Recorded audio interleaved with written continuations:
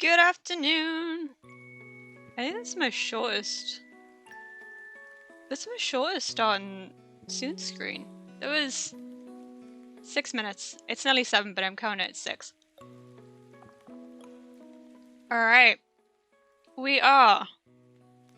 Oh, hello, Shay. I didn't mean to respond to you with a load of trigger warnings. But that brings me to my next comment, which is we are playing Doki Doki Literature Club today.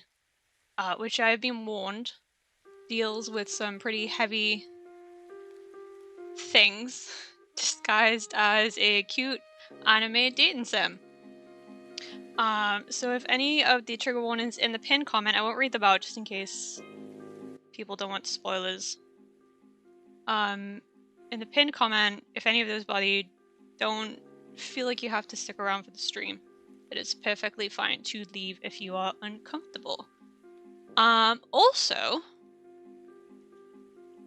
a little heads up, because we usually play Fallout.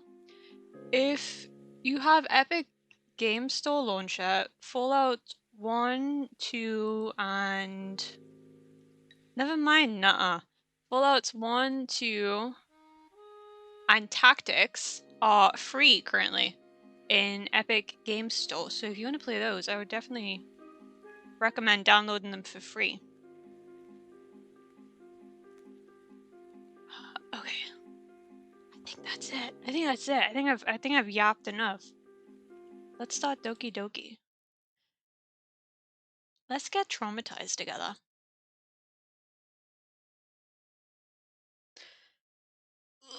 Oh, shoot. I'm not actually on the game. It's...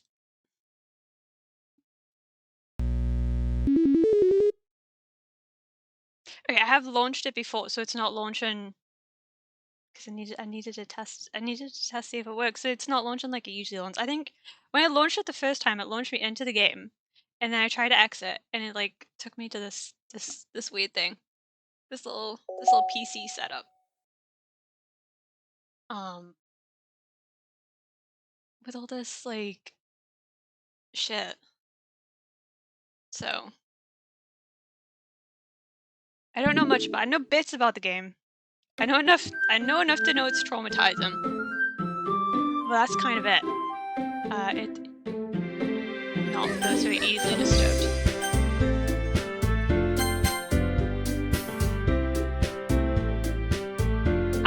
I very nearly just doxed myself.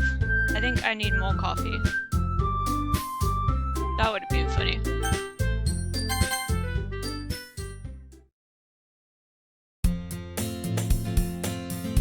Shoot, do I have to read this out? Doki Doki! Should we give people voices? Although I don't know who this character is yet. Hey! Just go though. Just go. Oh, okay. I see an annoying girl running toward me from the distance, waving her arms in the air like she's totally oblivious to any attention she might draw to herself. Character is... Well, it's too late now. It's too late now. I've already called them Mintie. Damn it, I wish I'd called them Gary. Have fun reading. Yeah, it seems like it's gonna be heavy on the reading. That girl is Sayori. Is that how you pronounce it? My neighborhood and good friend since we were children. You know, the kind of friend you'd never see yourself making today, but it just kind of works out because you've known each other for so long. We used to walk to school together on days like this, but starting around high school, she would oversleep more and more frequently, and I would get tired of waiting up. Honestly, that's me. Did they make this in Unreal Engine 5? You'd think. Look at it, look at those graphics. I've seen that streak before. But if she's going to chase after me like this, I almost feel better off running away. Well. However, I just sigh and idle in front of the crosswalk and let Sayori catch up to me. The main character seems like an arsehole, honestly. Just let your tired, sleepy, happy friend be sleepy and happy. Stop being a dick about it. Also, I've just realized, can you hear the music sounds really loud on my end? There we go. Haha. What is that? What is that? Is it supposed to be a laugh? I overslept again. But I caught you this time. Maybe, but only because I decided to stop and wait for you.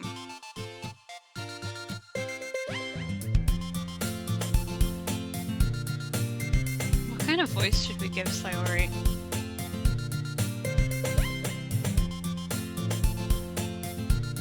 What kind of voice should we give? I feel like I need otherwise all the characters are just gonna morph into one. I'm also not very good at voices. I'm just gonna fucking read it. You're just gonna have to hope for the best. You say that like you were thinking about ignoring me. Dio. What, like, from JoJo? You say that like you were thinking about ignoring me.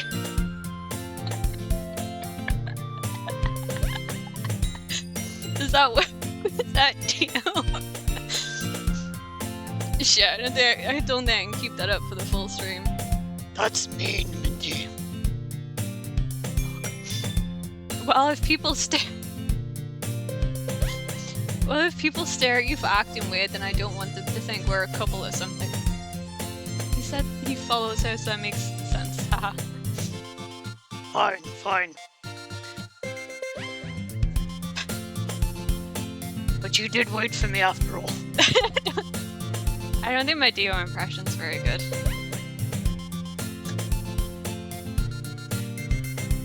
I don't think I can keep this up. I guess you don't have it in you to be mean even if you want to. Whatever you say, Sayori. We cross the street together and make our way to school. As we draw near, the streets become increasingly speckled with other students making their daily commute. By the way, Minty, makes me give her a Valley Girl voice. Does Sayori suit a Valley Girl voice? Does anyone know anything about Doki Doki? I'm just gonna read it for now. Have you decided on a club to join yet? A club? I told you already. I'm not interested in joining any clubs. Sayori, you dumb bitch. I haven't been looking either. That's not true. You told me you would join a club this year. Fucking didn't like. Join the Lit Club! It's gonna be so much fun! I'm sure it's possible that I did. One of our many conversations where I dismissively go along with whatever she's going on about. Honestly, I sound like a terrible fucking friend. Sayori likes to worry a little too much about me, when I'm perfectly content just getting by on the average, while spending my free time on games and anime. Oh. I'm a fucking weeb. I'm a weeb is what I'm hearing. Uh-huh. Hey! Isn't Monica the name of, like, one of the characters? What perfect time. I was talking about how I'm worried that you won't learn how to socialize or have any skills before college. Honestly, by the sounds of it, it sounds like I don't have any social skills. I just spend all my time inside playing games and anime. Oh, thank you! Your happiness is really important to me, you know. And I know you're happy now, but I die at the thought of you becoming a NEET in a few years because you're not used to the real world. I feel like I'm already a NEET. You trust me, right? Don't make me keep worrying about you. Alright, alright. I'll look at a few clubs if it makes you happy. No promises though. Will you at least promise me you'll try a little? Yeah, I guess I'll promise you that. Yay! Why do I let myself get lectured by such a carefree girl? More than that, I'm surprised I even let myself relent to her.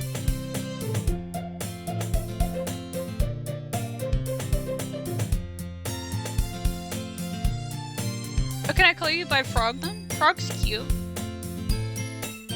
I guess seeing her worry so much about me makes me want to use makes me want to ease her mind at least a little bit, even if she does exaggerate everything inside of her head. The school day is as ordinary as ever and it's over before I know it. After I pack up my things, I stare blankly at the wall, looking for an ounce of motivation. Clubs. Just clubs. Sayori wants me to check out some clubs. I guess I have no choice but to start with the anime club. That seems like the obvious choice for the main character. Will I be playing all of the games? I'm gonna try. I've heard it's around 5 hours long. So I think I should fit that in. I should be able to fit that in. Hello? Sayori? Sayori must have come into the classroom while I was spacing out. I look around and realize that I'm the only one left in the classroom. I thought I'd catch you coming out of the classroom, but I saw you just sitting here and spacing out, so I came in. Honestly, you're even worse than me sometimes. I'm impressed. You don't need to wait up for me if it's going to make you late to your own club. Well, I thought you might need some encouragement, so I thought, you know. Know what? What do I know? Well, that you could come to my club. Is this going to be the Lit Club? This is how we get into the Literature Club. Sayori. Yeah. There is no way I'm going to your club, because I want to join the anime club. Meanie. Sayori is the vice president of the Literature Club. Not that I was ever aware that she had any interest in literature. In fact, I'm 99% sure she only did it because she thought it would be fun to help start a new club. Since she was the first one to show interest after the one who proposed the club, she inherited the title of vice president. That said, my interest in literature is guaranteed to be even less. Yeah, I'm gonna go join the anime club, sorry, so get hooked. Oh, thanks for the follow, Frog. Come on, please. Why do you care so much anyway? Well, I kind of told the club yesterday I would bring a new member. And Natsuki made cupcakes and everything. Don't make promises you can't keep. I can't tell if Sayori is really that much of an airhead or if she's so cunning as to have planned all of this out. I let out a long sigh. Fine, I'll stop by for a cupcake, okay? Yay! Let's fucking go! And thus, today marks the day I sold my soul for a cupcake. I would sell my soul for a cupcake. Just solid caramel cupcakes. I'd sell my soul for a cupcake. Need a drink. I dejectedly follow Sayori across the school and upstairs, a section of the school I rarely visit. Sayori, full of energy, swings open the classroom door. Everyone, the new member is here. I told you, don't call me a new member. I glance around the room. You have girl number 1. Welcome to the Literature Club. It's a pleasure meeting you. Sayori always says nice things about you. Pink-haired anime girl. Seriously, you brought a boy? I'm a dude. Called Mintii. That's fine. Way to kill the atmosphere. Ah, Mintii, what a nice surprise. Why does she know my name? Welcome to the club. Dead is silence. All words escape me in this situation. The soft white chocolate cookies from Asda, they are good. The ones with raspberries in. Perfect. This club is full of incredibly cute girls. Oh, I'm the worst kind of weeb. What are you looking at? If you want to say something, say it. Sorry. Natsuki. The girl with the sour attitude, whose name is apparently Natsuki, is the one I don't recognize. Her small figure makes her look like a first-year student. She's also the one who made the cupcakes, according to Sayori. You can just ignore her when she gets moody. Sayori says that quietly into my ear, then turns back towards the other girls. Anyway, this is Natsuki, always full of energy, and this is Yuri, the smartest in the club. Okay, so Yuri is the purple-haired one. Don't say things like that. Yuri, who appears comparably more mature and timid, seems to have a hard time keeping up with people like Sayori and Natsuki. Well, it's nice to meet both of you. And it sounds like you already know Monika, is that right?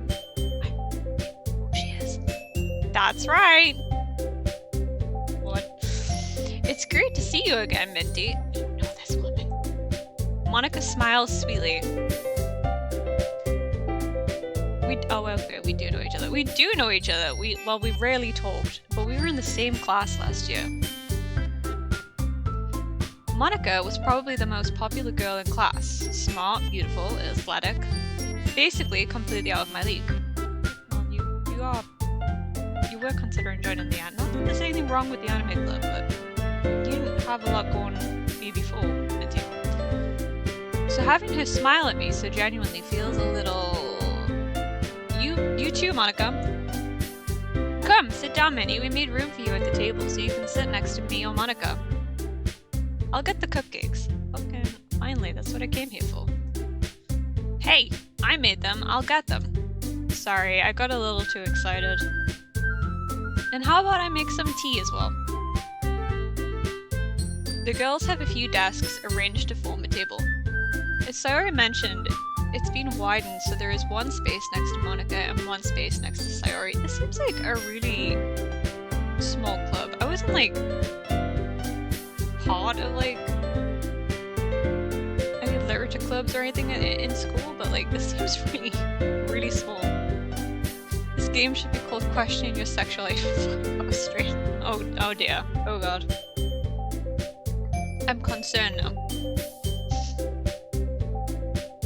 Natsuki and Yuri walk over to the corner of the room where Natsuki grabs a wrap tray and Yuri opens the closet. Still feeling awkward, I take a seat next to Sayori. Natsuki proudly marches back to the table, tray in hand. Okay, are you ready? Ta-da! Whoa!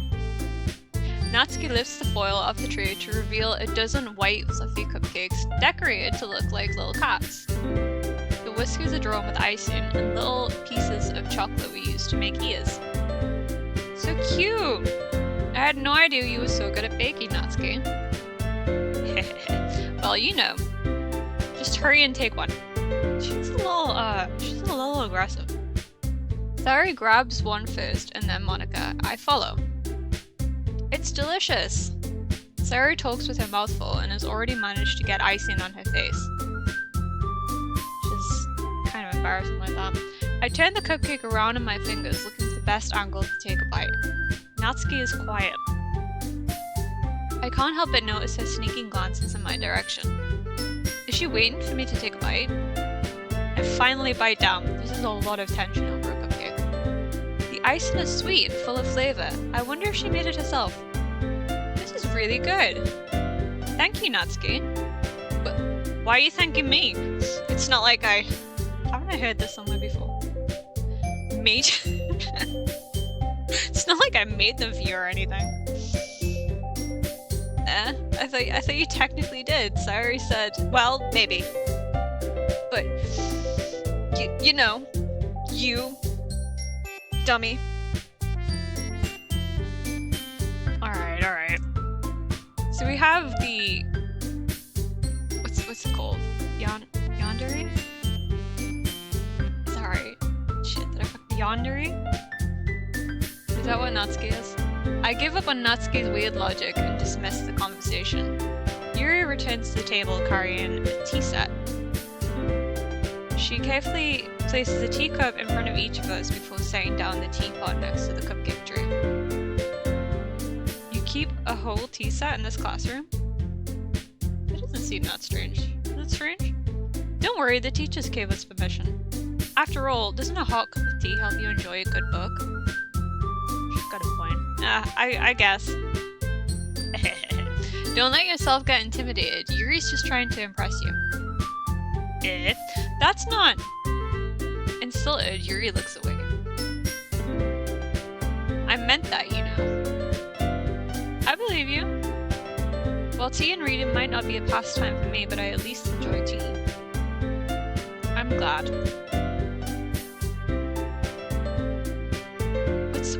What's the other anime romance trope? Is it tsundere? Is that what Yuri is? Yuri faintly smiles to herself in relief.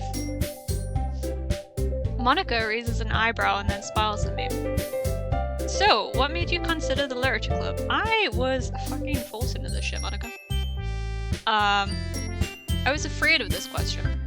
Something tells me I shouldn't tell Monica that I was practically dragged here by Sayori. Cupcakes. Well, I haven't joined any clubs yet, and Sayori seemed really happy here, so... That's okay, don't be embarrassed. We'll make sure you feel right at home, okay? As president of the literature club, it's my duty to make the club fun and exciting for everyone. Monica, I'm surprised. How come you decided to start your own club? You could probably be a board member for any of the major clubs. Weren't you a leader of the debate club last year? Haha, well, you know. No. To be honest, I can't stand all of the politics around the major clubs. I feel like nothing but arguing about the budget and publicity. Oh, sorry. It feels like nothing but arguing about the budget and publicity and how to prepare for events. I'd much rather take something I personally enjoy and make it something special out of it. And if it encourages others to get into literature, then I'm fulfilling that dream. Monica is a really great leader. I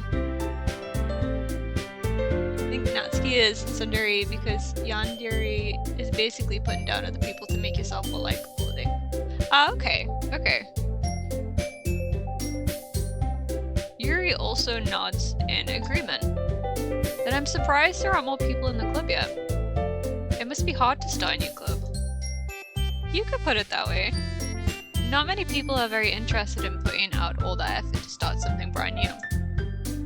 Especially when it's something that doesn't grab your attention, like literature. You have to work hard to convince people that you're both fun and worthwhile. But it makes school events like the festival that much more important. I'm confident that we can all really grow this club before we graduate. Right, everyone? Yay! We'll do our best. There's a lot of... You know it.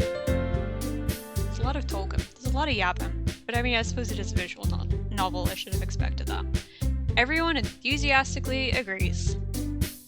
Look, guys, I'm fitting into the anime club. Wait, not. There we go. Do I fit in? I should have looked for a school uniform for the reward model, but never mind. Such different girls, all interested in the same goal. Monica must have really worked hard just to find these three. Maybe that's why they're all so delighted by the idea of a new member joining. Though I still don't really know if I can keep up with their level of enthusiasm about literature. It's not that hard, just read a book. So, Minty, what kind of things do you like to read? Well, considering how little I've read these past 2 years, I don't really have a good way of answering that. I'm disappointed in myself. I've let myself down, quite honestly. Manga.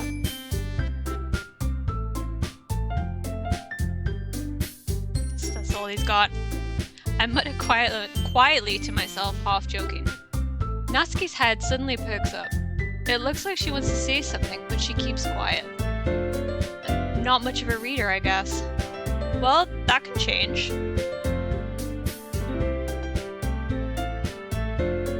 Oh, that's okay, Frog. I hope to catch you later. What am I saying? I spoke without thinking after seeing Yuri's sad smile.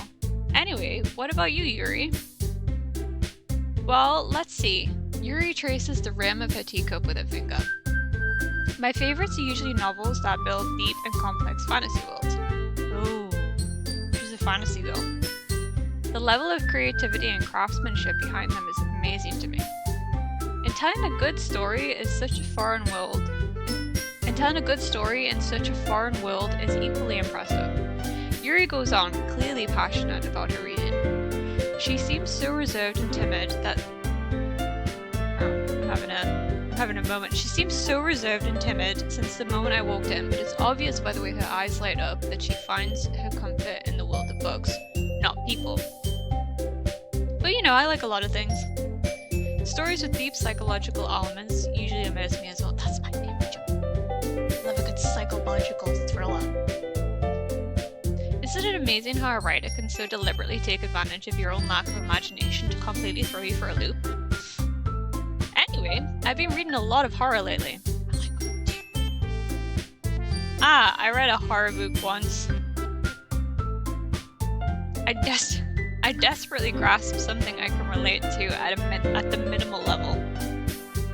At this rate, Yuri might as well be having a conversation with a rock. Really? I wouldn't have expected that, Yuri. Someone as gentle as you. I guess you could say that. But if a story makes me think or takes me to another world, then I really can't put it down. Surreal horror is often very successful at changing the way you look at the world, if only for a brief moment. Ugh, I hate horror. Good afternoon, God. Are you good? Have you had a good day? Oh, why is that? Well, Natsuki's eyes darted over me for a split second. Never mind. That's right, you usually like to write about cute things, don't you, Natsuki?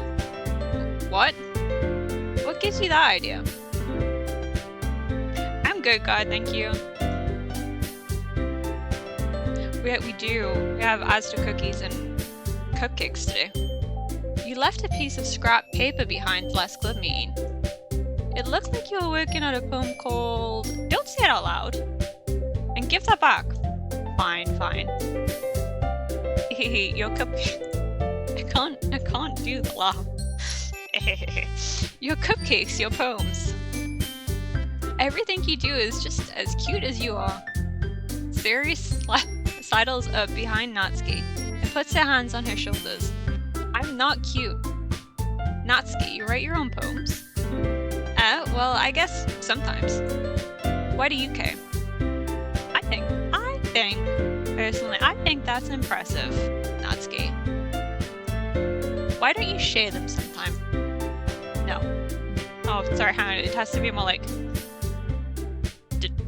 No. Natsuki averts her eyes. You wouldn't like them. Not a very confident writer yet.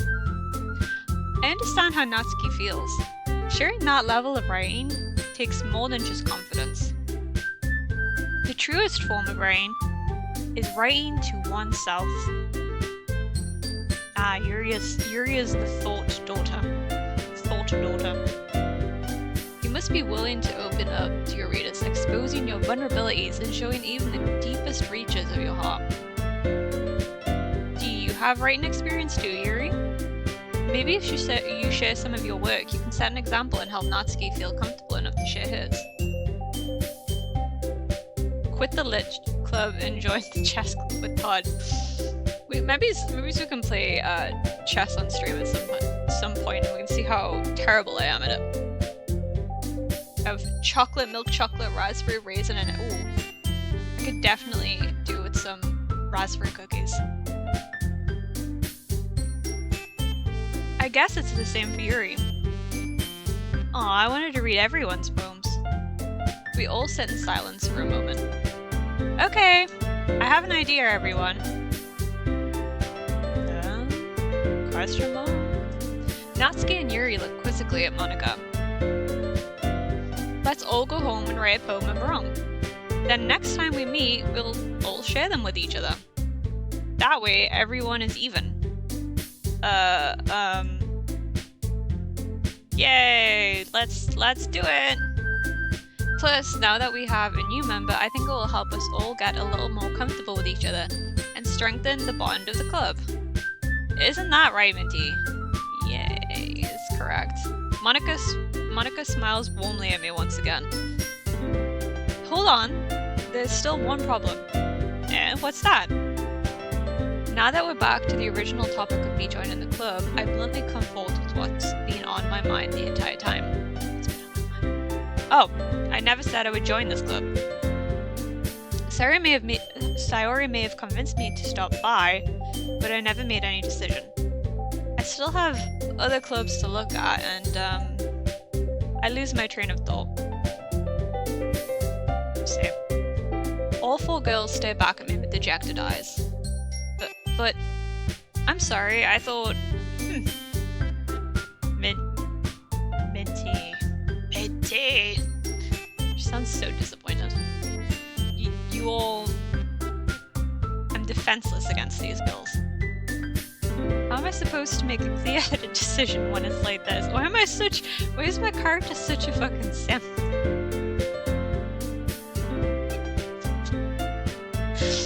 That is, if writing poems is the price I need to pay in order to spend every day with these beautiful girls. Right. Talk to you later, Shay. Okay, I've decided then.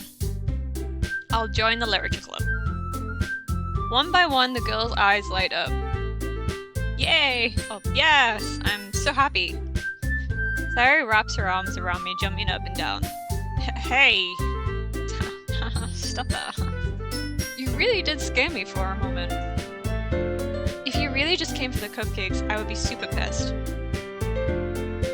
I wouldn't do that. I wouldn't join a club just for the cupcakes.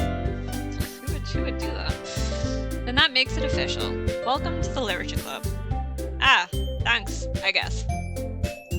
I would join for the, yeah, definitely just join for the cupcakes.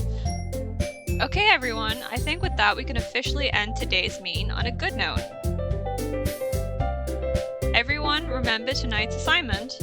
Write a poem to bring to the next meeting so we can all share. I feel like everyone always thinks their own poems are kind of cringe when they write them, though. I think that's like just the learning curve. You always end up thinking that your writing's a little bit. And then you kind of come back to it a few months later, you're like, oh, actually, no, that was not bad, that was pretty good. Monica looks over at me once more. Minty, I look forward to seeing how you express yourself. Yeah. Can I really impress the class star Monica with my mediocre writing skills? I already feel the anxiety welling up inside me. Meanwhile, the girls continue to chit-chat as Yuri and Natsuki clean up their food. Hey, Minty, since we're already here, do you want to walk home together? That's right. Sayori and I never walk home together anymore because she always stayed after school for clubs. Sure, might as well. Yay! Okay, do I get to write the poetry though? Are we gonna have like... Do I get choices, like multi-choice? With that, the two of us depart the club room and make our way home. The whole way my mind wanders back and forth between the 4 girls. Sayori, Natsuki, Yuri, and of course Monica. Will I really be happy spending every day after school in a literature club? Perhaps I'll have the chance to grow closer to one of these girls. Alright, I'll just need to make the most of my circumstances, and I'm sure good fortune will find me. What a positive mindset. And I guess that starts with writing a poem tonight. Okay, cool. It's time to write a poem. Pick words you think your favorite club member will like. Something good might happen with whoever likes your poem the most. Shit, okay. Are we gonna have to decide who we like the most? Do we like our childhood best friend, Sayori, who is a little sleepy but obnoxious? Natsuki, who's cute but is clearly got some anger issues, or Yuri, who has good taste in literature, but Jesus Christ, is she shy.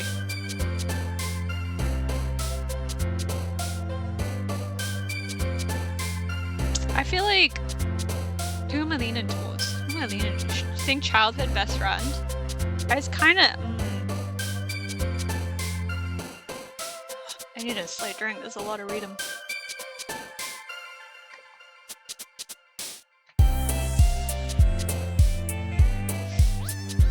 I don't know. I'm kind of leaning towards, I don't know if I'm leaning more towards angry pink-haired girl. Or shy purple girl. It's times like this I wish I had access to polls. But never mind. Fluff. We're not deciding on the words yet. Alright, okay. So we'll do it this week. We'll do ones, and where's my mouse? Ones for Sayori, twos for Natsuki, and threes for Yuri. I don't know how many people are in chat, but we have a couple. It's your call, but it's our call. I don't think it matters too much, right? Because then we still have to decide on words.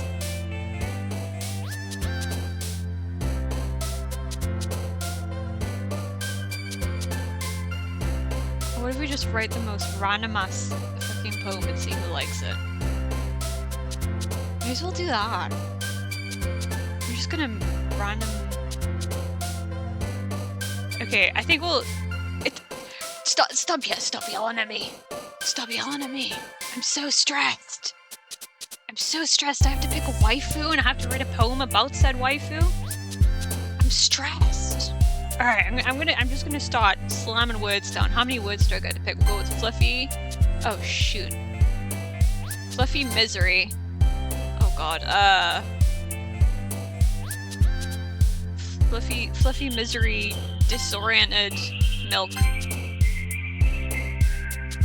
Socks. Flower.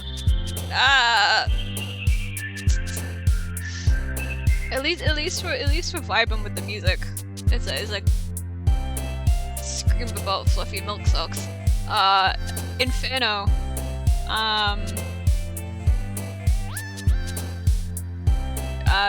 Destiny, like the game. Bubbles. I love bubbles. Strawberries.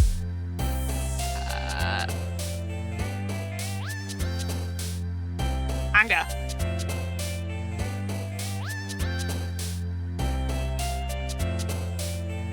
You can't just type, it's your call.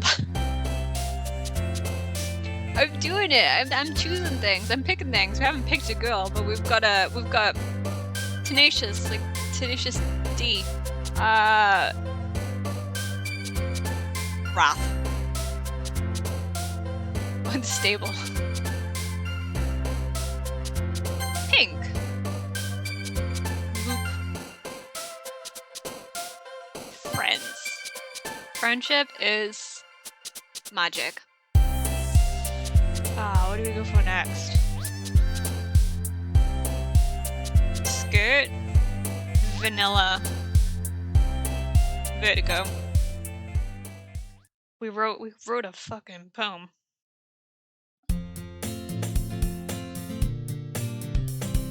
Stop trying to stress me out.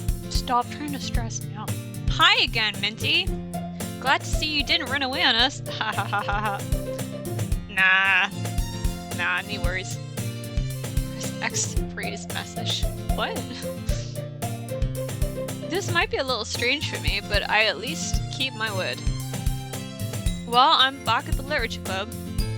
I was the last one to come in, so everyone else is already hanging out. Thanks for keeping your promise, Mindy. I hope this isn't too overwhelming of a commitment for you. I am very overwhelmed. Making you dive headfirst into literature when you're not accustomed to it? Did she just call me dumb? Oh, come on. Like, he deserves any slack. Terry told me you didn't even want to join any clubs this year. And last year too. Excuse me. I don't know if you plan to just come here and hang out or what, but if you don't take us seriously, then you won't see the end of it.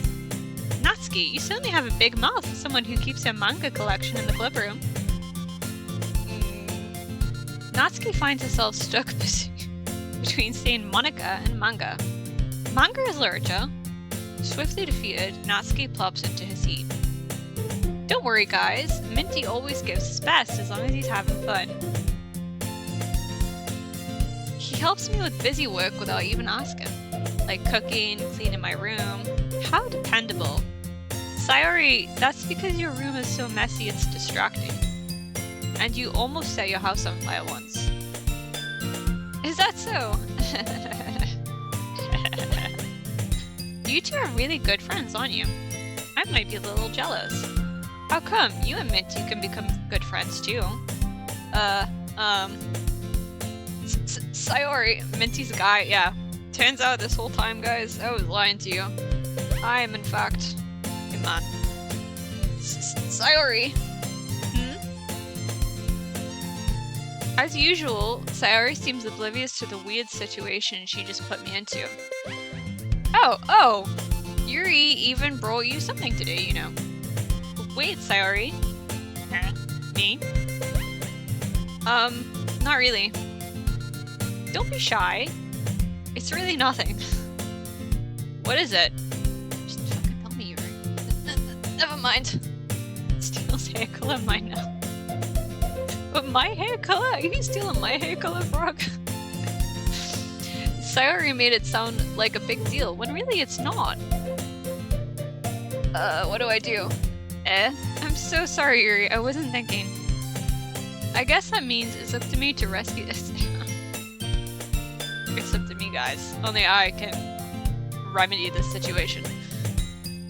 Hey, it's chill.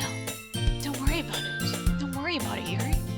Just calm down. It's fine. First of all, I wasn't expecting anything in the first place. We're so chill. So any nice gesture from you is a pleasant surprise. Stealing everyone's hair color, you're just gonna mix them together in a really big bucket and hope for the best. It'll make me happy, no matter what. Any little surprise is be super happy with it, Yuri. Is that so? Yeah, I will make a big deal out of it if you don't want it to be. Alright. Well, Kia. She's gonna give me. Yuri reaches into her bag and pulls out a book. Book? I didn't want you to feel left out, so I picked out a book that I thought you might enjoy. It's a short read, so it should keep your attention, even if you don't usually read. And we could, you know... It's so funny. We could, you know... We could discuss it if you want to. This is... How is this girl accidentally being so cute? She even picked out a book she thinks I'll like, despite me not reading much. Yuri, thank you. I'll definitely read. I'm not gonna fucking read it. I'll definitely read this. I enthusiastically take the book. Phew. Well, you can read it at your own pace. I look forward to hearing what you think. Now that everyone's settled in, I expected Monica to kick off some scheduled activities at the club. But that doesn't seem to be the case. Sayori and Monica are having a cheery conversation in the corner. Yuri's face is already buried in a book. I can't help but notice her intense expression, like she was waiting for this chance. Meanwhile, Natsuki is rummaging around in the closet. Ugh. I hear Natsuki utter an exasperated sigh from within the closet. Get out the fucking closet. She seems to be annoyed by something. I approach her in case she needs a hand. You looking for something in here? Freaking Monica.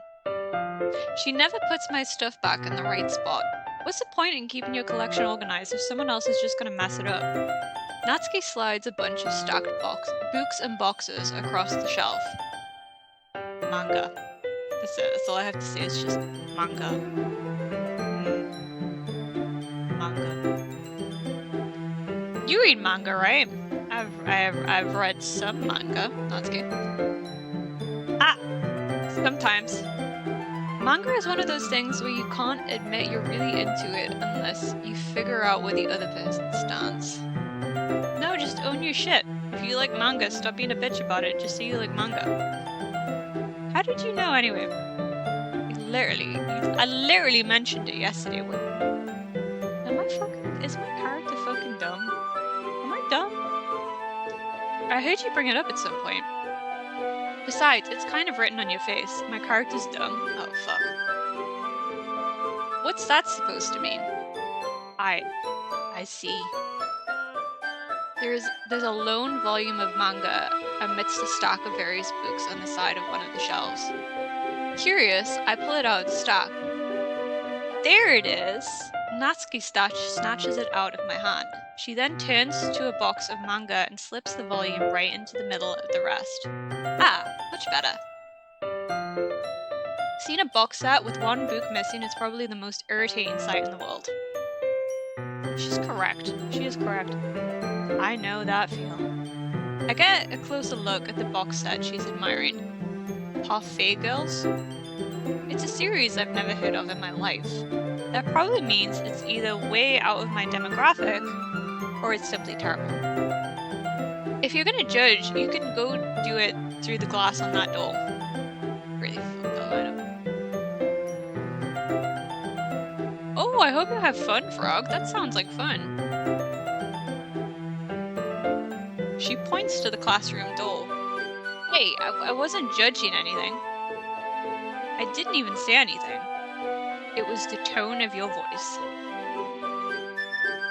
My girl Natsuki has issues and I love it. But I'll tell you one thing, Minty. I'll fucking tell you one thing, Minty. Consider this a lesson straight from the Literature Club. Don't judge a book by its cover. That is not true. I've seen many terrible books with many terrible covers. Sometimes when it comes to literature, you can judge a book by its cover, and it's okay. Sometimes. There's a lot of bad book covers. In fact, Natsuki pulls out the first volume of Parfait Girls from the box. I'm gonna show you exactly why. She shoves the book right into my hands. Ah. I stare at the cover. It features 4 girls in colourful attire striking animated feminine poses. It's exceedingly Mo. What is Mo? Is Mo like... Mo's like a form of cute, right? It's like super cutesy? I don't really know. Don't just stand there. What was I supposed to do? Hooah. Natsuki grabs my arm and pulls me out of the closet. She then takes a seat against the wall beneath the windowsills. She pats on the ground next to her, signaling me to sit there. Wouldn't chairs be more comfortable? I take my seat. Chairs wouldn't work.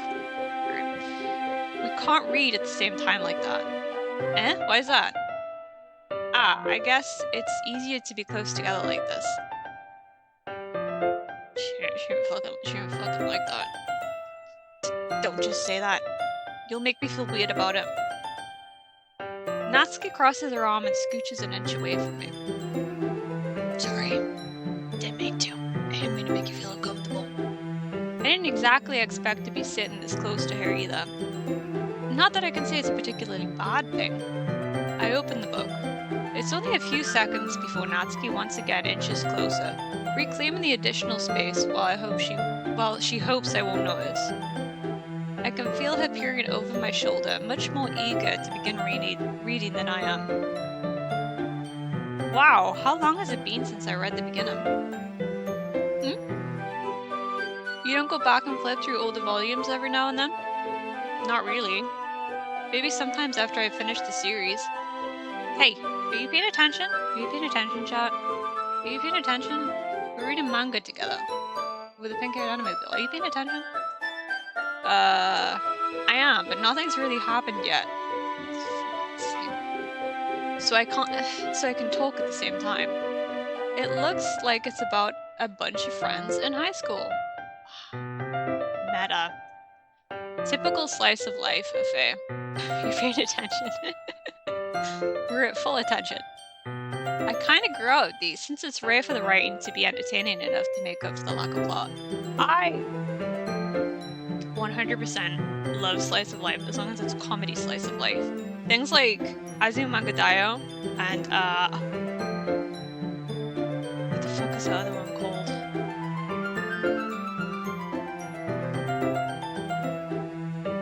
I can't remember what it's called, but she has like this little robot girl with the like wind-up key on the back. Nichijou. Nichijou? I think it's Nichijou. I fucking love comedy slice of life. So, what should I expect from this? Is there going to be plot? Well, obviously. You think I would enjoy something that didn't have a plot? Yes. Yes. I mean, well, I guess I know what you're saying. A lot of the beginning is about simple things. Like, there's a really funny chapter where they're obsessed with a guy at the ice cream shop. That just helps you get to know the characters. And besides, it's still entertaining. But later on, there's all kinds of drama. Like when they all get... like when they get into all of their backstories and when some of the romance starts to happen. It's really what makes it so good. There are so many touching parts. Ah, is that so? It sounds like you really know what you're talking about. Maybe I underestimated you. Hey, wait. What's that supposed to mean? Natsuki gives me a little shove. I just meant that I haven't seen you at your full power. What kind of a fucking I haven't seen you reach your full power yet, Natsuki. Good save. Ah, this chapter seems like it's about baking. This is just a guess, but is there a lot of baking in this manga? Well, Natsuki pauses for a moment, as if she doesn't want to admit something. Yeah. Why does that matter? It doesn't, I was just curious. It's okay, Frog. I'll try and catch you later. Since you enjoy bacon too, right? That's just a coincidence. Bye! I just happened to get into baking around the same time I got this manga. Like, I would ever get into anything because it's in a manga. I feel bad for anyone that impressionable. Good damn, she can't be a bitch. Definitely not a coincidence. I guess that explains Natsuki's interest in baking. Still, of all the hobbies to pick up from a manga, that's definitely one of the better ones. Not to mention, she's really good at it, so who am I to judge? What is this fucking close-up? Why am I right in her fucking face? Hi! We read on for a few more minutes. I've finished a couple of chapters at this point. Oh, thanks for the follow! Are you sure this isn't boring for you? It's not. Even though you're just watching me read? Well, I'm fine with that. Why do we want to get traumatized? Well, I've heard this is a psychological horror wrapped up in a dating sim, so... we might get a little traumatized. There is trigger warnings in the pinned comment for anyone that's just tuned in. I'm just remembering now. We're getting traumatized soon? Oh gosh, okay. I don't know if I'm ready. I'm fine with that. If you say so. I guess it's fun sharing something you like with someone else. I always get excited when I convince any of my friends to pick up a series I enjoy. You know what I mean? She is confused. You don't? That's not... Well, I wouldn't really know. Are we gonna channel over the doll? What happens with the doll? No spoilers, actually. But I'm now terrified of a doll.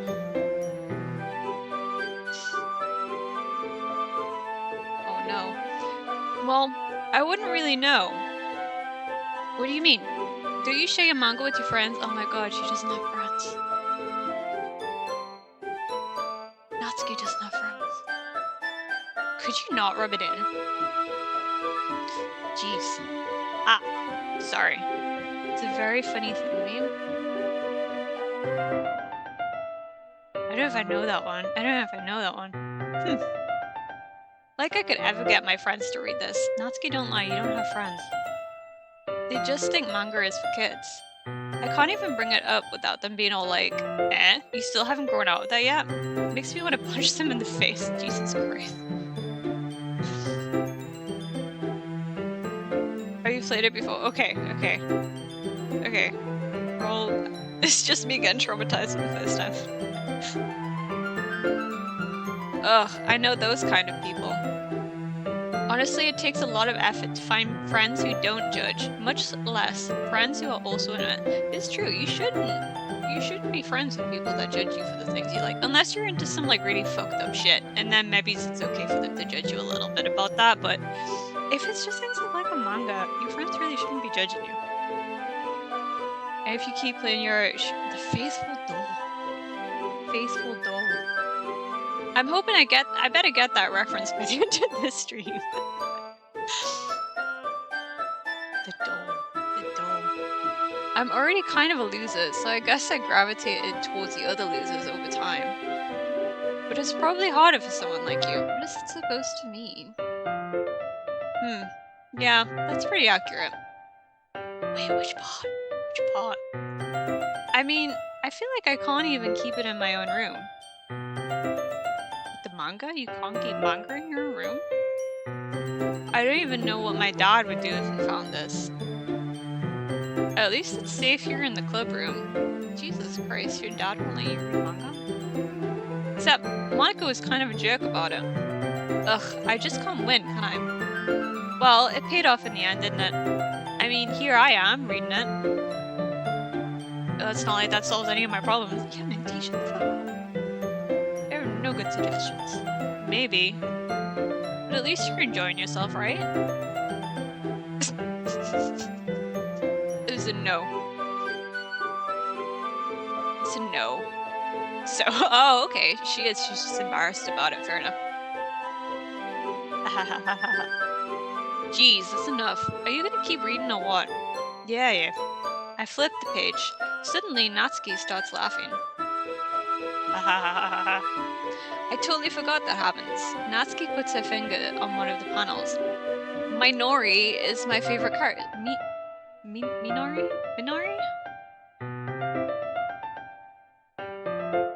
Minori. You always feel a little bad for her since she's so unlucky.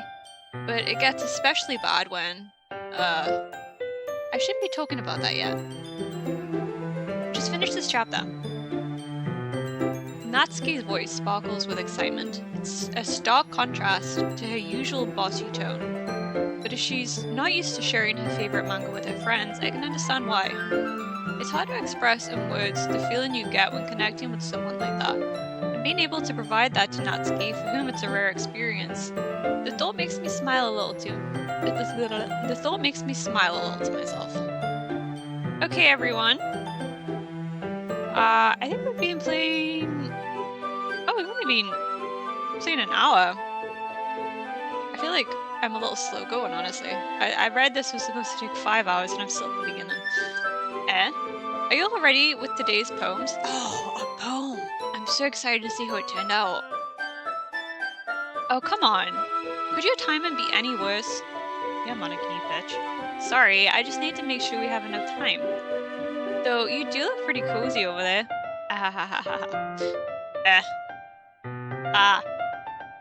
Natsuki suddenly notices how close she's gotten to me. She hastily slides herself a good 12 inches away from me. Why didn't you just say foot? Why did you have to say it like that? Why didn't you just say a foot? Alright, I guess I'll stop here for now. I close the book and hand it towards Natsuki. You just giving it back? Don't you want to know what happens? Yeah, but Monica just said, don't be dumb. Just take it home with you. Is that really alright? I say that mostly because I really didn't plan on using my spare time to read this. Well, of course, it would take forever to finish it if you didn't take it home. Just finish that one before tomorrow so we can start the next one. I'm just really bossy. And if it gets bent, I'll kill you. By tomorrow? I only got partway through the volume so far. I might fall behind on some shit. I can't read manga. What about my anime? I might fall behind on some shows if I try to get through this. But I suppose that's a necessary sacrifice in exchange for seeing Natsuki's enthusiastic face. Or am I most scared of what will happen if I don't finish it? Alright then. I stand up, I return to where I put my stuff, and carefully slip the book in my bag. By the way, did you remember to write a poem last night? Yeah. My relaxation ends. I can't believe I agreed to do something so embarrassing. I couldn't really find much inspiration, since I've never really done this before. Well, now that everyone's ready, why don't you find someone to share it with? Are we not just like reading it out to like everyone? I can't wait! Sayori and Monica enthusiastically pull out their poems. Sayori's is on a wrinkled sheet of loose leaf, torn from a spiral notebook. On the other hand, Monica wrote hers in a composition notebook. I can already see Monica's pristine handwriting from where I sit. Natsuki and Yuri reluctantly comply as well, reaching into their bags. I do the same myself. I'm gonna get a quick drink.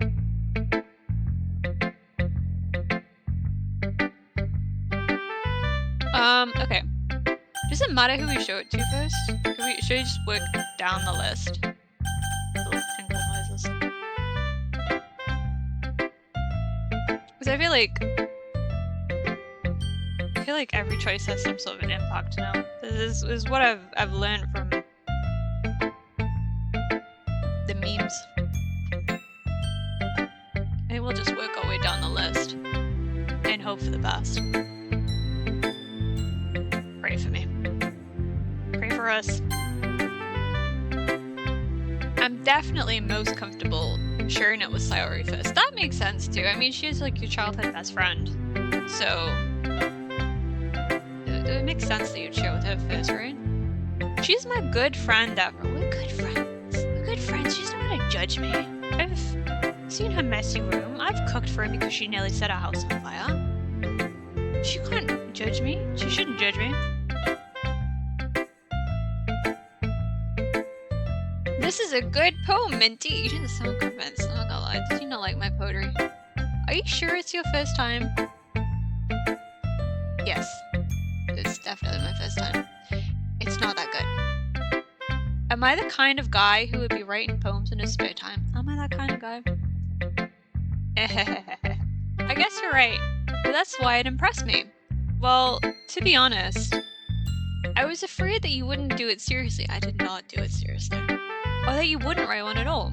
I'm really happy just that you wrote one. I mean, it reminds me of how you're really a part of the club now.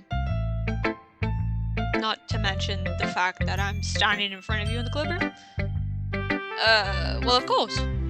I'm not really into it yet, but that doesn't mean I'll break my promise. See? It's like I said before, Mintie. Deep down, you're not selfish at all, you know? Deep down? Am I surface level selfish?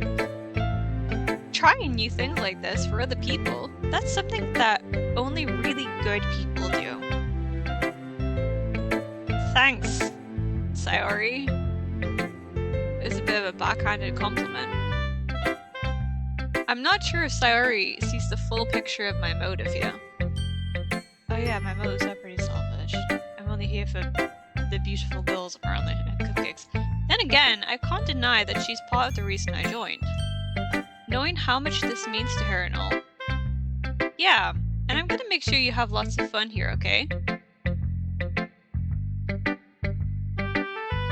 You could maybe try to guess what happens after the door opening if you try to understand the mental state of the characters.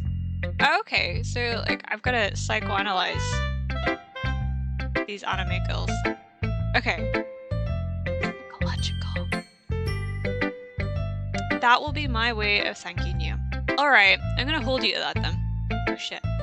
Wait, what did she say? Oh, I'm gonna have lots of fun. Have lots of fun. Yay. Now you'll read my poem too, right? Don't worry, I'm really bad at this. We'll see about that. Dear Sunshine, The way you glow through my blinds in the morning, it makes me feel like you missed me, kissing my forehead to help me out of bed, making me rub the sleepy from my eyes. Are you asking me to come out and play? Are you trusting me to wish away a rainy day? I look above, the sky is blue, it's a secret, but I trust you too. If it wasn't for you, I could sleep forever, but I'm not mad. I want breakfast.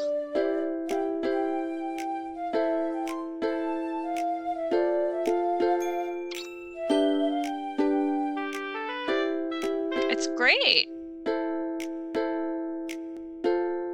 I mean, it rhymes, mostly. Kind of. Sayori. This is just a guess, but did you wait until this morning to write this? No. Just a little bit. You can't answer just a little bit to a yes or no question. Yes, she fucking can. She just did. I forgot to do it last night. Well, at least that makes me feel a little better about myself. Don't be mean. How long am I gonna keep streaming? I'm gonna try and finish this game today. Fingers crossed. Touch wood. So I'm not sure how long that will be. I had to guess 5 hours? I'm not sure. I still tried my best. Yeah. I didn't mean to say that it was a bad poem. It came out nice, so how should I put it? It sounds just like you. That sounds like a backhanded compliment. If I finish the game, I'm gonna open the door. Okay, we will. So I'll understand the door reference by the end of the stream, hopefully. Really? Yeah. Especially that last line. I made eggs and toast. I thought she couldn't cook. I thought she nearly set a house on fire last time she tried to cook. Even though you were late to school, it's bad to skip breakfast. She's right. She's definitely right. It is bad to skip breakfast. You should eat your breakfast. Okay. I will understand the door once I am there. I get all cranky. I definitely understand that. Well, I guess there's no point in arguing. Anyways, thanks for showing me. This was so much fun. Monica's the best. Yeah. But next time I won't forget, and I'm gonna write the best poem ever. Well, I guess I look forward to it. Who should I show my poem to next? Let's just keep going on the list, I suppose. Let's show it to the angry pink-eyed lady. Think the reaction. I'm kind of scared now. You're really hyping up this door, and I'm kind of terrified of it. A blank-eyed stare from Natsuki. Huh. Okay, well let's start with the things I don't like. First of all, Natsuki rereads my poem. Never mind, I don't feel like giving you my opinion. Then what's the point of sharing in the first place? I wrote this when I could have been doing other things. In fact, remember how I said I wanted to read your poems? That's what I had in mind when writing this. I want to help you feel comfortable enough to share yours, like Monica said. Well, I would be more comfortable sharing my poem if yours was really bad. Wait, is my poem really good? I just picked a load of random shit. You were supposed to show me some dumb poem and make me go, ha, well it's not that great, but let me show you what real literature looks like. And you went and ruined it. I hope you're happy. God, I really am an asshole. So, in other words, you said you liked it? Oh. Natsuki's retort gets caught in her throat. You just don't understand anything, do you? I already told you that you don't have to go announcing it to the world like you're all self-important. Pretty sure you never actually said that. I say that mostly to myself. Natsuki must really hate me or something. You're just so dumb. My character's just so fucking dumb. I can't figure out if it's a win or a loss that she likes my poem. In any case, you still need to show me yours, right? Fine, I guess. Only because Monica will make me if I don't.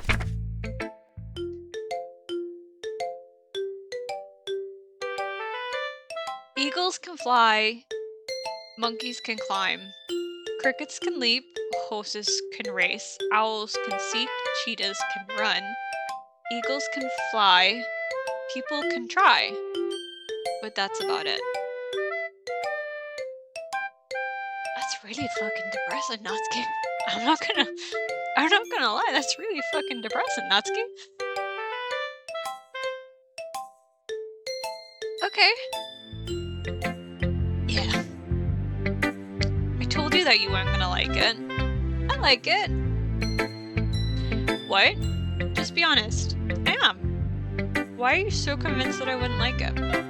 Well, because everyone in high school thinks that writing has to be all sophisticated and stuff. So people don't even take my writing seriously. But isn't the point of poems for people to express themselves? Your writing style wouldn't make your message any less valid. Yes, exactly. I like when it's easy to read but hits you hard. Like in this poem. Seeing everyone around you do great things can be really disheartening. So I decided to write about it. Yeah, I understand. But the other nice thing about simple writing is that it puts more weight on the wordplay. Like, I set up for a rhyme at the end, but then made it fall flat on purpose. It helps bring out the feeling in the last line. So you did. I guess more went into it than I realized. That's what it means to be a pro. I'm glad you learned something. Didn't expect that from the youngest one here, did you? Just a bit self-confident. I like it. Yeah, guess not. I decided to humor her with that last comment. I don't really care how old everyone is, but if Natsuki is feeling proud, then I won't take that away from him. Okay. Yuri next. Okay. It's a lot of silence and pauses. Yuri stares at the poem. A minute passes, more than enough time for her to finish reading. Are you gonna say something? Oh, sorry. I forgot to start speaking. It's fine. You know, if you forgot how to speak, don't force yourself on it. I'm not. I just need to put my thoughts into words. Okay, it's kind of relatable. I get it. Hold on. Okay. This is your first time writing a poem, right? Yeah. Why do you ask? I'm just making sure. I guess that it might be after reading through it. Sick burn. That was a sick burn, Yuri. Ah, so it's that bad. No! Did I just freeze my voice? I'm so sorry. Yuri buries her face in her hands. I couldn't help but notice that it's been several minutes, and we really haven't gotten anywhere. It might take Yuri a while to get used to new people. It's fine. I really didn't notice. What were you saying? Right, it's just that there are specific writing habits that are usually typical of new writers. And having been through that myself, I kinda learned to pick up on them. I think the most noticeable thing I recognize in new writers is that they try to make this style very deliberate. I think my model is... Oh, cute! Oh, thank you! I did read cut at first, I was like, what do you mean? Thank you. They try to make their style very deliberate. In other words, they tend to pick a writing style separate from the topic matter, and they form fit the two together. The end result is that both the style and the expressiveness are weakened. Once Yuri finds her train of thought, it's as if her demeanor totally changes. Her stammering is completely gone and she sounds like an expert. Of course, that's not something you could be blamed for. There are so many different skills and techniques that go into writing even a simple poem. Not just finding them and building them, but getting them to work together is probably the most challenging part. It might take you some time, but it all comes with practice and learning by example and trying new things. I also hope that everyone else in the club gives you valuable feedback. Natsuki can be a little bit biased though. Biased? How? Well, never mind. I shouldn't be talking about people like that. No. bitch with me a little bit. Let's gossip in the corner like bitches here. Just a little bit. Just bitch a little bit. Sorry. Don't say sorry. Just bitch with me. It's fine. It's fine. I was hoping for some hot tea, but it's fine. I'm not sure if Yuri is apologizing to herself, to me, or to Natsuki. Do you mind if I read you a poem now? Please do. I'd love to share my thought process behind it. Yuri smiles dreamily, as if that's a rare opportunity for her. Which itself is kind of funny. After all, isn't this supposed to be a literature club? Oh, she's got fancy, cute handwriting. Ghost under the light. The tendrils of my hair illuminate beneath the amber glow, bathing. It must be this one, the last remaining streetlight to have withstood the test of time, the last yet to be replaced by the sickening blue-green hue of the future. I bathe, calm, breathing air of the present, but living in the past. The light flickers, I flicker back. Oh. Interesting. I do miss those streetlights. Oh, have you got a snack? That's... Oh, what snack have you got? What do you eat? Is it something good?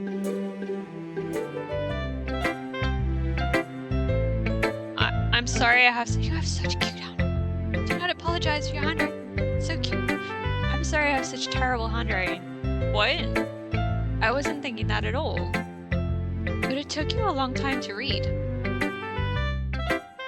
Does it track how long it takes me to read things, or is that just like the standard response? Ooh, sausage, nice. Ah! Well, I just don't read script very often. I actually think your handwriting is pretty. Eh? That's a relief. Also, I like the poem. Even though it's short, it was really descriptive.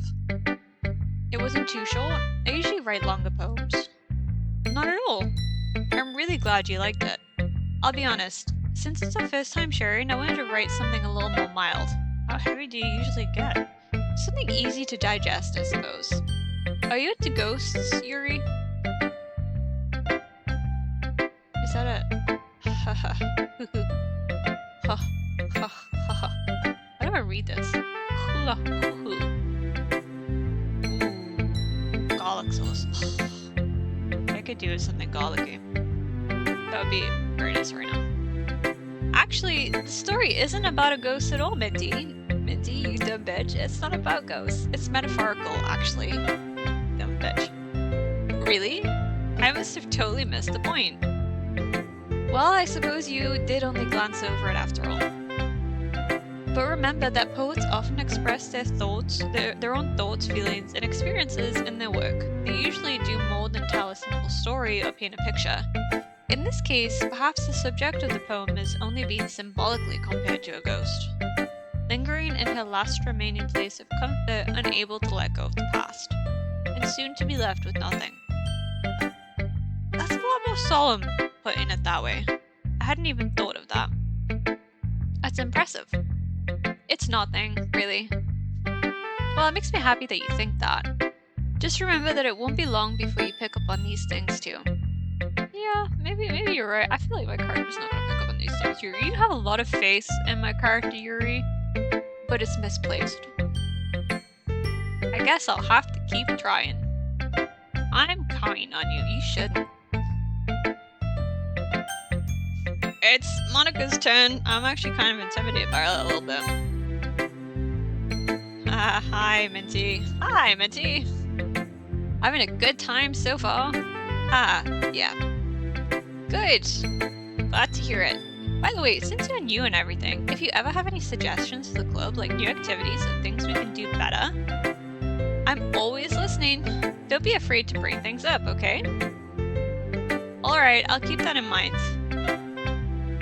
Just what, that I called my character? I think... Wait, I think realize what the Z is. I think that's American. Yeah, I called my character Mintie. I didn't realize that we were gonna be playing a guy. But that's fine. Mintie can be a boy or a girl. feel like Minty is a gender-neutral name. Of course, I'll be afraid to bring things up. I'm not gonna bring shit up, Monica. I'm not bringing up shit. I'm much better off just going with the flow until I'm more settled in. Minty is just Minty. Minty is Minty. Anyway, want to share your poems with me? Not really, you scare me. It's kind of embarrassing, but I guess I have to. Don't worry, Minty. We're all a little embarrassed today, you know? But that's a sort of barrier we'll all learn to get past soon. Yep, that's true. I hand Monica my poem. I like it, Minty. Really?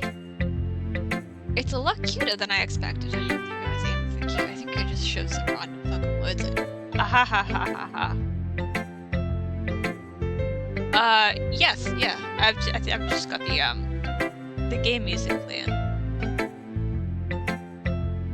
Oh despair, praise the message to reveal the truth. Why do you keep telling me to praise messages, Jebby? Oh geez. No. It kind of makes me think of something Natsuki would write. Oh, did we accidentally lean towards Natsuki? And she's a good writer too. So take that as a compliment. If you say so. Yep. There's lots of poems or stories out there that are no more than a few simple words. Yeah, it's true. They can be funny, endearing, or even sad. And sometimes they're only a few lines long. But the game music's kind of annoying. It is a little repetitive. They might even feel like they're written for kids, but if you think about them, they can express views of the world that would apply to anybody. I see. So you're saying that Natsuki is kind of like... She just backhand compliment Natsuki. Sort of. Maybe she's not an expert, but you probably won't find much filler in her poems. They might be easy to write, but they're super challenging to get the meaning through. So I can see why it'd be your kind of poem to explore. I'm sure I'll end up trying different things a lot, Monica, you bitch. It could take a while before I feel comfortable doing this. That's okay. I'd love to see you try new things. She has such a dead-eye stare. Look at it, there is nothing going on behind those eyes. It's kind of terrifying. That's the best way to find the kind of style that suits you.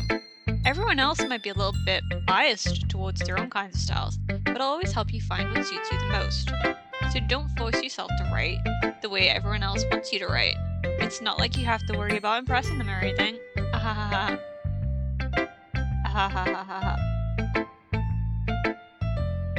Monica is looking at a missile. I'm kind of scared. Which is intimidating the fuck out of me. Anyway, do you want to read my poem now? No, Monica, I really fucking don't. Don't worry, I'm not very good. You sound pretty confident for someone who claims to not be very good. Well, that's because I have to sound confident. That doesn't mean I always feel that way, you know? I get you. Let's see. Well, let's read it then. What is this? A hole in wall. It couldn't have been me. See the direction the sparkle protrudes. A noisy neighbor, an angry boyfriend. I'll never know. I wasn't home. I peer inside for a clue. No, I can't see. I reel, blind, like a film left out in the sun. But it's too late. My retina's already scorched with a permanent copy of the meaningless image. It's just a little hole. It wasn't too bright. It was too deep, stretching forever into everything. A hole of infinite choices. I realize now that I wasn't looking in. I was looking out. And he, on the other side, was looking in.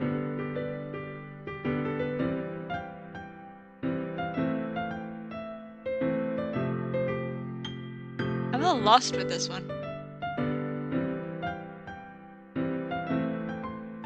Alright, I'm not here to analyze poetry. Well, maybe I am kind of a little bit, but I'm not gonna. So what do you think? very freeform, if that's what you call it. Sorry, I'm not really the right person to ask for feedback. Hahaha, it's okay. Yeah, that kind of style has gotten pretty popular nowadays. That is, a lot of poems have been putting emphasis on the timing between words and lines.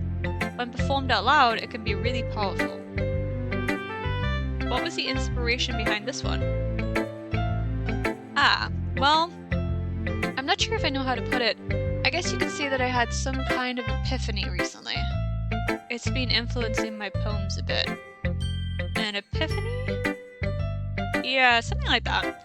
I'm kind of nervous to talk about deep stuff like that because it's kind of coming on strongly.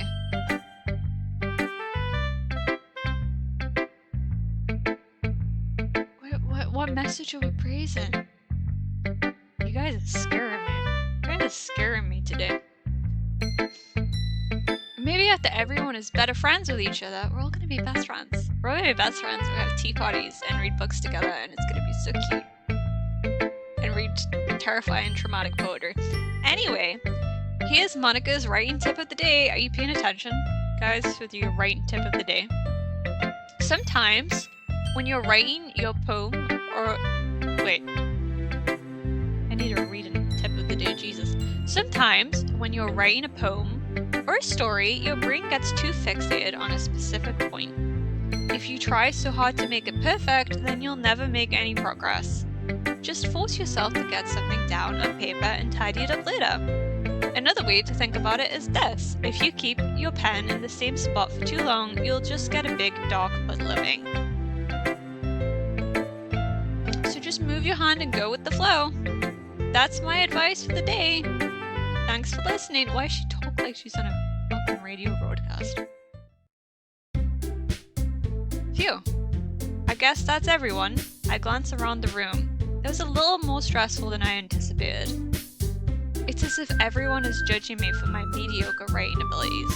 But literally everyone said they liked it. Why am I being such a little bitch?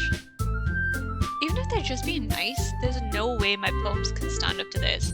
This is a literature club after all. I sigh. I guess that's what I ended up getting myself into.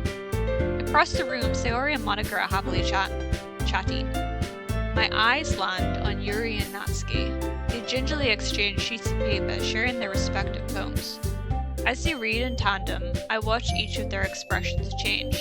Natsuki's eyebrows furrow in frustration. Meanwhile, Yuri smiles sadly. What's with this language? Bewary poems ahead. We've passed the poems. The poems are gone, buddy. We already read them. Is there more? Did you say something? Oh, it's nothing. Natsuki dismissively returns the poem to the desk with one hand. I guess you could say it's fancy. She doesn't like her fancy style. Ah, thanks. I don't think that was a compliment, Yuri. Yours is cute. Cute. Did you completely miss the symbolism or something? It's clearly about the feeling of giving up, Yuri, bitch.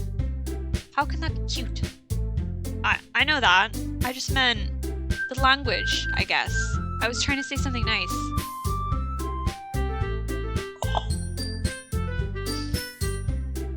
Yuri, if you don't have something nice, you don't see nothing. You mean you have to try that hard to come up with something nice to say? Thanks, but it didn't really come out nice at all. Well, I do have a couple of suggestions. If I was looking for suggestions, I would have asked someone who actually liked it. Which people did, by the way.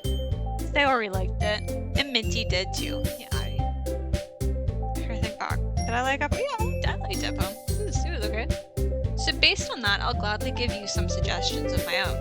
First of all, excuse me, I appreciate the offer, but I've spent a long time establishing my writing style. I don't expect it to change anytime soon, unless of course I come across something particularly inspiring. Which you are not, Natsuki. Which I haven't yet. And Minty like my poem too, you know. Honestly, I really don't think you should put too much stock in my character liking either of your fucking poems, because the vibe I'm getting so far is that my character is as dumb as a bunch of fucking rocks. He even told me he was impressed by it. I feel like I'd be impressed by a leaf on the wall. Hi, Frog! Natsuki suddenly stands up. Oh? I didn't realize you were so invested in trying to impress our new member, Yuri. That's not what I... You're just... Yuri stands up as well. Oh my god. They're trying to win me over? Hell yeah, I'm getting all the bitches today. Maybe you're just jealous that Minty appreciates my advice more than he appreciated yours. Huh. And how do you know you didn't appreciate my advice more? Are you that full of yourself?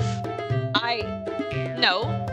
If I was full of myself, I would deliberately go out of my way to make everything I do overly cutesy.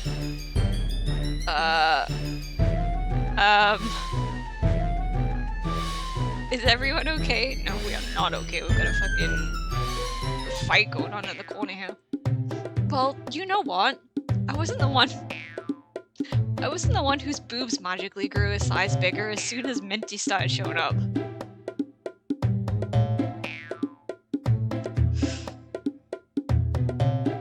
We're throwing down the insults. I think we should start doing rap battles at the Literature Club instead of poems. Throw down, hold down, throw down. Natsuki ate it up. Natsuki? Natsuki, that's a little... Everyone join in chat to yell at Monica. This doesn't involve you. Fuck off, you creepy bitch. I don't like fighting, guys. Suddenly, both girls turned towards me as if they just noticed I was standing there. Oh, women. Anime girls. Minty, she's just trying to make me look bad. That's not true. She started it. If she could get over herself and learn to appreciate that simple writing is more effective, then this wouldn't have happened in the first place. What's the point of making your poems all convoluted for no reason? The meaning should jump out at the reader and not force them to have to figure it out. I like both styles. Why is Natsuki looking at Yuri's tit?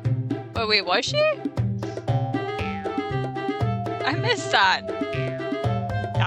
Maybe the fight's not about me at all. Help me explain that to him, Minty. I'm not explaining shit, I just got here. You think I know shit about writing? My character was mad. My character was mad that he couldn't watch anime and had to write a poem. She said Yuri's... Oh, that's true. That is true. She has been staring at Yuri's boobas. God damn, Natsuki, you little piv. But wait, there's a reason we have so many deep and expressive words in our language. It's the only way to convey complex feelings and meaning the most effectively. Avoiding them is not only unnecessarily limiting yourself, it's also a waste. You understand that, right, Minty? Well... How did I get dragged into this in the first place? It's not like I know anything about writing, but whomever I agree with, they'll probably think more highly of me. So of course... So of course it's gonna be... I mean, I agree with both of them. They both have valid points. Is Sayori the middle ground, or is that just pussying out? Maybe MC is in a group of lesbians? Yeah. I'm vibing with that. That makes the most sense to me right now. Seek friend? I'm starting, yeah.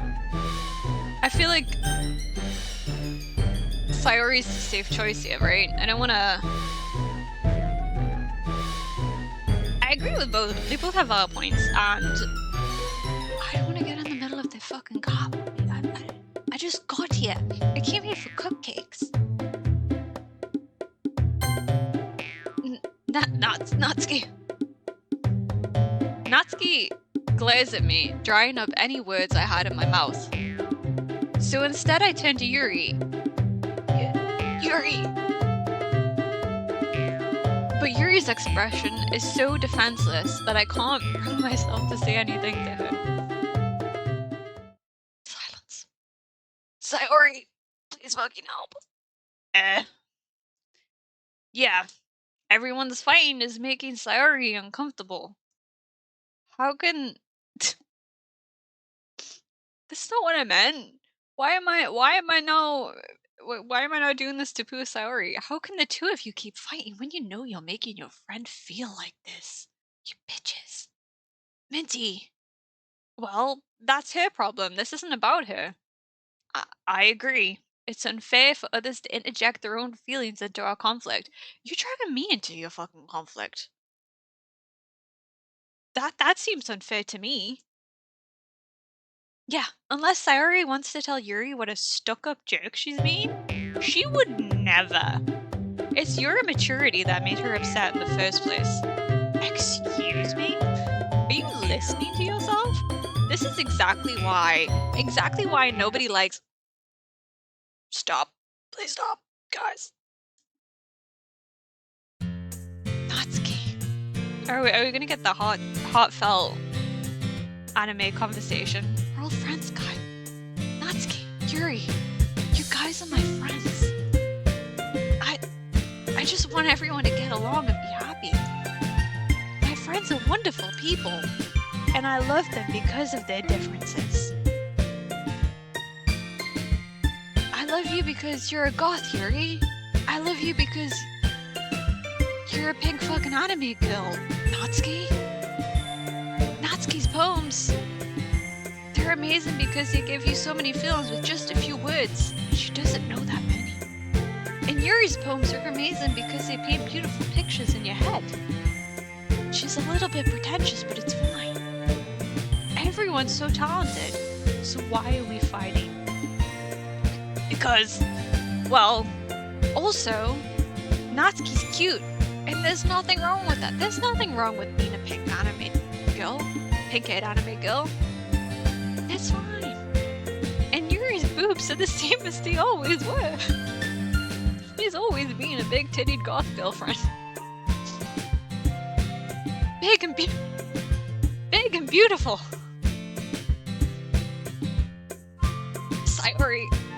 Sayori stands triumphantly.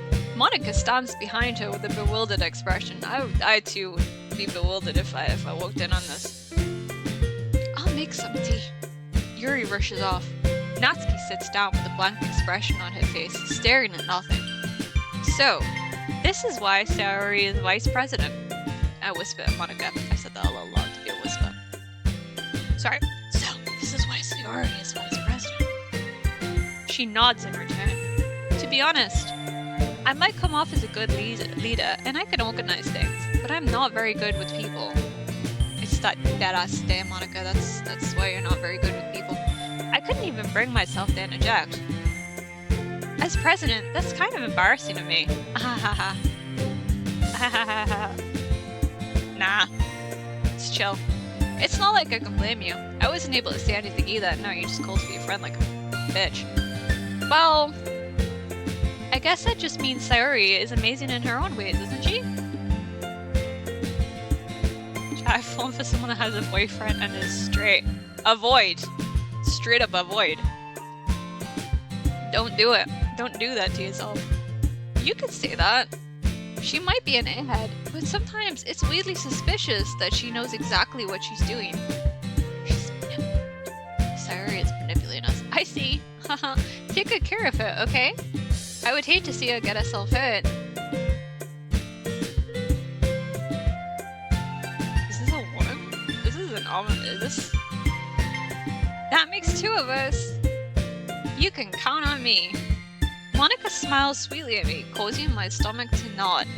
Such a genuine person really does make a good president, regardless of what she says.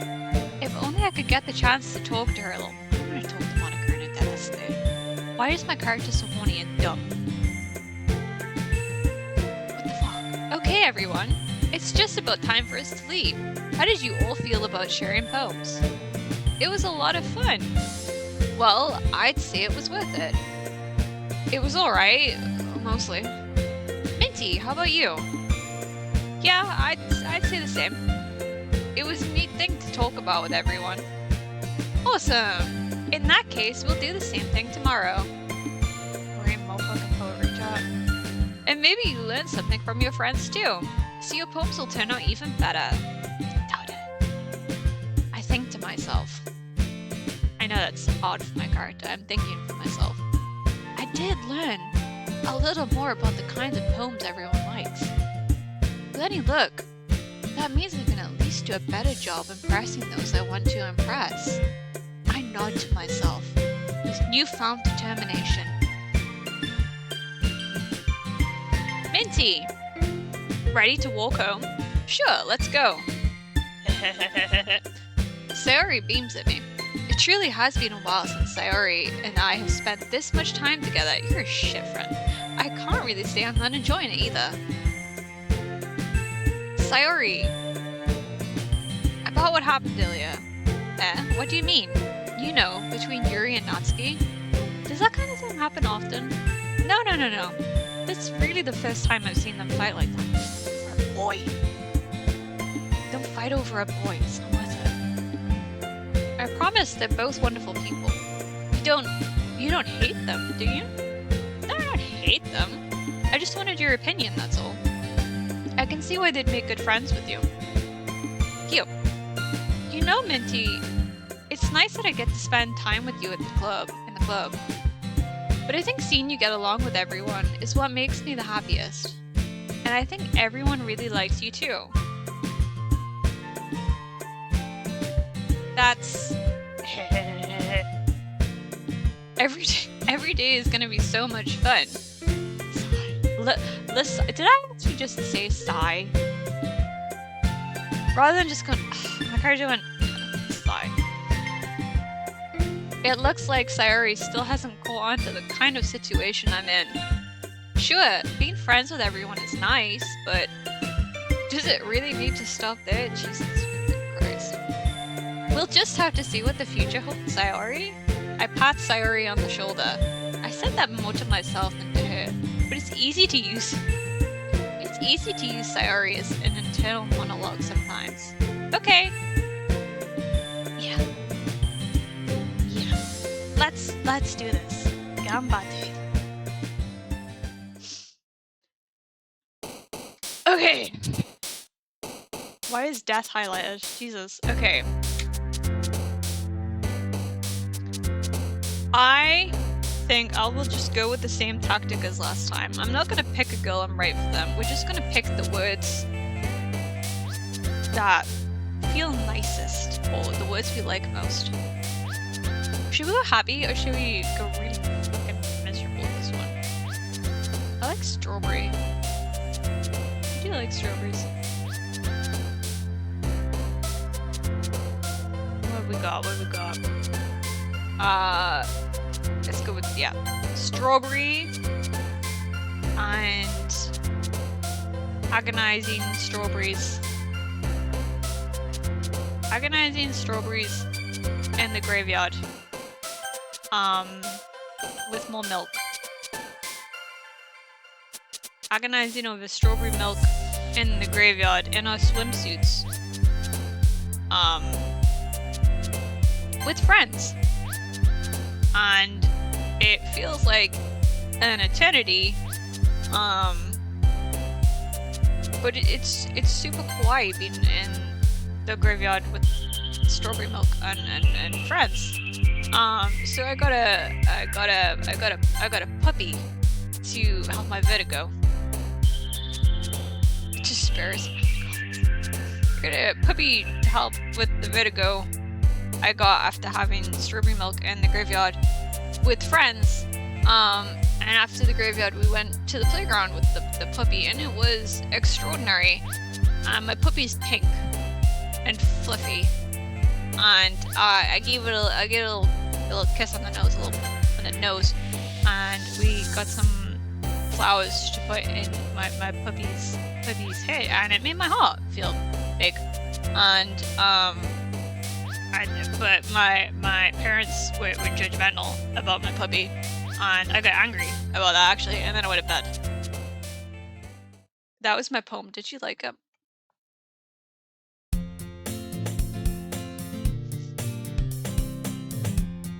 Take a big drink for all the reading I'm about to do. Okay. Another day passes, and it's time for the club meeting already. I've got a little more comfortable here over the past couple of days. Entering the club room, the usual scene greets me. Hi, Mintie!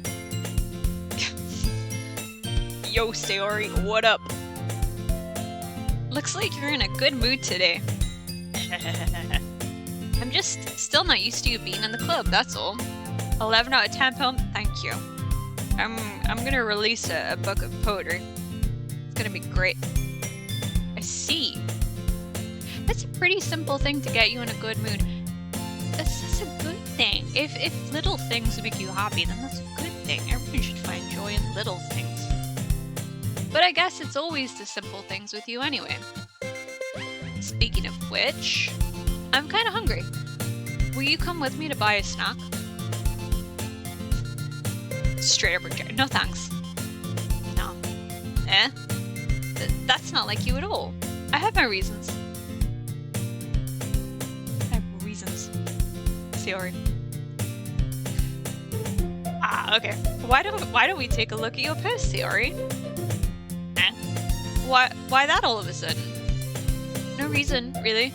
I just wanted to look at it. Sarah nervously retrieves her coin purse. She fumbles with the latch and gets it open. She then turns it upside down and lets its contents spill into the desk. Only 2 small coins fall out. Excuse me. Ah ha ha ha ha ha ha ha ha ha ha. I knew it. I can see right through you, Sayori. That's not fair. How did you even know? It's simple. If you had enough money in the first place, you would have bought a snack before coming to the club room.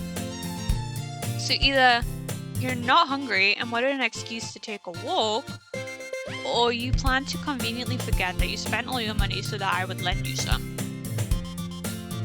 But there's one more thing. You're always hungry. So that only leaves one option. Blah. Blah. I give up. Don't make me feel guilty. Did I do the E right? I thought that was supposed to sound like guilty. If you feel guilty, that means you deserve to feel guilty. That's not true. What if she's just got anxiety? She might just have anxiety. If you've got anxiety, you feel guilty all the time for no goddamn reason. Ah ha ha ha. Ha. Yuri suddenly giggles.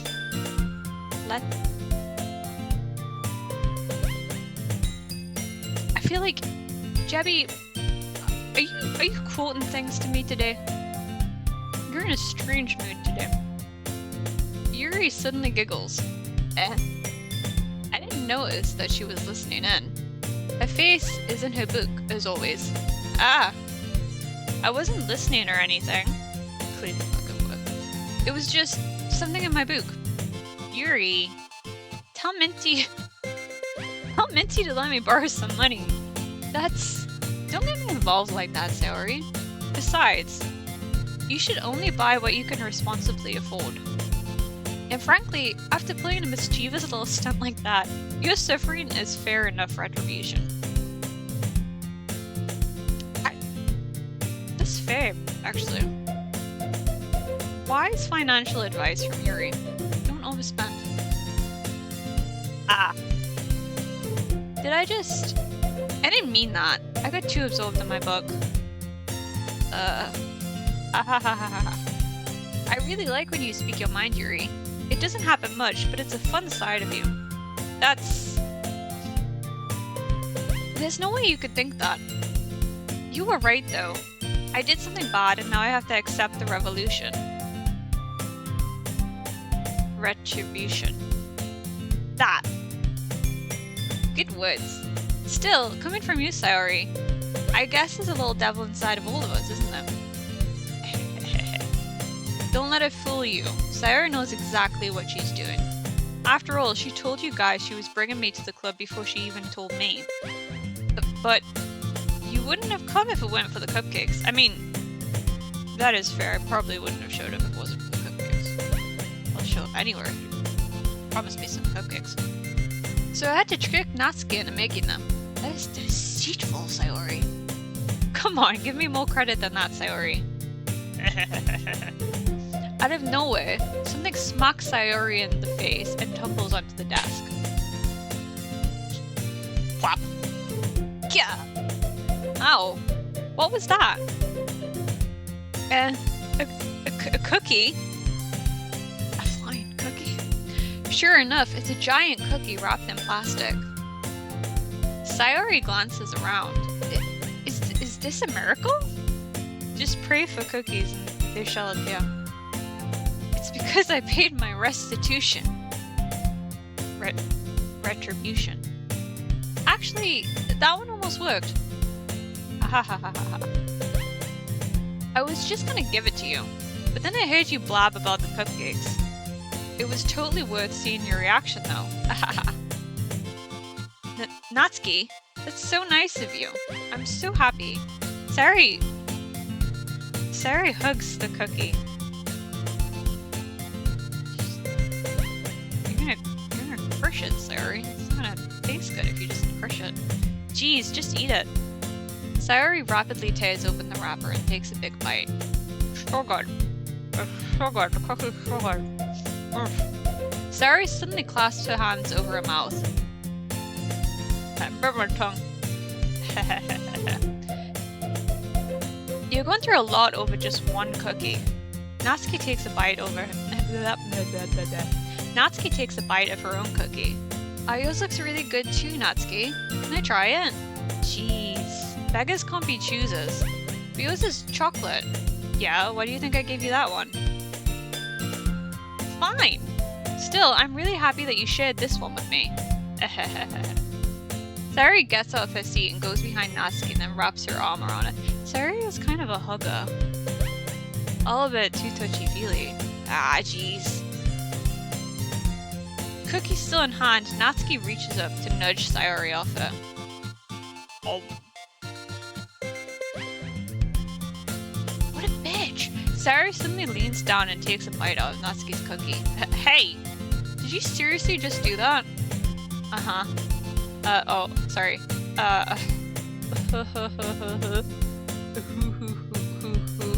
Mouthful, Sayori trots away to safety. Yuri and I laugh as well. Geez, you're such a kid sometimes. Monica, can you tell Sayori? She might be. She's starting to seem a little bit like it. She's certainly very. I know. I'd be so pissed if my friend stole my cookie after wolfing his down. What the fuck? Natsuki glances around. Monica isn't in the club room. Ugh. Where is Monica anyways? Good question. Have any of you heard anything about her being late today? Not me. Yeah, I haven't either. It's a bit unusual. I hope she's okay. Of course she's okay. She probably just had something to do today. She's pretty popular after all. You don't think she has a... I wouldn't be surprised. But boyfriend? She's probably more desirable than all of us combined. That's true. Excuse me? Suddenly the door swings open. Sorry, I'm super sorry. There you are. I didn't mean to be late. I hope you guys weren't worried or anything. Monica chose this club over her boyfriend after all? You're so strong-willed. But boyfriend? What on earth are you talking about? Monica quizzically glances at me. What the fuck is she looking at me? Never mind that. What held you up anyway? Well, my last period today was study hall. To be honest, I kind of just lost track of time. She's too much of a good student. She's not. She doesn't have a boyfriend. She's just being a really good student. She's just dedicated. I'm the kind of friend where I'm usually always late. So if I'm late, no one's worrying. They're just like, ah, okay. Yeah, no, this is standard. This tracks. It's fair. That makes no sense, though. You would have heard the bell ring at least. Yeah, Monica. Would you explain that, Monica? Explain it, bitch. I must not have heard it since I was practicing piano. Piano? I wasn't aware you played music as well, Monica. I don't really. I kind of just started recently. I've always wanted to learn piano. That's so cool. You should play something for us, Monica. Monica looks at me. Maybe once I get a little better, I will. Yay! He's the kind of friend. Are you always on time? I wish I was at punctual. But I'm very tardy. I'm not often on time. I'd also look forward to it. Is that so? In that case, I won't let you down, Mintie. Monica smiles sweetly. I didn't mean any pressure or anything like that. Don't worry. I've been practicing a whole lot recently, and I'd really love the chance to share once I'm ready. I see. In that case, best of luck. Thanks. So I didn't miss anything, did I? No, not really. I chose to leave out Sayori's mischievous escapade. Escapade? I'm sure Natsuki will end up complaining to her anyway. It looks like everyone has already settled down. Sayori somehow already finished her entire cookie. That sounds correct. Yuri is back to her book and Natsuki disappeared into the closet. Get out the goddamn closet, Natsuki. Man, it looks like no one wants to be bothered today. Yeah, maybe you should come here to do some reading, because this is the fucking literature club. I slumped down on the nearest desk. How am I supposed to occupy myself? Something literature related by myself like this? Damn. How am I supposed to read on my own without my emotional support waifu? I guess I could always read some of the book Yuri gave me, but I'm feeling a little too tired to read. I could probably fall asleep right now.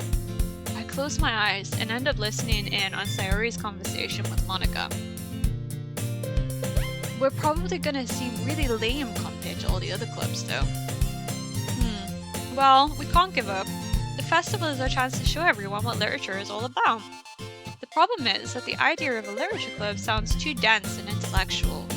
But it's not like that at all, you know? Yeah, we have Mintii. It's just dense, not intellectual. We need a way of showing that to everyone. Something that speaks to their creative minds. More baked goods. That doesn't solve the problem, though. What do you mean? Even if we come up with the most fun thing ever, nobody will come in the first place if it's a literature event. So it's more important to figure out how to get people to show up in the first place, you know? And after they come, we can do the thing to speak to their creative minds. What's this? Sayori is taking this really seriously. My character does not seem like a good friend. He just kind of puts Sayori down constantly. He's clearly not paid that much attention to her. It's rare to hear her deliberating like this. Huh. That's a good point. In that case, do you think food will do the trick? What kind? Well, I guess we could... Cupcakes! She's fucking right, cupcakes. Aha! Good thinking. Natsuki would love to do that. You just volunteered without even asking. You're right. Natsuki makes the best cupcakes. That works out perfectly. That wasn't why you suggested it? Cupcakes speak to my creative tummy.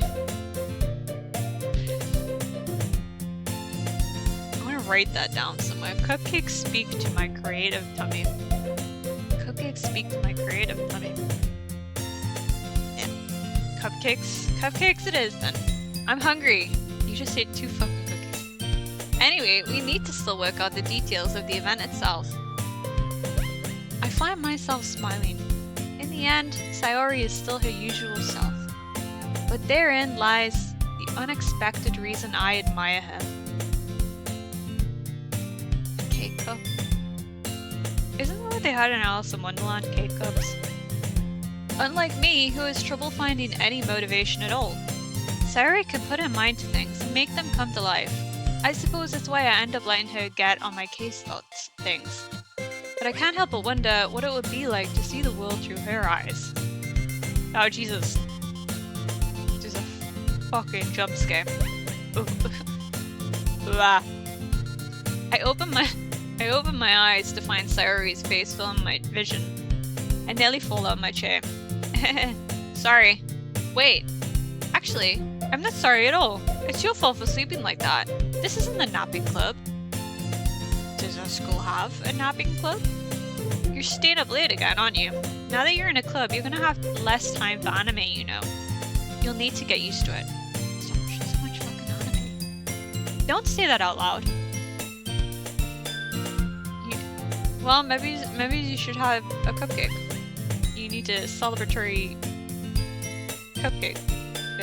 Doki Doki Literature Club. More cupcakes.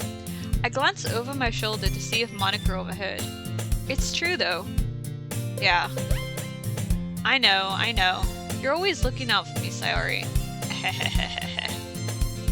It's what I do best. That's the problem. What about you? You look out for me better than you look out for yourself. You're still oversleeping every day, aren't you? Not every day. It's not very convincing. How many days this past week have you gone up on time? I'm not gonna judge if asleep at it. Like, I'm not gonna judge her at all for that. It's a secret. I knew it. Come on, at least give me the benefit of the doubt. I can't even do that. Look, Sayori, it's written all over you. Sayori glances around at herself. How is it written all over me? You were clearly in a rush this morning. Look, your hair is sticking out all around here. I run my fingertips down the side of Sayori's hair, trying to straighten it out. I'm gonna get a My Little Pony cupcake and eat the shit out of them as macho as I can. Yes. I feel like My Little Pony's pretty macho, right? Horses and shit. Man, you really need a brush for this. My hair is just really hard to get right. I won't fall for that. There's more than just your hair. Look, your bow isn't straight either. Maybe it's supposed to be about the side. What do I know about bows? Seriously. And there's a toothpaste stain on your collar right here. That's fair, actually. I try to wipe off the stain with my finger, but nobody would ever notice that. It's white on white. Why am I being picky? Of course they would. Nobody's gonna tell you about it because they didn't want to embarrass you. Fortunately, I don't really care about that. Hey, you meanie. You don't even keep your blazer buttoned up. Seriously, Sayori. Why do you think you don't have a boyfriend yet? Holy shit, I'm just laying into it for no reason. That's super mean. Sorry, but you'll thank me later. I start to button her blazer from the bottom. Once you see how much better it looks, you'll change your mind.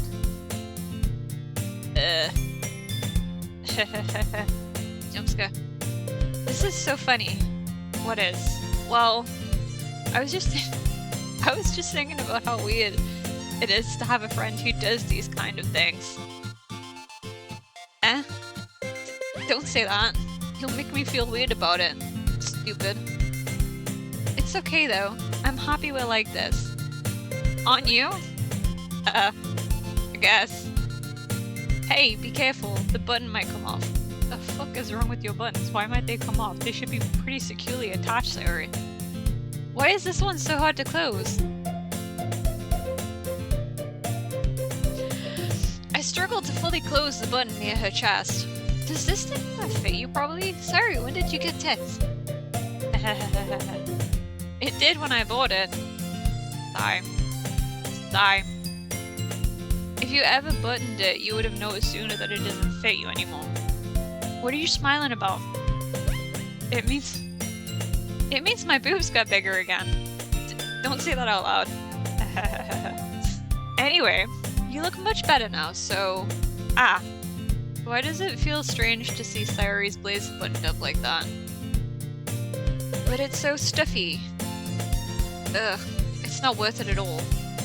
Sayori hastily unbuttons her blazer once more. Phew, it's so much better. Sayori puts her arms out and twirls around. So if I keep it unbuttoned, then I won't get a boyfriend, right? What kind of logic is that? And why are you saying that like it's a good thing? Because if I had a boyfriend, then he wouldn't even let you do things like this. Oh my god, Sayori. And you take care of me better than anyone else would anyway. So that's why I'm keeping it unbuttoned. Stop saying all these embarrassing things.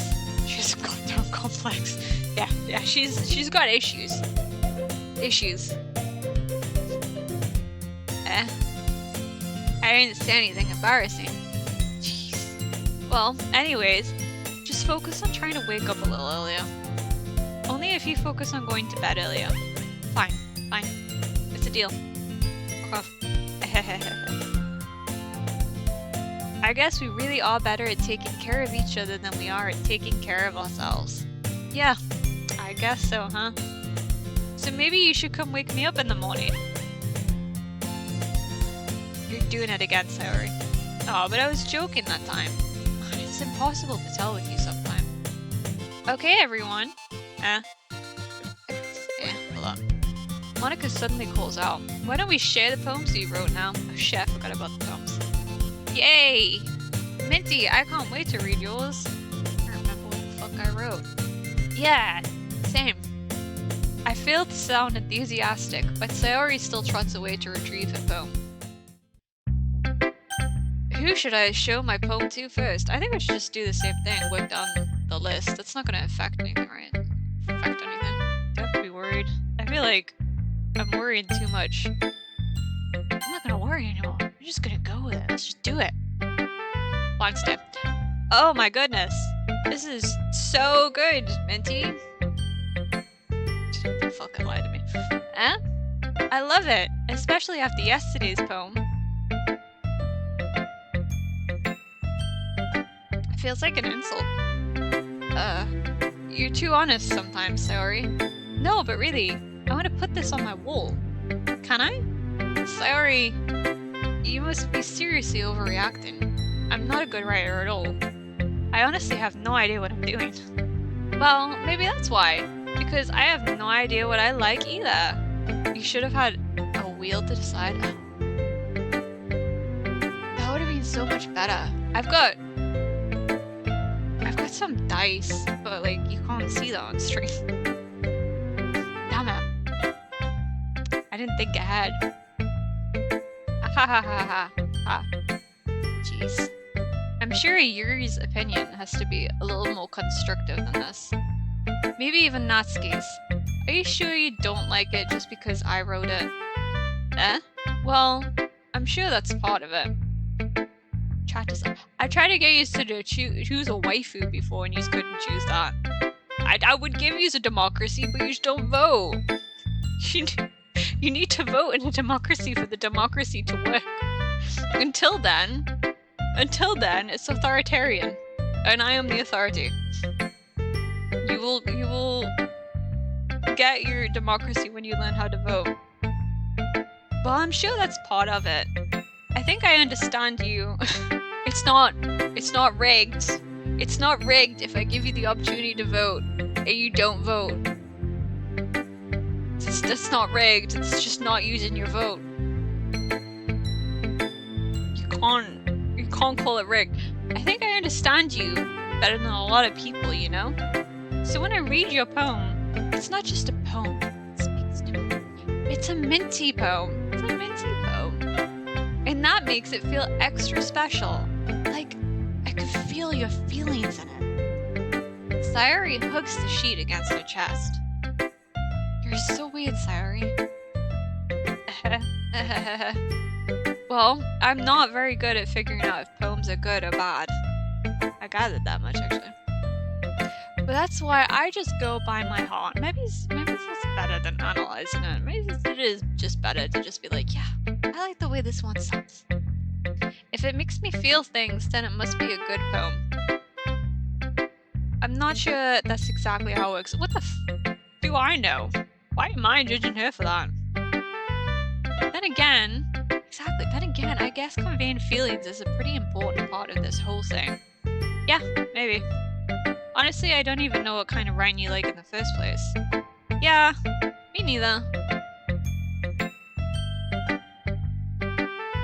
Ugh. Why don't you at least try giving it some thought? Oh, you want to write something for me? That's so sweet. Yeah, right. But you're always thinking about other people. You need to think about yourself once in a while. If you don't, you might end up getting hurt at some point. Eh? Well, I don't really know what you mean, but I'll try to keep it in mind. Well, whatever. Anyways, let's see. I guess I like happy poems. Wait, sometimes I like sad poems too. Sometimes a little bit of both. Oh, she's bi-literatural, bi-emotional, bi-poetry. There's a word for that, right? What's the word I'm looking for? I've just came up with like several. You could have picked a bit of. It begins with a B. There's a bi in there. Bittersweet. Pickweed. Are you yelling at me or Sayori? She just said she likes what she's like. She's a biter. Oh. No. No, I take that back. Yeah. I like things that are happy and things that are sad. Happy and sad. I can't see you liking something sad, Sayori. What do you know? I'm a terrible photo. Why would I know? Well, I like happy the most. But sometimes when you have a little rain cloud in your head, a sad poem can help give the rain cloud a little hug.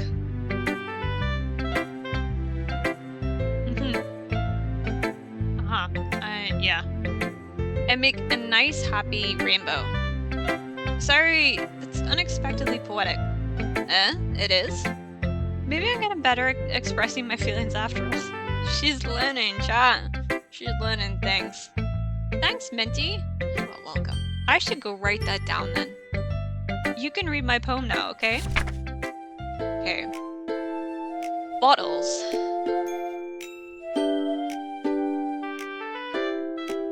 She has a point. She does have a point. I pop off my scalp like the lid of a cookie jar.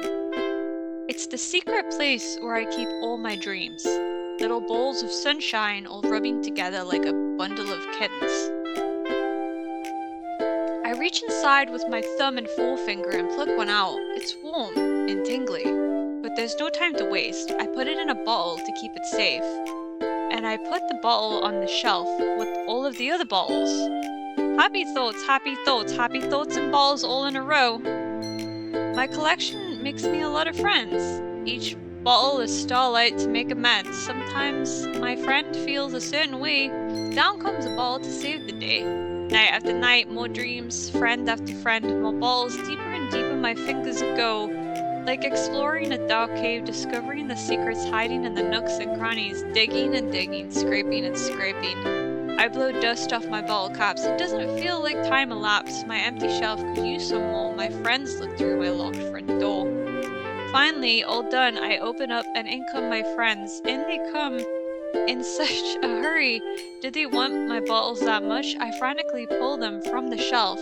One after the other, holding them out to each and every friend, each and every bottle, but every time I let one go, it shatters against the tile between my feet. Happy thoughts, happy thoughts, happy thoughts, and shards all over the floor. They were supposed to be for my friends. My friends who aren't smiling, they're shouting. They're all shouting, pleading something.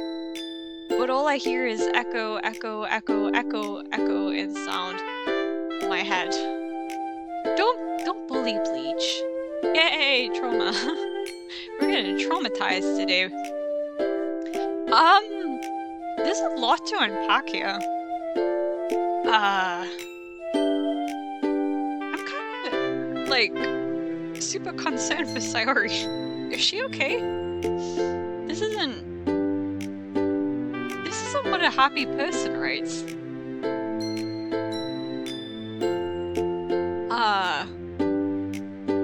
kind of sounds like she's stretching herself a bit thin. Hello. Yeah, I'm also a little horrified.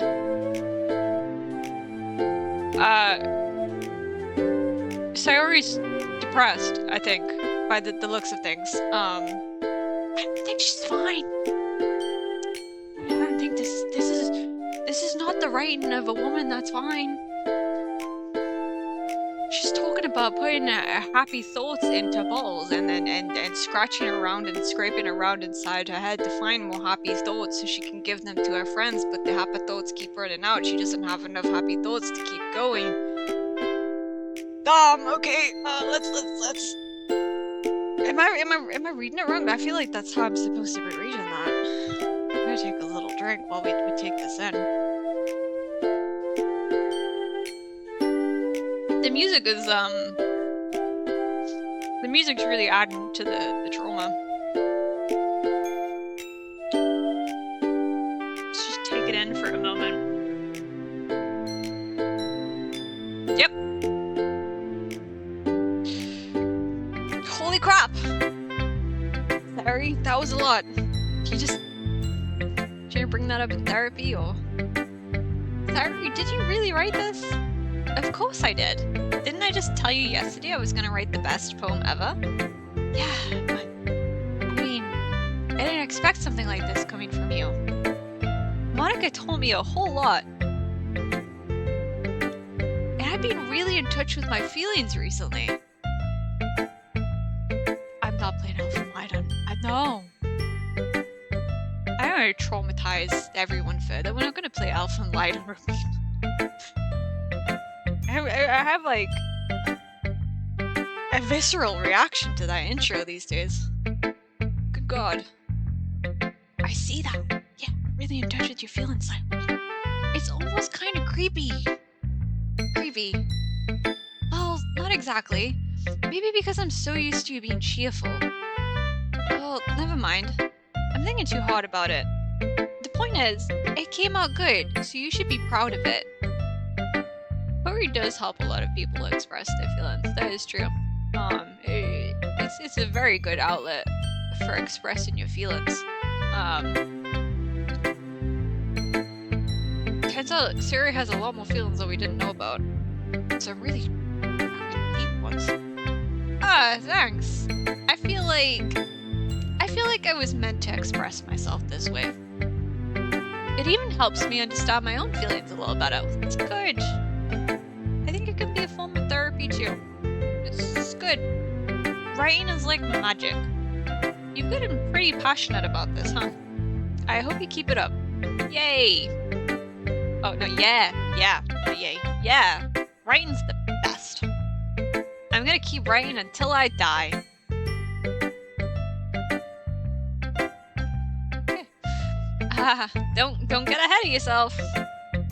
Sayori's always had a habit of getting obsessed with something before dropping it no more than a week later. That's heavy relatable. I wonder if this is one of those times, but seeing the passion in her eyes makes it hard for me to be pessimistic. I don't want to know what you wrote in English if it got you sent outside of the classroom.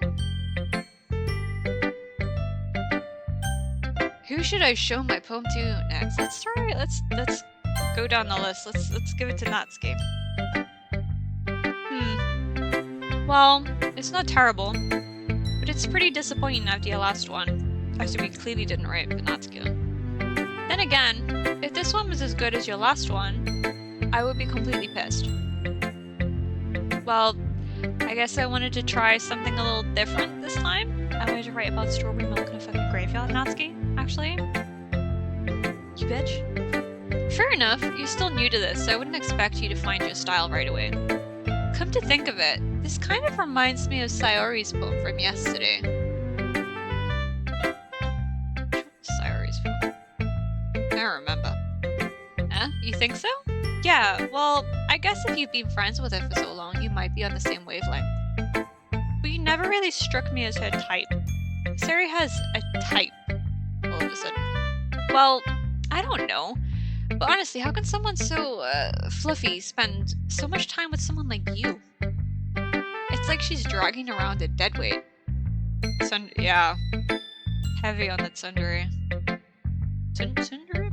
That was a little unnecessary. But think of it this way. If it weren't for me, she would probably just fly away like letting go of a balloon.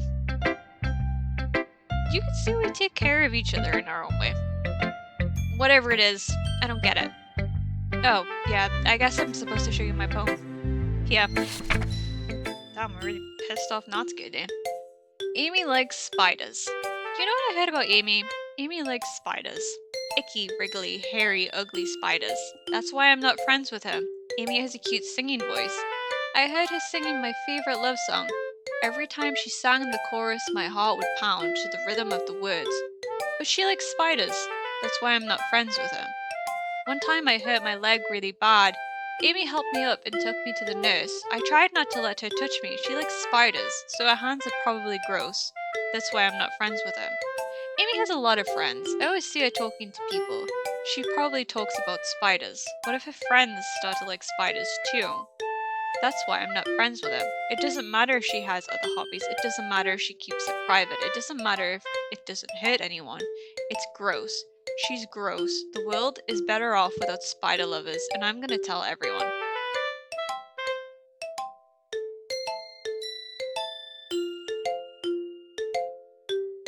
don't really have a lot to say about that one. Natsuki, that was different, interesting. Okay. I feel like it's not about spiders or Amy, but yep. Not bad, right? It's quite a bit longer than yesterday's. Yesterday's was way too short. I was just warming up. I hope you didn't think it was the best I could do. No, of course not. Anyway, the message is pretty straightforward in this poem. I doubt I have to explain it. Sometimes you can explain complicated issues with much simpler analogies. This is about Amy being a lesbian? Heavy. Wow. If it is, then Natsuki's a bitch. Just Monica. It's about. I had a feeling it might be about Monica when it was talking about like the popular line. Is Monica a lesbian? Fair. And it helps people realize how stupid they're being. Like anyone would agree that the subject of this poem is an ignorant jerk.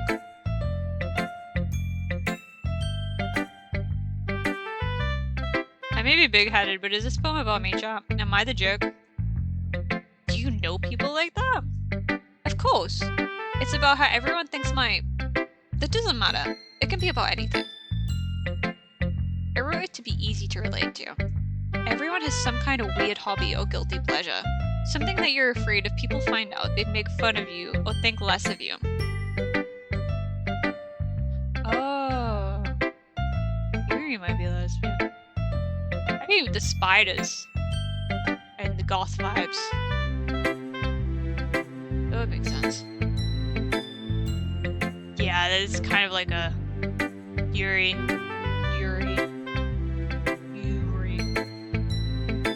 Something that wait, did I read that? Something that you're afraid if people find out they'd make fun of you and think less of you. I got so caught up in the Yuri. But that just makes people stupid. Who cares what someone likes, as long as they're not hurting anyone and it makes them happy? I think people really need to learn to respect others for liking weird things. Well, you're definitely right. At least I can relate to that. And I'm sure a lot of other people can too. It's what I do best after all. I don't like writing unless it's a good message to take away from it. Like, conveying emotions is important, but wanting to make people think, not just feel. Remember that. I'm gonna write a good one for tomorrow, so look forward to it. She really is bossy. Okay, let's show to Yuri. I have a feeling I accidentally wrote my poem for Sayori, so I don't think everyone else will like it. Let's see what you've written for today. Well done, Minty. Your skills are already improving. Well, Yuri likes it. Natsuki is just being a bitch. Really? Thanks, Yuri. Coming from you, that means a lot. Eh? It's nothing. I'm just happy to help inspire fellow writers. I know you're new to this, so don't worry so much of it. Just tongue-tied. I know you're new to this, so don't worry so much if it seems like you can't get your poem to feel perfect. You don't need to be afraid of a little more daring. You don't need to be afraid to be a little more daring. Metaphors can go a long way. Don't feel like you need to work your brain, like turning a bunch of gears. I'm working my brain too hard to read now. Try letting your mind wander through your feelings and write down the things you see and hear. That's one way to truly enable your reader to see into your mind. It's a very intimate exercise. See. It's certainly an interesting technique. Thanks for sharing. I have, well, an example of that if you'd like to read it. Of course. Is this the poem you wrote for today? Yuri nods and timidly hands me her poem. Okay. The Raccoon. It happened in the dead of night while I was slicing bread for a guilty snack. My attention was caught by the scuttering of a raccoon outside my window. That was, I believe, the first time I noticed my strange tendencies as an unordinary human. I gave the raccoon a piece of bread, my subconscious well aware of the consequences. Well aware that a raccoon that is fed will always come back for more. The enticing beauty of my cutting knife was the symptom, the bread, my hungry curiosity, the raccoon, an urge. The moon increments its phase and reflects that much more reflects that much more light off my cutting knife. The very same light that glistens in the eyes of my raccoon friend. I slice the bread fresh and soft. The raccoon becomes excited. Or perhaps I'm merely projecting my emotions onto the newly satisfied animal.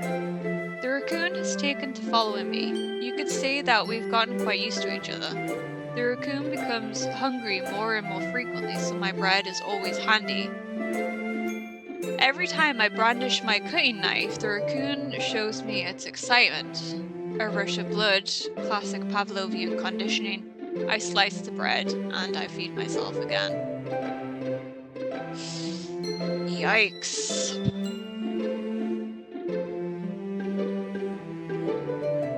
That one's pretty, yeah, that's pretty, oof. That's pretty dark. God damn. I feel like I think I get what it's supposed to be about, but damn. Thoughts or theories? I have a feeling this one is about self-harm, I guess. Yeah, that's damn. It's pretty dark. It's not pretty dark, it's just straight up dark. I was a little more daring with this one than yesterday's. I can see that. It's a lot more metaphorical. I don't know if the door we've not opened a door yet. No door yet. I don't know if it's my fault, but I can't begin to imagine what this poem is about. That's right, it's a bit close to my preferred writing style. Using the poem as a canvas to express vivid imagery and conveying emotions through them. Yeah, if I take it at face value, then I can't even figure out what it's supposed to mean. Well, I think it's something that different people can relate to in their own way. I wanted to express the way it feels for me to indulge in my more unusual hobbies. It's those sort of things I'm usually forced to keep to myself. So sometimes I enjoy writing about them. Huh, that's funny. Didn't Natsuki also write something about that? About someone being ridiculed for a strange interest? Huh? She did? Yeah. She was talking about how it doesn't matter what you're about what you're into. as long as you're not hurting anybody. She's right. I mean, does she really feel that way? Yeah. Sounds like you two have that in common. That's interesting. To me, she seemed like the kind of person who would make fun of my hobbies. I'm saying that it wasn't about something. I didn't jump the gun straight into like a really dark territory. Maybe it's not. Maybe I'm overthinking it. I feel like you shouldn't call it a hobby if that's what it is. But I suppose that's my fault for judging, isn't it? Please don't tell her I said that. Don't worry, I have no reason to. Okay, well, thank you for sharing it with me. After all, if I hadn't learned to embrace my own weirdness, I would probably hate myself. I'm so wary of everything. I know there's so much traumatizing stuff, but I just don't know when and where. Wow. I might be ranting a little bit now, but I'm glad that you're a good listener. Who should I show my phone to next? Dead-Eye Monica. Hi, Monica. Hi again, Mintie. How's the writing going? Alright, I guess. I'll take that. As long as it's not going bad. I hope that you're applying yourself. Maybe soon you'll come up with a masterpiece. I wouldn't count on that. I don't know. I feel like I'm selling myself short. My last poem about strawberry milk in the graveyard was pretty banging. You never know. Want to share what you wrote for today? Sure, here you go. I give my poem to Monica. Alright, I like this one. It makes me think of something Sayori would like. Oh, so we accidentally wrote for Sayori this time. Is it so? You and Sayori are really good friends, right? I wouldn't be surprised if you had those sort of things in common. Ah, well. We may be good friends, but Sayori and I are actually really different. Well, that may be the case. But maybe there is also some similarities you wouldn't expect. The way she talks about you. It sounds like the two of you really care about each other's well-being. You love Monica? I feel like I need to get to know Monica a little bit more. Because right now she just gives me creepy dead-ass stare vibes. And it freaks me out. Even if you show it in different ways, it ends up being more similar than you think. So I think that's the kind of vibe I get when reading your poem. You sure you're not reading into it too much? Haha, I could be. Oh gosh, I sound like Yuri. But in any case, Sayori's writing has kind of a gentle feel to it. I can tell that she likes exploring with emotions, like happiness and sadness. Who knew that someone so happy would enjoy sad things too? Yeah, that's totally unexpected. Well, to each their own. And you shouldn't be afraid to experiment a little bit either. But anyway, you want to read my poem now? I like the way this one turned out, so I hope you do too. Alright, let's take a look. Is everyone kind of depressed today? Save me! The colors, they won't stop. Bright, beautiful colors, flashing, expanding, piercing red, green, blue, an endless cacophony of meaningless noise. The noise, it won't stop. Violent, grating waveforms, squeaking, screeching, piercing. Sine, cosine, tangent. Like playing a chalkboard at a turntable, like playing a vinyl on a pizza crust. An endless poem of meaningless. Load me. Huh.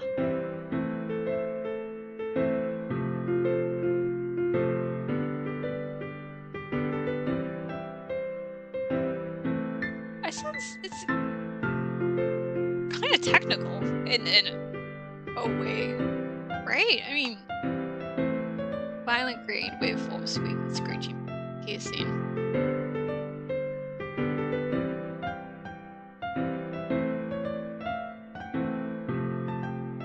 It's making me think of like, you know, like the dial-up noises. I don't know why. Okay, let's crack on.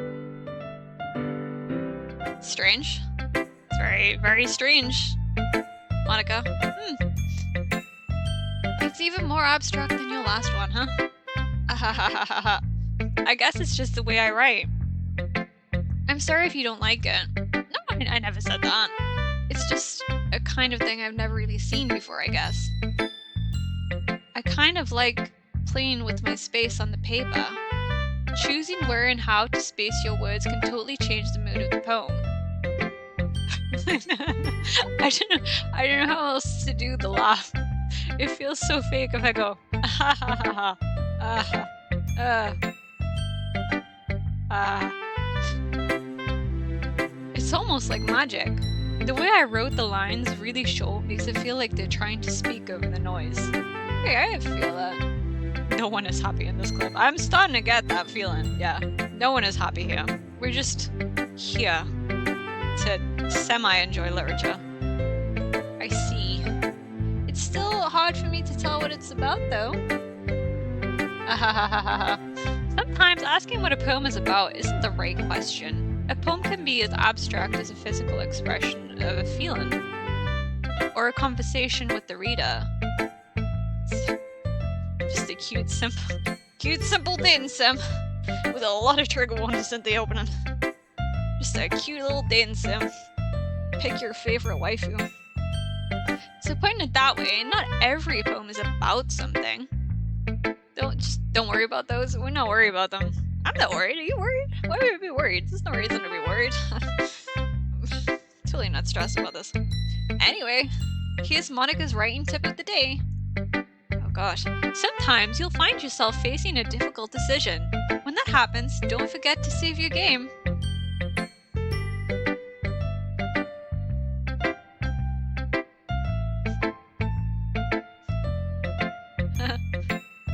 Should I be worried, chat? What the fuck did you just say?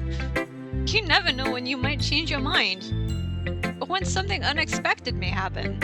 Wait, is this tip even about rain? What am I even talking about? Ha ha ha ha ha. Monica, you're so silly. You're so silly, Monica.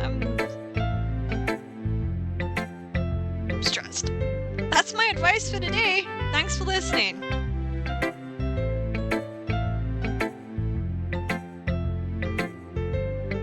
Should I be worried? Shh, broke the fucking hole. Get back inside of it, you bitch. Okay, everyone. We're all done reading each other's poems, right? I have something extra planned for today. So if everyone could come sit at the front of the room. Get back in the wall. Stop breaking it. You are not the Kool-Aid man, Monica. Get back in. Is this about the festival? Well, sort of. Ugh, do we really have to do something for the festival? It's not like we can put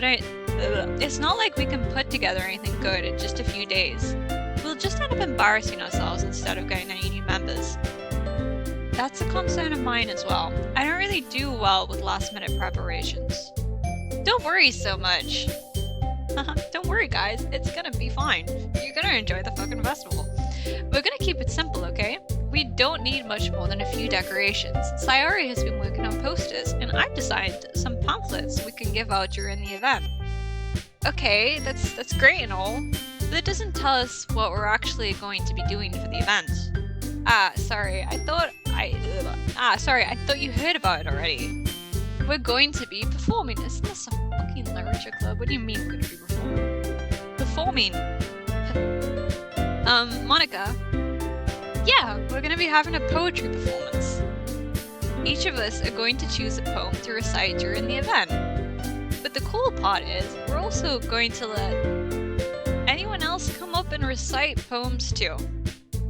Sayori's putting it on all the posters in case anyone wants to prepare ahead of time. Sayori, who's been coloring a poster, holds it up for us to see. Are you kidding me, Monica? You didn't already stop putting those posters up, did you?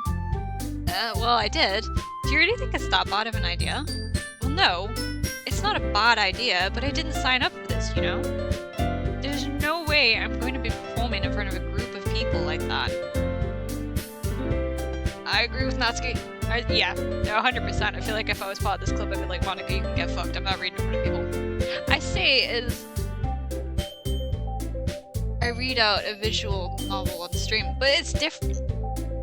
That's different. What are we doing this show? I could never in my life do something like that. Imagining it, Yuri shakes her head in fear. Yeah, she's really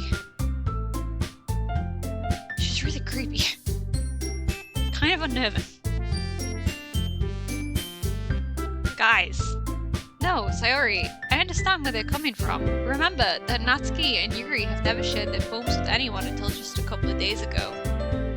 It's a lot to ask for them to recite their poems out loud to a whole room full of people. I guess I kinda overlooked that, so I'm sorry.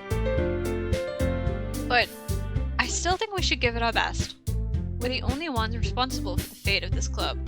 If we start the event and each put on a good performance, then it will inspire others to do the same. And the more people who perform, the better we'll be able to show everyone what literature is all about. Yeah! It's about expressing your feelings, being intimate with yourself. Okay, sorry. Finding new horizons, and having fun. That's right! And it's those reasons we're all in this club today. Don't you want to share that with others? To inspire them to find the same feelings that brought you here in the first place? I was brought here by cupcakes. I know you do. I know we all do. And if all it takes is standing in front of the room for 2 minutes and reciting a poem, then I know you can do it.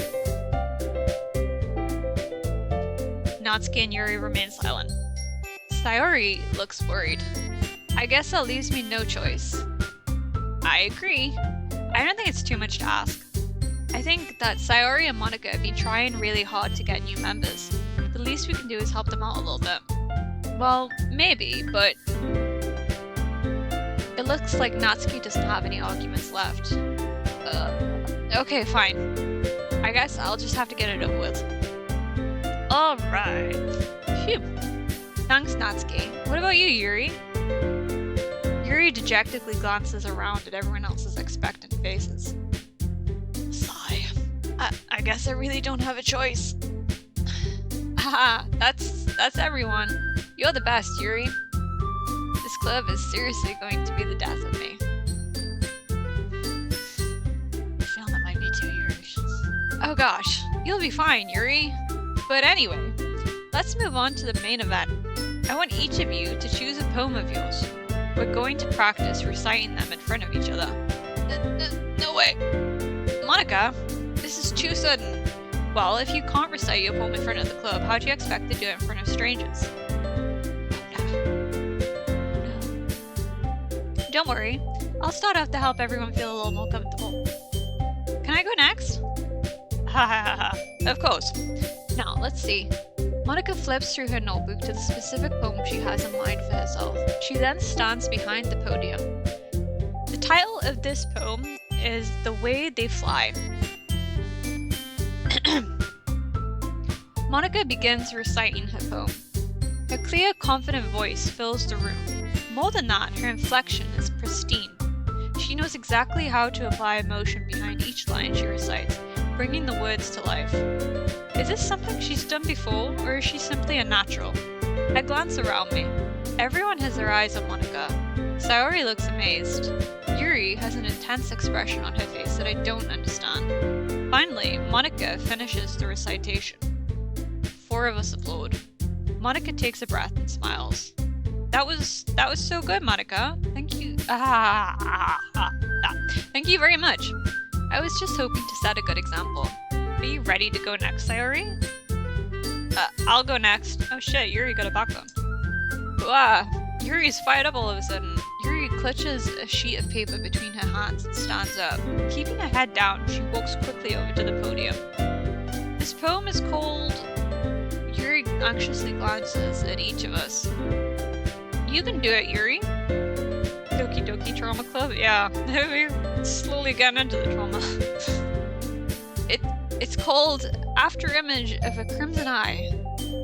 I don't get to read these poems. Yuri's voice shakes as she starts reading the poem. Just a moment ago, she practically refused to do this. Why is she suddenly putting in so much effort? As Yuri gets past the first couple of lines, her voice changes. It's almost like what happens when Yuri gets absorbed into her books. Her quivering words transform into the sharp syllables of a fierce and confident woman. The poem is full of twists and turns in its structure that she enunciates with perfect timing. This must be a rare glimpse into the whirling fire Yuri keeps concealed inside her head. Suddenly, she's finished. Everyone is stunned. Yuri snaps back into reality and glances around her as if she's bewildered, even herself. It's up to me to save this. Don't worry, guys. I'm here to save the day. It's up to me to save this situation. That's what I'm here for. I'm the first to start uploading. Everyone joins me afterwards, and we give Yuri the recognition she deserves. Back to reality, Mom's spaghetti. Palms sweaty. It's not that we didn't want to upload for her, but we were so caught off guard that we must have forgotten. As we upload, Yuri holds the poem to her chest and rushes back to her seat. Yuri, that was really good! Thank you for sharing. Looks like Yuri is down for the count. Yeah, she's done. Okay, I guess I'm next then. Sayori hops out of her chair and cheerfully walks to the podium. This one's called My Meadow. Ah ha ha ha. She's laughing. Sorry, I giggled. Sayori, it's a lot harder than I thought. How did you guys do it so easily? Try not to think of it like you're reciting to other people. Imagine you're reciting it to yourself, like in front of a mirror or in your own head. It's your poem, so it'll come out best that way. I see. Okay then. Sayori begins her poem. Somehow it feels like her soft voice was made as a perfect match. The poem isn't aimlessly cheery like Sayori is. It's serene and bittersweet. If I were to read this on paper, I probably wouldn't think much of it. But hearing it come from Sayori's voice almost gives it a whole new meaning. Maybe this is what Sayori meant when she said she likes my poems. It's like I get to reach more deeply into someone than I get to reach more deeply into someone I thought I knew through and through. Sayori finishes and we applaud. I did it! Good job, Sayori. This is so condescending. Good job, buddy. Well done. Even Mintie liked it. I guess that's a good sign. What does that even mean? It came out nicely, Sayori. The atmosphere of the poem fits you really nicely. But it might be that other poems wouldn't work quite as well with that kind of delivery.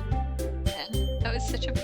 Monika's really good at these backhanded fucking compliments. I really understand. In other words, I've seen poems of yours where that sort of gentle delivery wouldn't work as well. You might need a little more force behind them, depending on what you're reading. Oh, I know what you mean. Well, I've been practicing that kind of thing. It's just embarrassing to do it in front of everyone. The next time I'm going to make you pick a poem that challenges you a little more. We don't have that much time before the festival, you know? Okay. Now, who's next? I feel like there's only Natsuki left, isn't there? Because I doubt I have anything prepared. Like, literally just joined 2 days ago for cupcakes. Do you think I'm gonna have some sort of fucking poem ready? Don't make me go before Mintie. I'm going up? It's not like I can compare to you guys anyway. Might as well let Mintie lower everyone's standards a little before I have to do it. Wow. Look at bitch. Natsuki. That's not very nice, Natsuki. Say nice, Natsuki. It's fine, you bitch. I might as well get it over with, you bitch.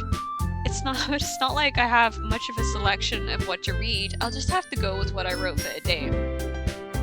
I stand up and step in front of the podium. Everyone has their eyes on me, making me feel incredibly awkward. Terribly awkward, actually. Yeah, they are. They're all kind of staring, aren't they? Yeah. Okay. There we go. I recite my poem. Since I'm not exactly confident in my own writing, it's hard to put energy into it. Despite that, once I finish, I receive applause anyway. Thanks, guys. Thank you.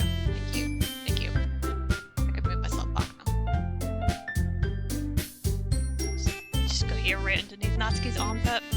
A little bit further up. This looks like a meme template.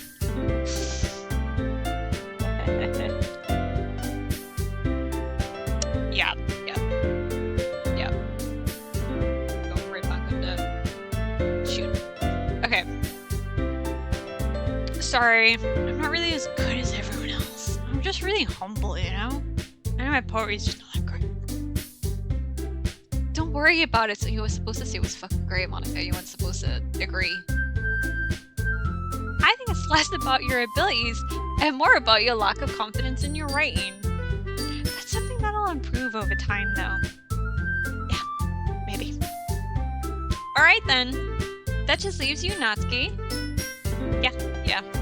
I'm going. Natsuki begrudgingly gets out of her seat and makes her way to the podium. The poem is called... It's called... Why are you all looking at me? It's because you're presenting. Anyways, the poem is called Jump. Natsuki takes a breath. When she starts reciting the poem, her sour attitude disappears a little. While she's still a little unenthused, her poem has a rhythm and a rhyme to it. I don't have any rhythm or rhyme today. It's Natsuki's trademark style and works surprisingly well when spoken aloud. The words feel like they bounce up and down as if giving life to the poem. Natsuki finishes and everyone applauds.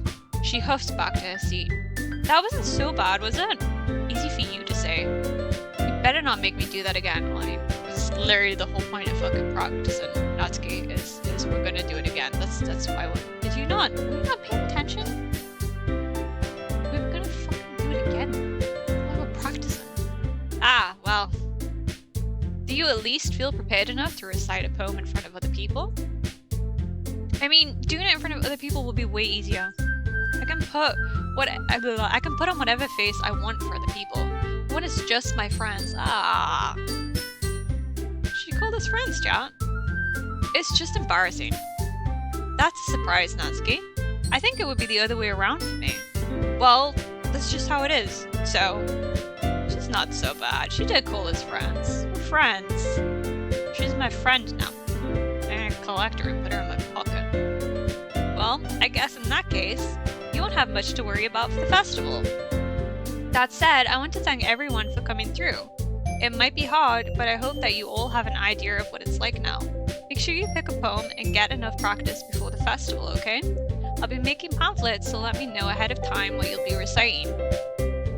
Jeez. I should probably find some other poem to recite instead. We have to take it seriously. That's fine too. It doesn't have to be your own. I'm already pleasantly surprised that you're putting in all this effort for the club. It makes me really happy. Yeah, no problem. Okay, everyone. I think that's about it for today. I know the festival is coming up, but let's try to write poems for tomorrow as well. It's been working out really nicely so far, so I'd like to continue that. As for the festival, we'll finish planning tomorrow, and then we'll have the weekend to prepare. Monday's the big day. I can't wait. I can do this. I can do this. Alright. I stand up. There's no way I'll be able to find the same enthusiasm as Sayori and Monica, but I'll do my best to get through it. If it's for the sake of the club. And impressing Monica. Yeah, you can't forget trying to impress a waifu. Then I'll have to do my best. Ganbatte. Ready to go, Sayori? Yep. Look at you two always going home together like that. Kind of adorable, isn't it? Jeez, guys, don't make such a big deal out of it. Yeah, my waifu. It must be a little nice, though. Well, how am I supposed to respond to that? It's okay, Mintie, you don't have to say it. Whatever, let's go already. Now I'm gonna be the... too aloof and too cool for this. I walk home with Sayori once more. Even though it's only been a few days, a lot of things have already changed. But today, Sayori has been a little quieter than usual on the way home. Hey, Sayori. Sorry, I was spacing out. No wonder. I was thinking about something from earlier. Like, how we get to... I mean... Sayori fumbles with her words, So let's just say that one day Yuri asks to walk home with you. Huh? What would you do? What kind of question is that? You're kind of putting me on the spot here. Oh fuck. Shit. What would we... Well, I mean, it would be rude to ditch our friend, right? We would still walk home with Sayori. I'm not just because some big titty goth girlfriend, waifu, asked me to walk home, I'm not gonna ditch a friend. It's a bad friend. Lock it in. I'm still walking home with Sayori. Wait. Should I save? We got Monica's ominous ass warning earlier. I think I'm one of the few that isn't. Oh, okay. Okay. I'm gonna save. I'm scared because Monica... There we go. Saved. She's not even goth. It's just a fake goth. Not worth it. Doesn't matter how big her boobs are. Also safe. Okay. Still walk home with Sayori. Yeah. Sayori. It's always gonna be you. You really think I would ditch you for Yuri? But she's so beautiful and smart. Jeez. I already see her in the club every day. Besides, you always seem to really like going home together. I wouldn't just ruin that for you. You're so silly, Mintie. Yeah, I'm a silly little guy. You think about me too much sometimes. Yuri would deserve it if she wanted to. Sorry, wait, hang on. Yuri would deserve it if she wanted it, so... Sayori, I've already made up my mind. I really can't figure you out sometimes. Sorry. Besides, what's the point in speculating something that's never gonna happen? The conversation trails off.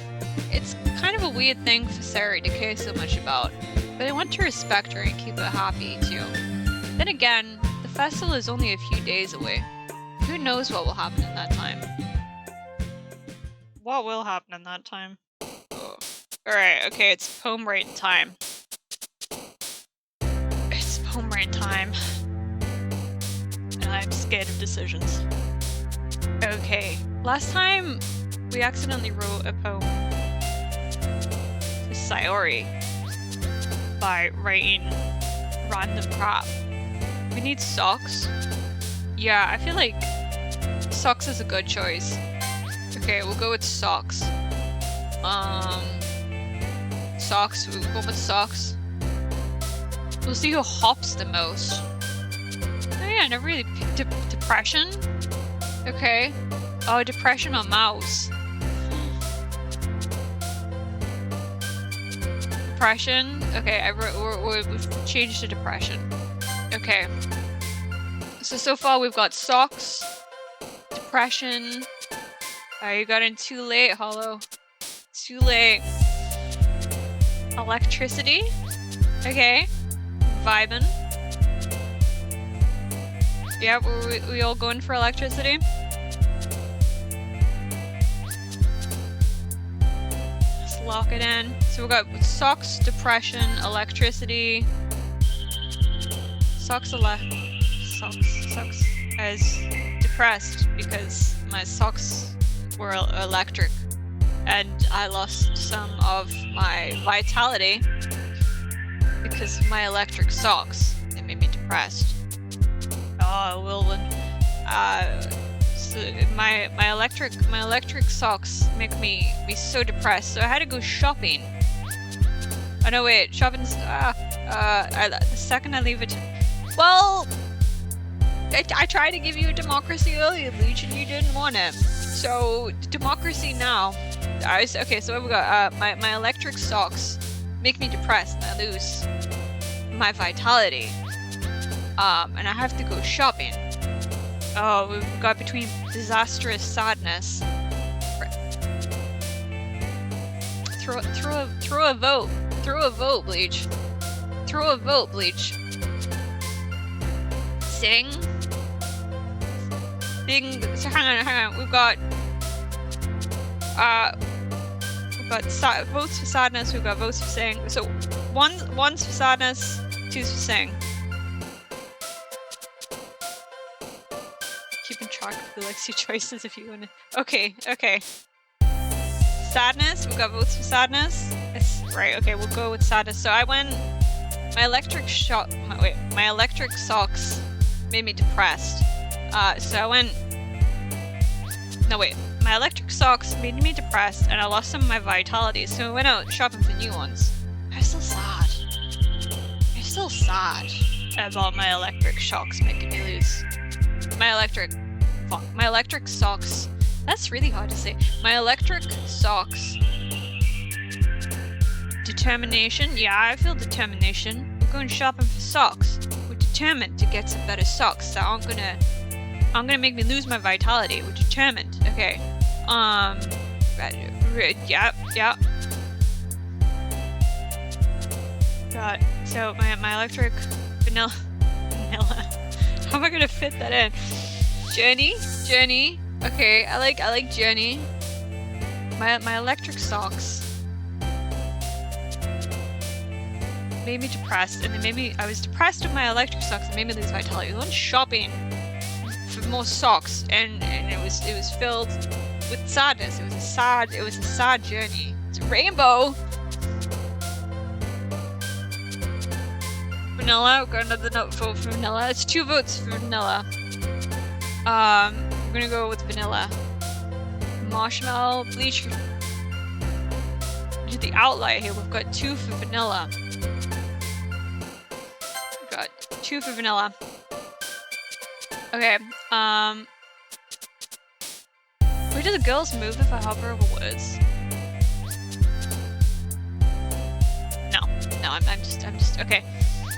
Right. So my electric socks, they made me depressed because my socks were electric and I lost vitality. So we went shopping and it was a sad journey. But I found some vanilla socks. Okay, chocolate, Doki Doki. We need to pick one, chat. We can only go with one. Go with Doki Doki. They hop when you click on. Oh, if it's one of their words. Okay. So we got Doki Doki. Shoot. So it was a journey of sadness, but my heart went Doki Doki when.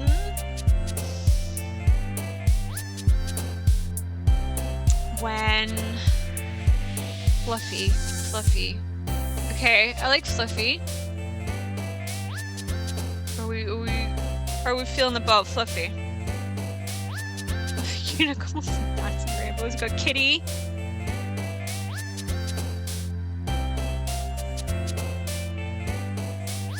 How many options is it? We're Fluffy. We're cementing in on Fluffy. Alright, I'm feeling it. So, shoot, I forgot what our last word is. I'm forgetting this film so rapidly. Fluffy, Fluffy Papa. The journey... What was the word of the journey? Shoot. Okay. Oh yeah, my heart went Doki Doki after I saw the Fluffy. We really only have one noun here, don't we? The Fluffy Grief. The Fluffy Covet. These are pretty bad options, I'm not gonna lie. The Fluffy Kawaii. Okay.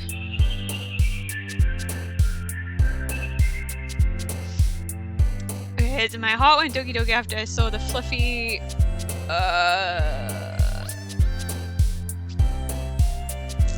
The Fluffy... I like Fluffy Papa. I might VO this one and yeah. I'm feeling Fluffy Papa. My heart went Doki Doki after I saw the Fluffy Papa. Hello! So my heart rate, so my electric socks made me sad. My electric socks made me depressed and I lost vitality, so I went shopping. And the journey was sad. But my heart went Doki Doki after we saw the Fluffy Papa. And Valentine. Oh, my whole and Doki Doki after saw the fluffy papa, and I wanted to make him my Valentine, my sweet fluffy papa Valentine. And shiny loot go. My whole and Doki Doki after I saw the fluffy papa, and I wanted to make him my Valentine, and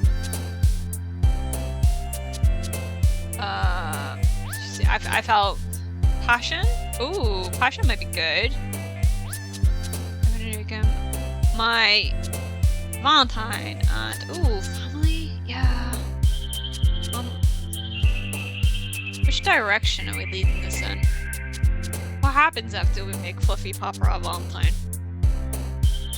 Are we gonna become family, or is it gonna be a passionate affair with the Fluffy Papa? Family? Alright. Are we home wrecking his family? He's a Fluffy Papa, or are we making a family? Let's go with family. Very Vin Diesel. Vin Diesel's Fluffy Papa. Okay, so after my whole and Doki Doki after I saw the Fluffy Papa, I wanted to make him my Valentine and start a family with him. Oh, we could ride into the sunset with Fluffy Papa. Is sunset a good choice, chat? Are we feeling sunset? Vicious. Oh, vivacious. Vivacious. I'm gonna fit vivacious.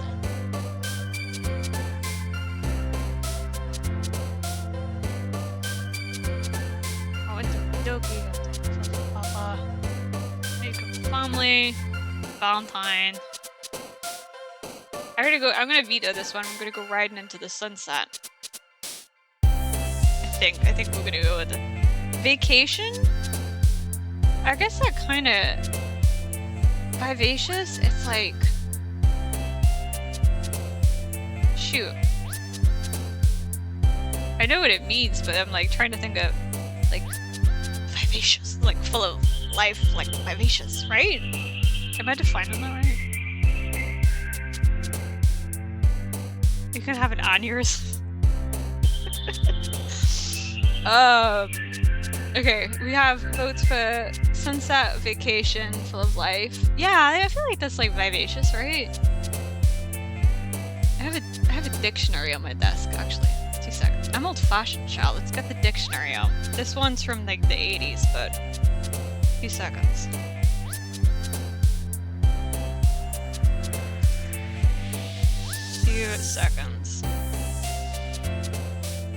Vivacious, lively, high-spirited. Yeah. Okay.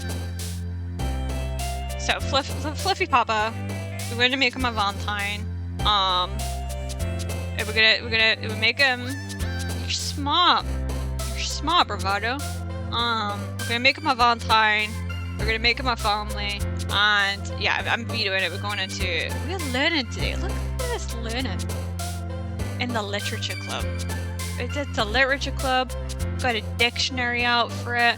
And we're gonna ride off into the sunset with Fluffy Papa.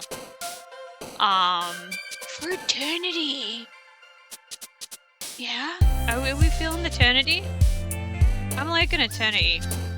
We're gonna ride off into the sunset with our Valentine Fluffy Papa. We're gonna become families in the sunset for eternity.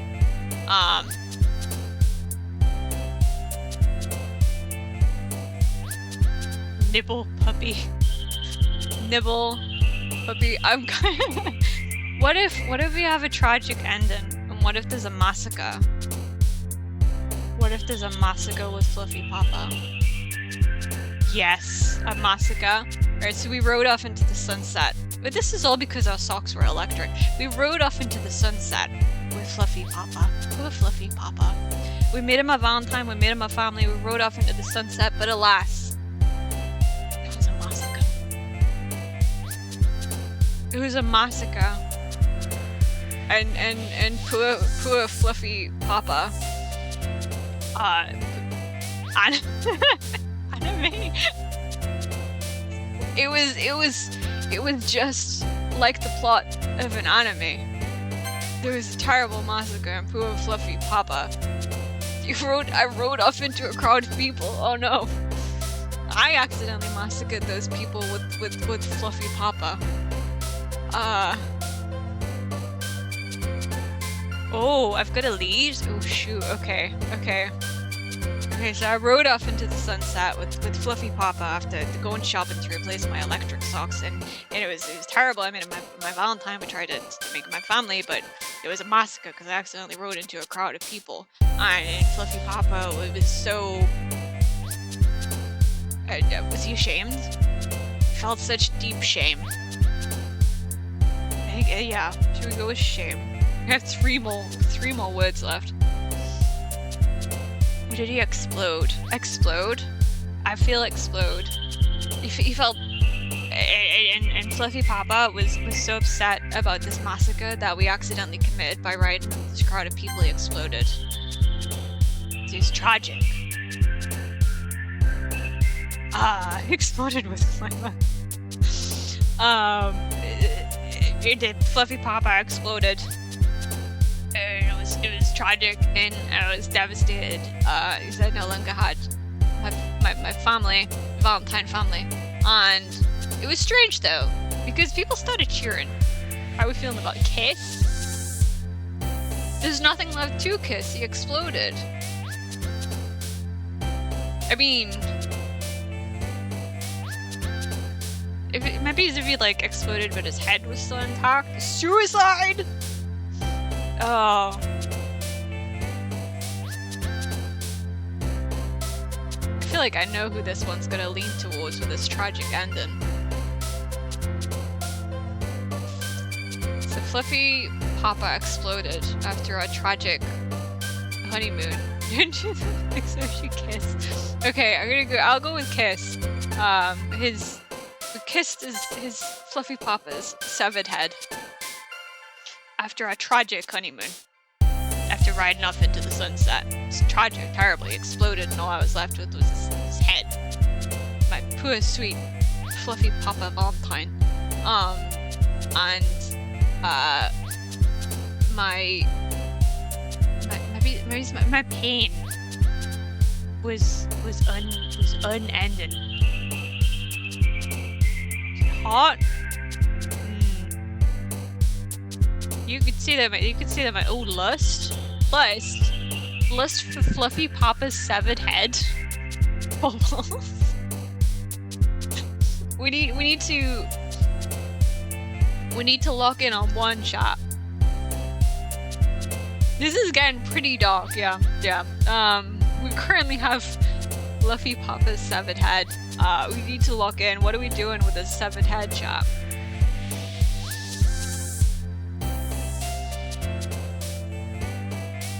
Do not lust. Do not lust the head. Wait, is eating? We could eat his heart. Yeah, no. I like that. Okay, so now he's part of us forever. So poor Fluffy Papa exploded because he was so ashamed of the massacre that we committed after riding into the sunset. We killed all those people and he just exploded, and I was left with a severed head. So obviously I kissed it. And then we ate his heart so that he could be part of us forever. And that it's kind of like loops back into the Valentine, you know? And then our very last word, the last one we have in, I absorbed his essence. Fantasy?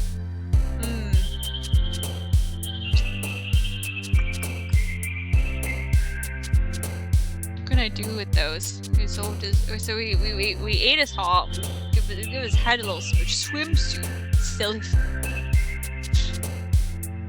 Silly. I kind of like silly. How can we work that in? After eating the Fluffy Papa, we could flee the scene of our war crimes at this point. Honestly, we've just massacred a crowd of people and then committed cannibalism and not necrophilia, but it's getting close. You should probably flee. Another silly Sunday. It's just... It kind of goes a bit above and beyond silly. Yeah. Alright, we're gonna flee the scenes of our horrific crimes against humanity, because massacre, cannibalism, sort of necrophilia, but it's questionable. We're fleeing the scene. We fled the scene. And all this because we wanted to buy new socks. What is Sunday? What is Sunday? Aw, man. I'm the last one here again. Yeah, get with the times, Monica. Why are you so late all the time lately? Don't worry, I just walked in too with my excellent poem about cannibalism. You'll love it. You will love it, Monica. Democracy was... You think democracy was a mistake now? You didn't like the poem about buying new socks because your electric ones made you depressed, and then finding the love of your life in a shopping mall, and then riding off into the sunset and accidentally massacring a crowd of people, and then he gets so angry that he explodes, and then you have to kiss his severed head and then eat his heart, and then you have to flee the scene because you technically just committed war crimes. If you don't like that, because I think that was pretty good democracy to me. The people have spoken. Yeah, that was perfect reason why democracy, it sometimes takes a dark turn, and you just have to roll with it. And sometimes democracy leads to a little bit of war crimes and cannibalism. It's just the way it goes. It's fine. It's fine. It's really okay. Don't worry. I just walked in too. Were you practicing piano again? Yeah. Ha ha ha ha ha. You must have a lot of determination. Hello. Starting this club and now picking up piano? Well, maybe not determination, but I guess passion. She's full of passion. We had passion once with Fluffy Papa. Something political commentary about school. Remember that the club wouldn't be here if it wasn't for all of you. And I am super happy that you're all willing to help out for the festival too. I can't wait for the festival. It's gonna be great. I don't think it's gonna be great, Natsuki. Weren't you complaining about it just yesterday, Natsuki? Well, yeah. I'm not talking about our part of the festival, but it's a whole day of school where we get to play and eat all kinds of delicious foods. You sound a bit like Sayori all of a sudden. That's true, that is something Sayori would say. Is Natsuki okay? Monica, do they usually have fried squid? Squid. It's a pretty specific thing to look forward to. Oh, come on. Are you saying you don't like squid? You of all people? I didn't say I don't like it. Besides, what do you mean, you of all people? Because it's right in your name. Is it? Is it right in her name? Monica. This is not how you say my name at all. Also, that joke makes no sense in translation. Yeah. I'm kind of lost yet. Also, I'm trying to think of the Japanese word for this. Yeah, I'm trying to think of the Japanese word for squid, and it's just not. Does anyone in chat know? Because my memory is Ika. Ika? Damn, well that makes more sense. Never mind. Let's just focus on our own event. Also, she just broke the fucking fourth wall again. This bitch, this goddamn bitch. Let's just focus on our own event for now, okay? Fine. Your reaction's on as fun as Yuri's or Sayori's anyways. She did, the bitch. Excuse me? Where is Sayori anyway? Oh, there you are. Sayori is sitting at a desk in the corner of the room looking down at nothing. Smug Yuri. I walk over to her. Hey, Sayori. I wave my hand in front of her face. You're spacing out again. Ah. Haha. Sorry. Don't mind me. You can go talk to everyone else. Huh? Is everything alright? Of course. Why wouldn't it be? It just feels like you're a little off. Sorry for assuming things. Jeez, you worry too much about me. I'm fine, see? Sayori shows me a big smile. Don't let me distract you from having fun with everyone. Oh no, she's depressed. Well, alright, if you say so. I worriedly glanced at Sayori before turning back towards everyone else. But the conversation was already dispersed with everyone back at their usual activities. Maybe I should ask Monica if she's noticed anything about Sayori recently. Since they've been preparing for the festival, they must be spending a lot of time together. I timidly approached Monica, who was shuffling through some papers at her desk. Mintie, what's up? Hey, this might sound a little strange, but have you noticed anything up with Sayori recently? Anything up with her? In what way do you mean? Maybe I'm reading into it a little too much, but she seemed a little downcast today. Oh, you think so? I can't say I've noticed anything about her. Monica peers across the room at Sayori, who is idly dragging a rubber eraser up and down her desk. That's depressed activities, my guy. Maybe there is something on her mind. But I'm surprised I'm not the one asking you, Mintie. You certainly know her a lot better than I do. Yeah, but she's never really like this. She's always talked to me about things that bothered her, but this time when I asked her, she was really dismissive. Sorry, I know it's not your problem. I just wanted to ask if you knew anything, so I'll drop it now. No. It's important to me too. I mean, I'm also friends with her. And I also care about the well-being of my club members, you know? Maybe I'll try talking to her myself. Are you sure about that? She seemed like she wanted to be left alone. Lies? Wait, Monica's lying? Are you sure? Maybe she just had a hard time bringing it up with the person of interest.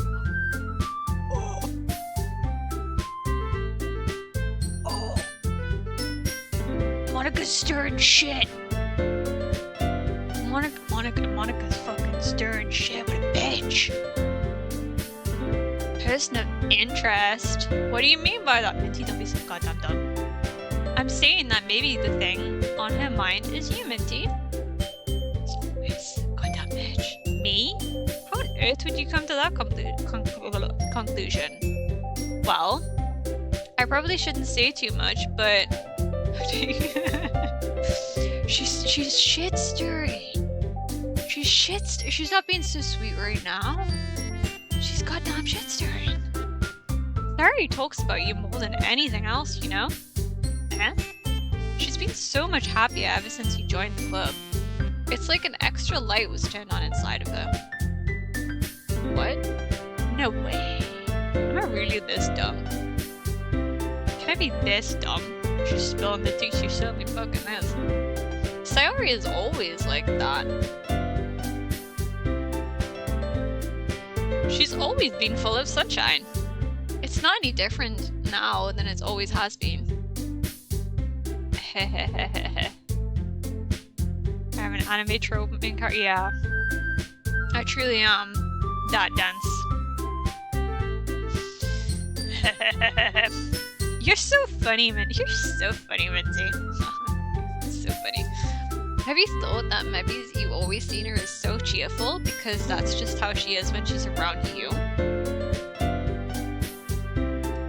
I said too much. I'm sorry, what do I know anyway? I didn't mean to jump to conclusions. You should just forget about what I said. I'll try to talk to her, so try not to think about it for now.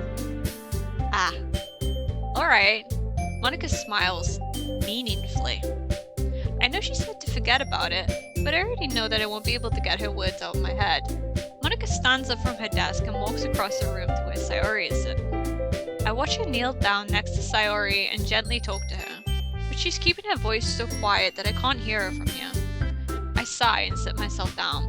I know Sayori told me not to worry about it and to have fun with everyone else, but that's impossible to do when she's behaving like this. Exactly how much do I care about her that I'm letting this weigh me down so much? Now it feels like I'm the one behaving out of the ordinary, but there's nothing I can do besides wait for Monica. Hey you. Eh. I look up to see Natsuki next to me. Are you just gonna sit there and keep staring at nothing? There isn't that much time, so... Sorry. I didn't mean to make you worry or anything. Baka. It's not like I'm worried. I was just... Natsuki glances down at his side. She's holding the volume of manga in her hand. That's right. Something just came up for a minute, but we can get started now. I won't make you wait any longer. Jeez. Now you're making me feel like a jerk. You should feel like a jerk. You're so fucking mean to me for no fucking reason all the time. If something's bothering you, then you could just tell me to leave you alone and I will. I mean, assuming you didn't feel like talking about it or anything. She practically mumbles the last part. That would have been handy to know before I read it the fuck out. Nah. I'm probably making it seem like a bigger deal than it is. I've just been thinking about Sayori, that's all. Sayori? Thinking about her? Yeah, she seems pretty down today. But she didn't want to admit it to me, so I can't help but wonder if something happened to her. You fucking happened to you. Dumb. Oh. Natsuki exhales. Well, first of all, you should really work on your phrasing. But anyway, you're her best friend, right? Yeah, I guess so. Yeah. Then in that case, I think you should trust her a little more. If she needed you, then you would be the first person she would go to, right? I guess that's true. I mean, some people just have those days. You can't always avoid it. If anything, she probably doesn't want you to worry about it because it's not important. Yeah, that's kind of what she said to me. Maybe it's not right for me to go against her wishes. Exactly. I kind of read that more of a question. It's fine, let's move on. Let's keep it going. If she needs you to worry about her, then it'll be a lot more obvious. What, like not being her usual self? I feel like it's kind of obvious, no? Yeah, I should have thought of it that way from the start. Natsuki fiddles with the book she's holding in her hands. She really means a lot to you, doesn't she? Don't get the wrong idea or anything. We've just been friends for a long time. It's normal to be worried about your friends. I mean, you were worried about me, so... I was not, you fucking bitch. Geez, if you're fine, then let's hurry and get started already. I pull the first volume of Parfait Girls out from my bag. Natsuki takes it from my hands and quickly turns it over, presumably to check for wrinkles. Hey, I'm not that careless. I handle manga all the time, you know? I just wanted to make sure. Can you blame me for being paranoid? I don't give people my manga every day, you know. That's true. I don't blame you. Well, anyway, let me put this one back. I'm gonna get the next one, okay? Is she being semi-nice now? I get she's a tsundere, but gotta go down. Natsuki makes her way to the closet. I follow. So you're gonna tell me everything you thought, right? Where did this volume leave off again? I forget. The chapter ended when Minori and Alice found Monica. Natsuki's voice resonates out from inside the closet. I peer inside. All of Natsuki's books are lined up on the top shelf. Did you move my manga again? Natsuki is a sweetheart. I feel like I can see that, but she has such a tough shell to crack. She's so prickly. Sorry. The teacher got mad at me for taking up so much space in her closet. So I had to move some stuff around and clean up a little bit. It's all still there, I just had to organize it a bit. Ugh. The top shelf is far above Natsuki's head. She makes a futile hop, trying to figure out how to reach her manga. Small girl energy. There's nothing wrong with small girl energy. Small girl energy is fine. I'm defending the small girls. We're good. A little angry, but we're good. Jeez. This is so inconvenient.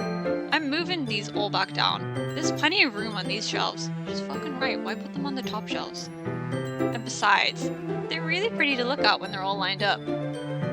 Why would you waste that on the top on the Chihuahua? Good Why would you waste that on the top shelf? Natsuki. There's a stool on the wall there.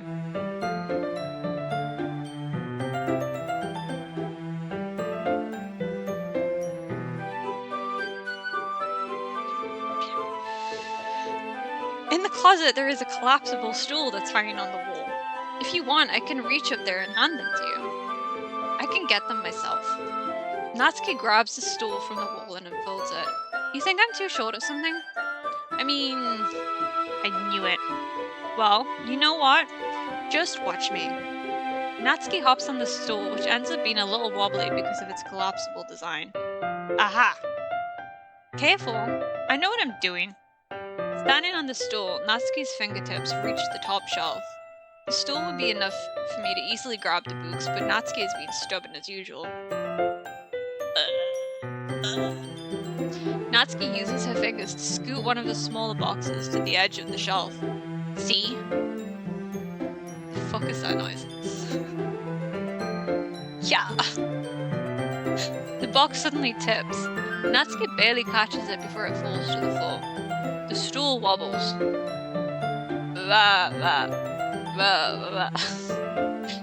Losing balance, Natsuki hops off the stool. Thankfully, she was able to stay on her feet. She holds the box triumphantly. What a save, what a clutch. What a G from Natsuki. There. Having almost fell, Natsuki is a bit shaken up. Jeez. No need to prove yourself to me. There's no way you'll be able to get the bigger boxes off like that. I can reach them, so just... I said I can do it. I don't want your help, okay? With a sigh. I'm gonna get a chair, so just hang on. Natsuki forces her way past me out of the closet. Let's see, she's got that short girl determination. And that's admirable. That's admirable.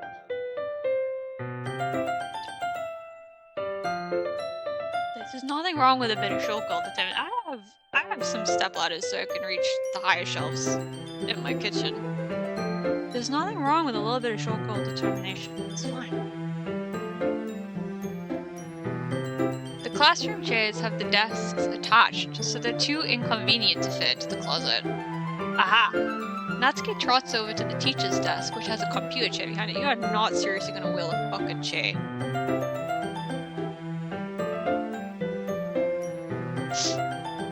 What the fuck is that supposed to mean?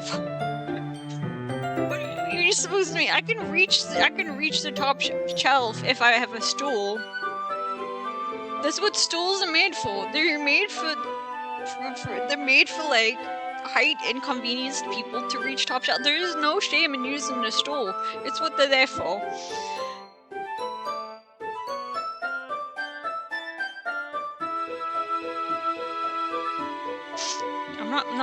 God damn it, I'm not being bullied. I'm not being bullied from my heart. I have stools, it's fine, it's totally okay to need a stool. It's okay, it's fine to need a stool to reach the top shelf. It's okay, it's fine, it's good. Natsuki trots over to the teacher's desk where there's a computer. If she's gonna use one of those wheelie chairs, yeah. It's a short girl mistake. She rolls it on its wheels back over to the closet. Ah!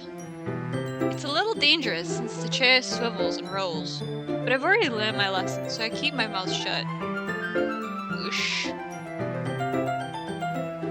Natsuki climbs onto the chair, then slowly balances onto her feet. Since she refuses my help, I take a seat with my back against the side of the doorway and simply watch. That was a little bit, that was much. I don't think 5'6" is that short. But I'm 5'3", so I'm usually the shortest. It looks like it would taste of bubblegum or mint chocolate. I mean, it might taste like mint, I think. It's kind of, yeah.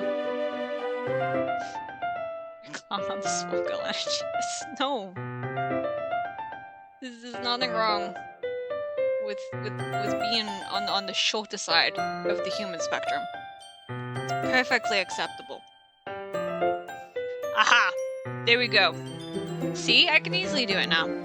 Fucking wheelie chair, Natsuki, you psycho. Natsuki grabs a stack of manga and bends down to put it on the shelf below. You should not be bending in a skirt that short either. The chair swivels. Natsuki catches herself on the shelf. What are you doing? Can you at least hold the chain steady instead of sitting and doing nothing? Hey, show people for the win. Who is it who told me not to help? Saw people? What is a collection of emojis? It's amazing. Yeah, I got you. I hold the chair while Natsuki reaches back up. I can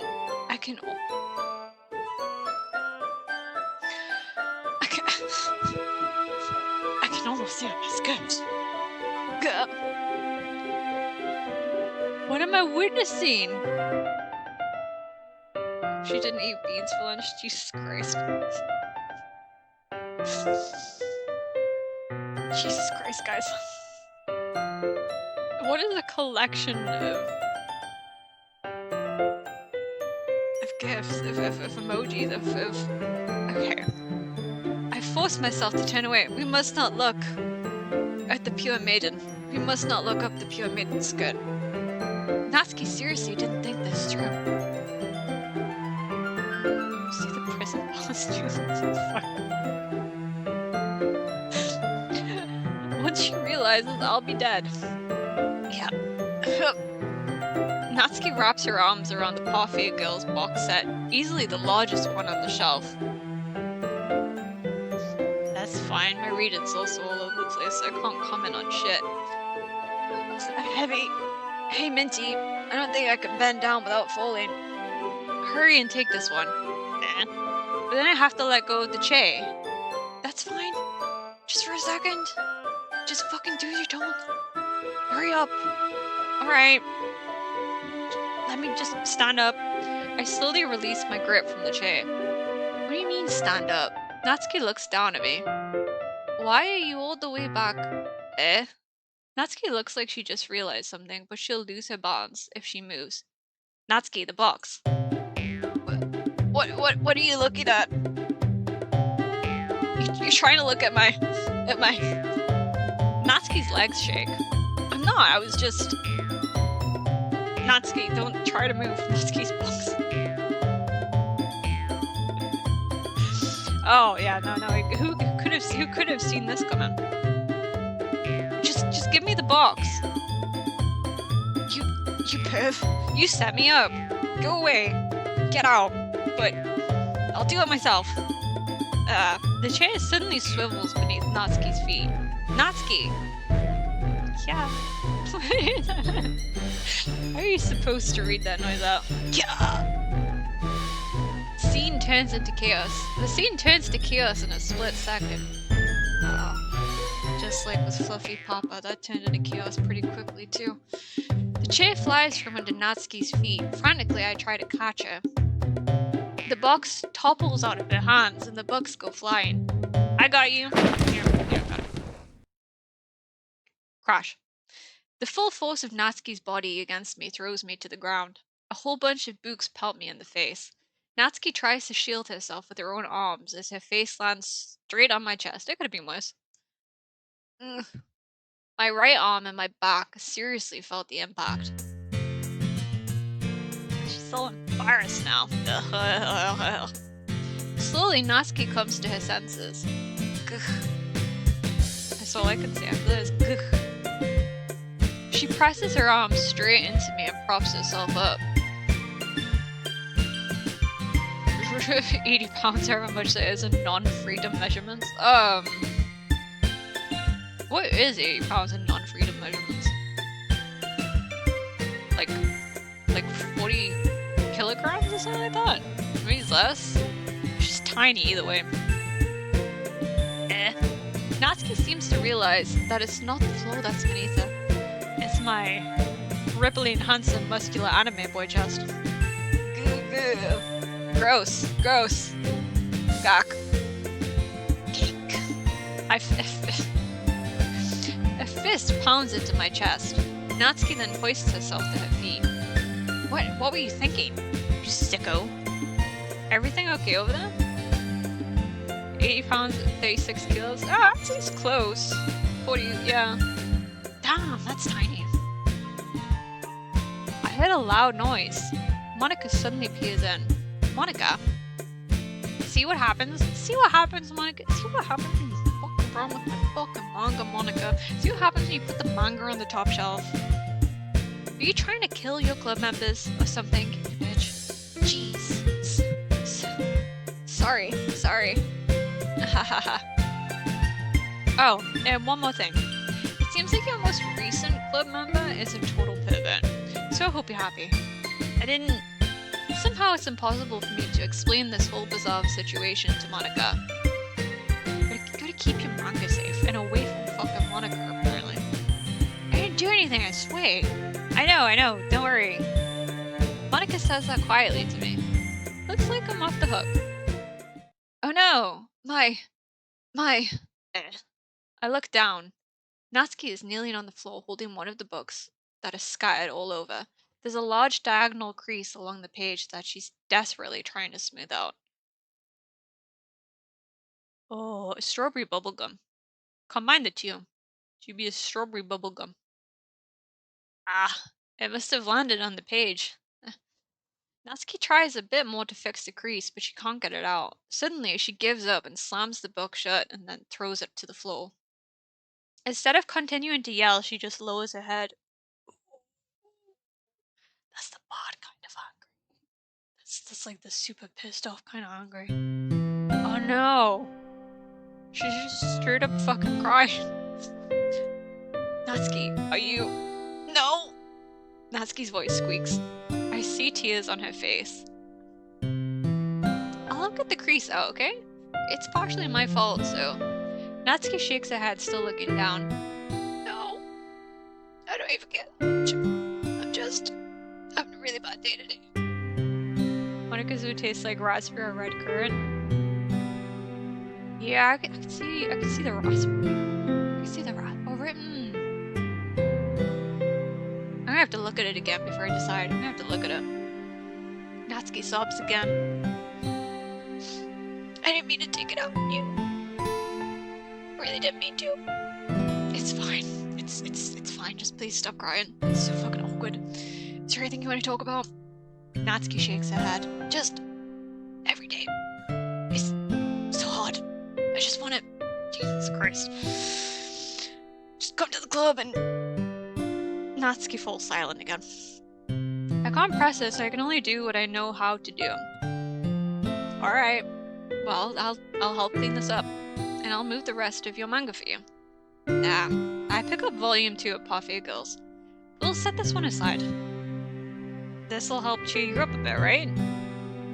We can get started on it once I'm done here. Natsuki looks up with her glossy eyes. Her lip quivers. You're really nice to me. Yeah. That sounds really strange coming from Natsuki. I didn't expect it at all. Poor Natsuki. I get mad when my books get creased too. I don't blame her. Well, I'm just treating you like a friend, you know? Your Friday nights have changed. Look, it's a Friday night watching a VTuber play a visual novel about depressed anime girls. It's an excellent Friday night to me. It's a good Friday night. Natsuki lowers her head and stifles another sob. I'm not sure what happened to her today, but being nice is the least I could do. The next couple minutes are silent between us as I begin gathering the scattered books. Strawberry and cream lollies. Ooh. I feel like maybe it would taste like a little spicy. Like pumpkin spice. An exquisite Friday. A delectable Friday. I make sure to slip them into the box in the correct order. After a little bit, Natsuki starts helping. It isn't long before we're done, and I hoist the box down onto the shelf where Natsuki wanted to put it. Then I get on the stool. I just get on the entire I get on the stool and quickly finish moving the rest of her books from the top shelf. Indubitably. No strat. Oh shoot, we could have put the monocle on for this. Alright, that should do it. I hop off the stool. Natsuki averts her gaze. Thanks. It's nothing.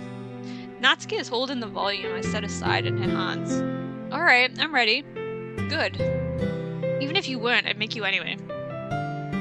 You're taking responsibility for what you said. The thing about cheering me up, you bitch. If you insist. We sit in the same spot as last time, and I open the second volume. Natsuki's mood quickly improves, laughing and pointing things out to me. She's surprisingly sharp, making note of a lot of subtle repeated jokes and background elements. How many times has she read these? Oh wait, she said she'd only read it once, right? In the end, I'm pretty impressed by how everything ties together in this manga. I guess Natsuki has good taste after all. After some time, Monica gets her attention as usual, and it's time to share our poems again. Yay! Poem time chat! Time to get concerned about our friends who are clearly not doing so very manly. Guess I'll be holding on to this for now. Yep. Even you sound more enthusiastic this time. Well, I'm starting to get into it, you know? Told you. Yeah. I returned to my seat and slipped the book into my bag. Fluffy Papa! Oh, everyone gets to hear about Fluffy Papa. Fluffy Papa. Should we recite the poem about Fluffy Papa to Sayori first? The Great Fluffy Papa Massacre of 2024. If one food describes you, what would it be? I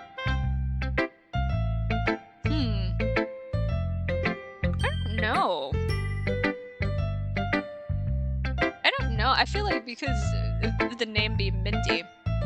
My name being Mintie, I feel like I have to go with like mint choc chip ice cream, but it has mint choc chip ice cream like describes me. I'm gonna have to come back to you on that one. I'm gonna have to think about it. I also want to say cinnamon rolls just because I fucking love cinnamon rolls, but I don't know if it describes me. Should we go with Sayori first? Should we just kind of work down the list like we usually did? Jacka potato or honeycomb ice cream? I do like a jacka potato. Asbestos is not a food. Asbestos is not. If you're gonna say asbestos, then I can say uranium. Cause 20 billion. Oh, what's a jacka potato? A jacka potato is a roasted potato. What are they called? Is it just a roast potato? But not like roasties, not like roast potatoes, like a stuffed potato. A Jaffa cake. A Jaffa cake is controversial. Cause I would describe Jaffa cake as a cake, but it's a biscuit. It's like a cake with like chocolate on the bottom and like an orange filling on the inside. That was a lot to spell steak, Andaka. That was all. We got there in the end. Jebby, you cannot be fucking anthrax. Jebby, you cannot be anthrax. It's fine. You got there in the end. We got to steak in the end. What is the other name for jacka potatoes, child? Is it just stuffed potatoes? I think it is, isn't it? Like it's just like you take a really big baked potato. That's it. Fucking baked potato. You take a really big potato. You stab it a bunch of times. Cover it in some foil and put it in the oven. For about 40 minutes, cut it open,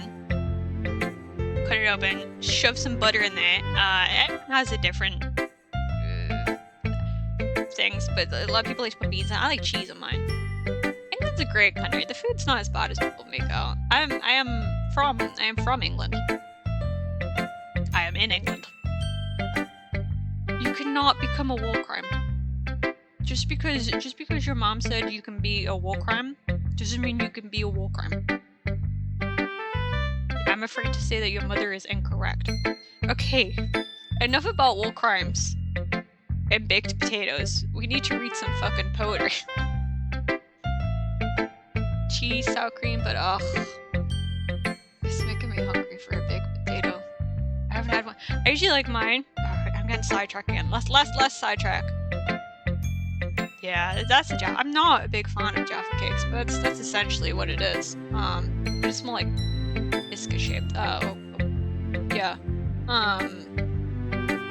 You're too deep digital. That's not a food. That's not a food. We're talking about food.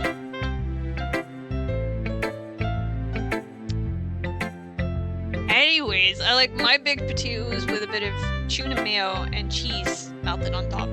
That's a good jacket potato. Garlic bread is amazing. Garlic bread is so good. Who is Astolfo? Akechi? I know Akechi.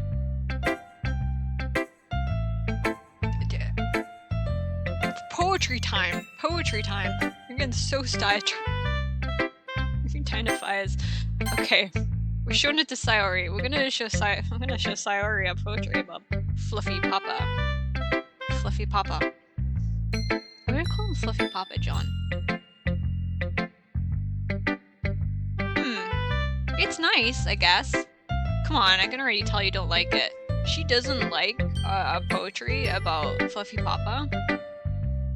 Mine's just she, her. Please don't call Akechi. Akechi is kind of... do you think she's gonna love Fluffy Papa? I'm scared she's not gonna like Fluffy Papa.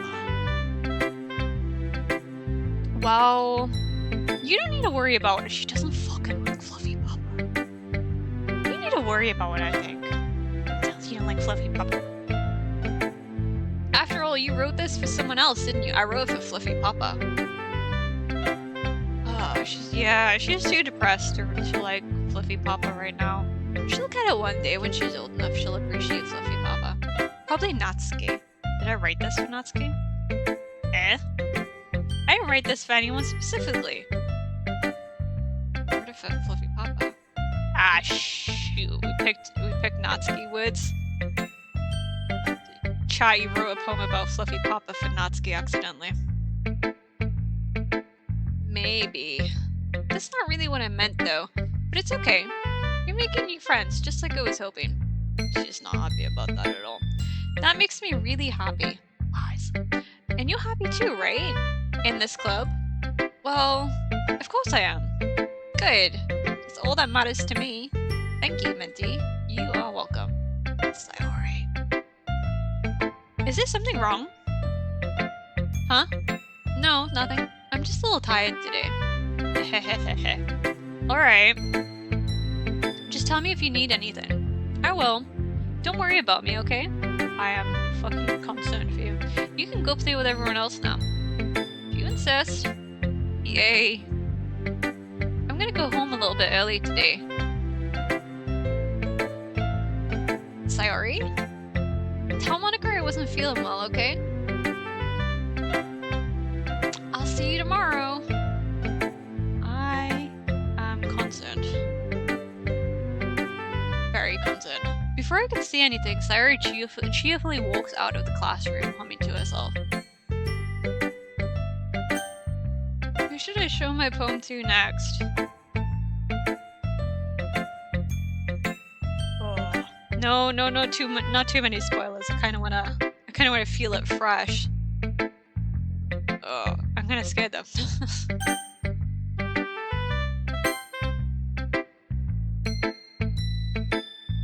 Okay. Natsuki reads my poem. She keeps glancing at me, then back at the poem. By now, she must have read it more than once. Ugh. Is it that bad? No, it's not. It's good. It's really good, okay?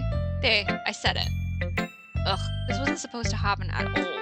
Why can't you just be bad at this? My poems are supposed to impress you, not the other way around. You trying to impress me? Obviously, Baka. You think I'd just let you enjoy Yuri's writing more than mine? Give me a break. Well, in that case, what's the problem with me trying to impress you? I'll tell you.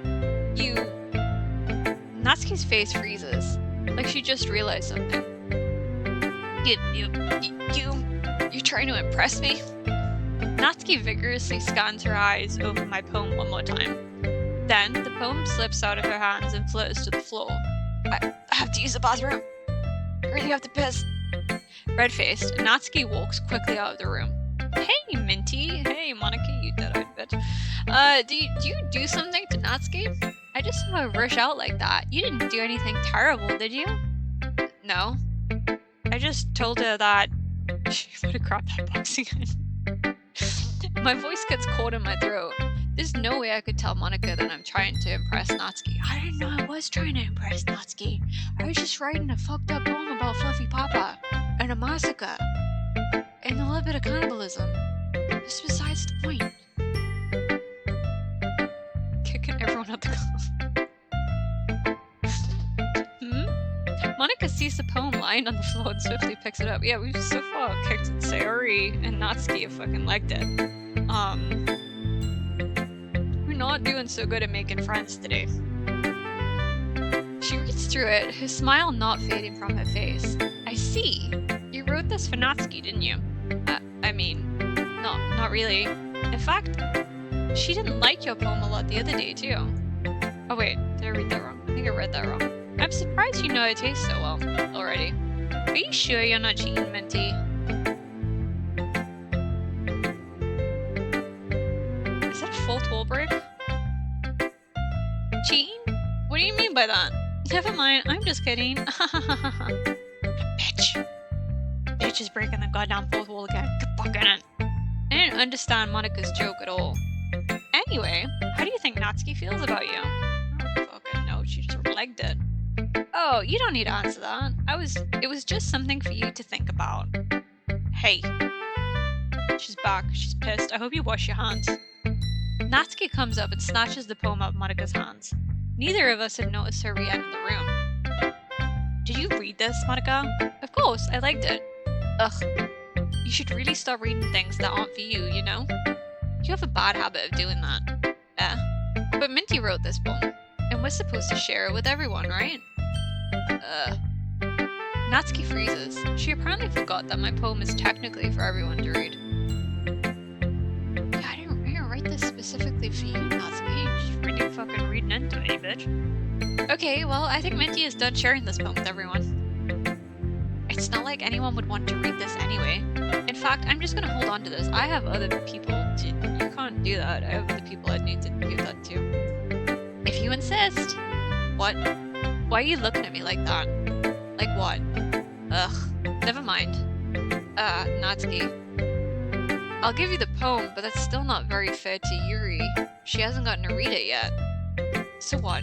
Well, I guess Mintie is right, Natsuki. It's not fair if you don't let everyone finish reading it. Fine. Natsuki returns my poem. It's not like she's gonna like it, though. Anyway, read my poem now. Oh, we didn't read Sayori's poem. We didn't get a poem from Sayori. She just fucked off home. Really concerningly. And no, I won't let you keep it. I'm gonna fucking keep it anyways. This is my only copy. Okay. I'll be your beach. Your mind is so full of troubles and fears that diminished your wonder over the years. But today I have a special place, a beach for us to go. A shore reaching beyond your sight. A sea that sparkles with brilliant light. The walls in your mind will melt away before the sunny glow. I'll be the beach that washes your worries away. I'll be the beach that you daydream about each day. I'll be the beach that makes your heart leap. In a way you thought had left you long ago. Let's bury your heavy thoughts in a pile of sand, bathe in sunbeams, and hold my hand. Wash your insecurities in the salty sea, and let me see you shine. Let's leave your memories in a footprint trail, set you free in my windy sail. And remember the reasons you're wonderful, when you press your lips to mine. I'll be the beach that washes your worries away. I'll be the beach that you daydream about each day. I'll be the beach that makes your heart leap in a way you thought had left you long ago. But if you let me be by your side, your own beach, your own escape, you'll learn to love yourself again. That was kind of cute. Very cute for Natsuki. Yeah. I felt like I keep writing about negative things, so I wanted to write something with a nice message for one. So this car accident. yeah, that was really feeling that one. It was cute, but not very solemn. Besides, the beach is awesome. Oh no, bot. Soul is a car accident called massacre. Oh no, Fluffy Papa. kind of hard to write anything negative about the beach. It is true. The beach is nice. I like the beach. So you decided to write about the beach first and came up with the message later? Yeah, well... It's only because of what happened yesterday. I don't think the bot has a mug, Jebby. I don't think the bot can do that. I mean, after Yuri and I realized we kind of wrote about the same thing. Oh, that's interesting. Smite the bot. She wanted to pick a topic and have us both write about it or whatever. Ugh, you can really see her doing that too. Making us write about a simple topic, then trying to impress me by coming up with something all fancy. Well, it's not like I care. I just did it anyway. I mean, I guess mine ended up being kind of metaphorical too. Kind of. But there's nothing wrong with doing that once in a while. At the very least, it was good practice. School year, I feel like Monica read it when she picked it up off the floor like she wasn't fucking supposed to. Hello, Yuri, did you like Fluffy Papa and in my massacre and Fluffy Papa exploding and the cannibalism and the little on Fluffy Papa's severed head? Because I was sad. She liked it. You definitely improved your writing over the course of these few days. I got so much better. Has my advice been helpful to you? I don't think. This is true. Did we even get the socks? Because the electric socks made us sad. We went to go buy some socks, but we fell in love at first sight with Fluffy Papa. She is kind of smug. She's got that little kind of grin. Has her advice been helpful? I feel like we didn't take in her advice at all. We just kind of mashed some words together.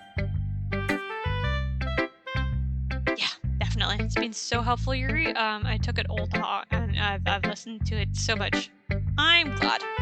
Sharing our writing like this, it's a lot more fun and rewarding than I anticipated. I need to remember to thank Monica. I think we all felt a little awkward at first, but now it seems like everyone is enjoying sharing their writing and seeing what others think. I guess I can't really disagree. I was afraid this whole thing would be a chore, but it's a great way for me to spend some personal time with all the girls in the club. You are just such a simp. But it's been fun getting to know everyone in their writing, and I guess doing some writing myself. She wants me with her smug goth mommy smile. Goddamn. Well, have you learned anything about yourself, Mintie? I've learned that I am a simp. Is what I've learned. That's what I've learned about myself. I've learned that I'm a simp, a terrible friend, and I am bad at raccoon hungers for Mintie. I hope I scared by that. I've also learned that I'm bad at short stories. Well, you know how I like to say writing is a very personal way to get in touch with yourself. In the end, it doesn't matter if you're a good writer or a bad writer, and even my opinions are just opinions, you know? As always, I believe what's most important is exploring and discovering yourself. That's comforting. I'm kind of afraid of disappointing you in some way or another. Why me? Well, you're always sophisticated with your writing and have the most advice to share. Is that so? Yuri thinks for a good minute. That must be terrible. For me to become someone whose opinion is fearsome. How unlikable of me. Yuri, it's not as bad as you're making it out to sound in your head. That's not what I mean. I just mean that I respect your opinion. I respect your talent as a creative writer, Yuri. I see. I'm sorry that I always overthink and come to those sort of conclusions. I'm just a little too used to it. Overthinking? Being disliked. Yeah. Yuri. What am I saying? I'm sorry, I didn't mean to bring that up. Let's move on. Alright. Do you want to share your poem now? Let's see what you wrote this time so I can be thoroughly disturbed. Okay. Here. Oh! Beach. That was the topic that was sharing was Beach. What is your job, Beach? A marvel millions of years in the making, with a womb of Earth chastistically? No, is that supposed to be an O? I can't read a handwriting sometimes. With a womb of Earth chaotically. Yes, chaotically meets the surface. Under a clear blue sky, an expanse chaotically. Oh, that was kind of hard there. Under a clear blue sky, an expanse of bliss, but beneath grey rolling clouds, an endless enigma. The easiest world to get lost in is one where everything can be found. One can only build a sandcastle where the sand is wet. But where the sand is wet, the tide comes. Will it gently lick at your foundations until you give in? What the fuck? Or will a sudden wave send you crashing down in the blink of an eye? Either way, the outcome is the same. Yet we still build sandcastles. I stand where the foam wraps around my ankles, where my toes squish into the sand. The salty air is therapeutic. The breeze is gentle yet powerful. I sink my toes into the ultimate boundary line, tempted by the foamy tendrils. Turn back, and I abandon my peace to erode at the shore. Drift forward, and I return to Earth forevermore.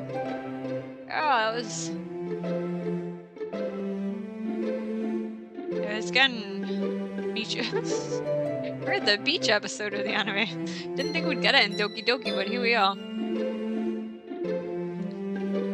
Everyone loves the beach episode. I don't know if I'd like a beach episode of Doki Doki. It's somehow there'd be depressing undertones.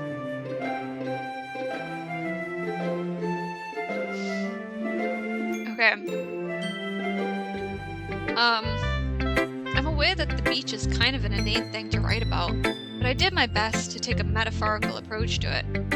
Yeah, Natsuki already told me about it. She did? She didn't say anything weird, did she?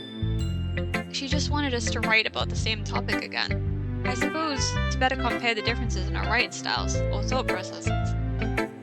Anyway, it was her idea. Knowing her, it's no surprise that she'd wanted to do something like that. She probably just wants to show off. It's not like I have a particular interest in her writing style. I just went with her request. But, well, I suppose it's not so bad to write about something simple on occasion. I don't think there was much simple about that. You managed to fit some metaphors in there. It can be refreshing, you know? It's good for me to calm my thoughts once in a while. Yeah, I think I agree. Thanks for sharing. Let's see what unhinged shit she has next. Hi, Monica. Hi, Mintie. Have you thought about what you want to submit to perform at the festival?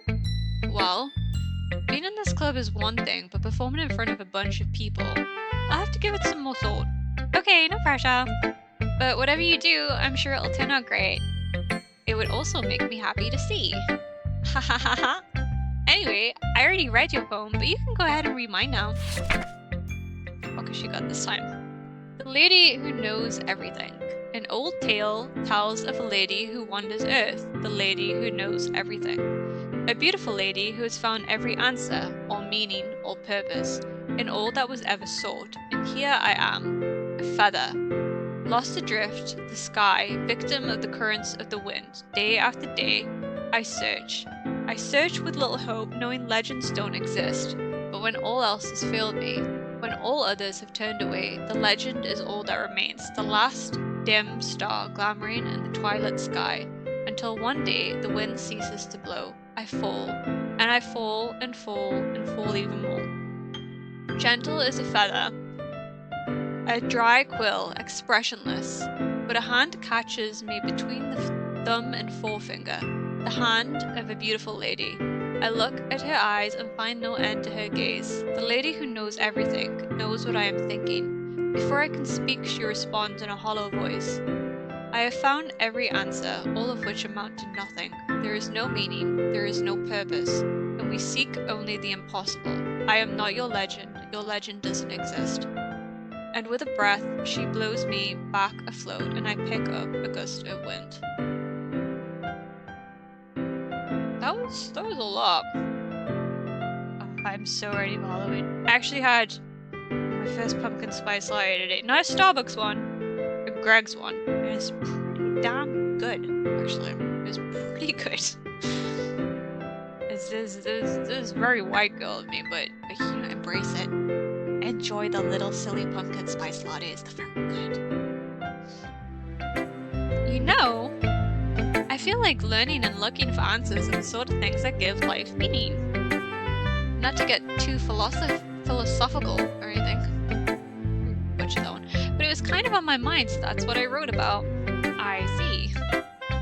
I never really put much thought into it. In a way, it's almost paradoxical. Because if we had all the answers, wouldn't the world start to lose its meaning? They do them.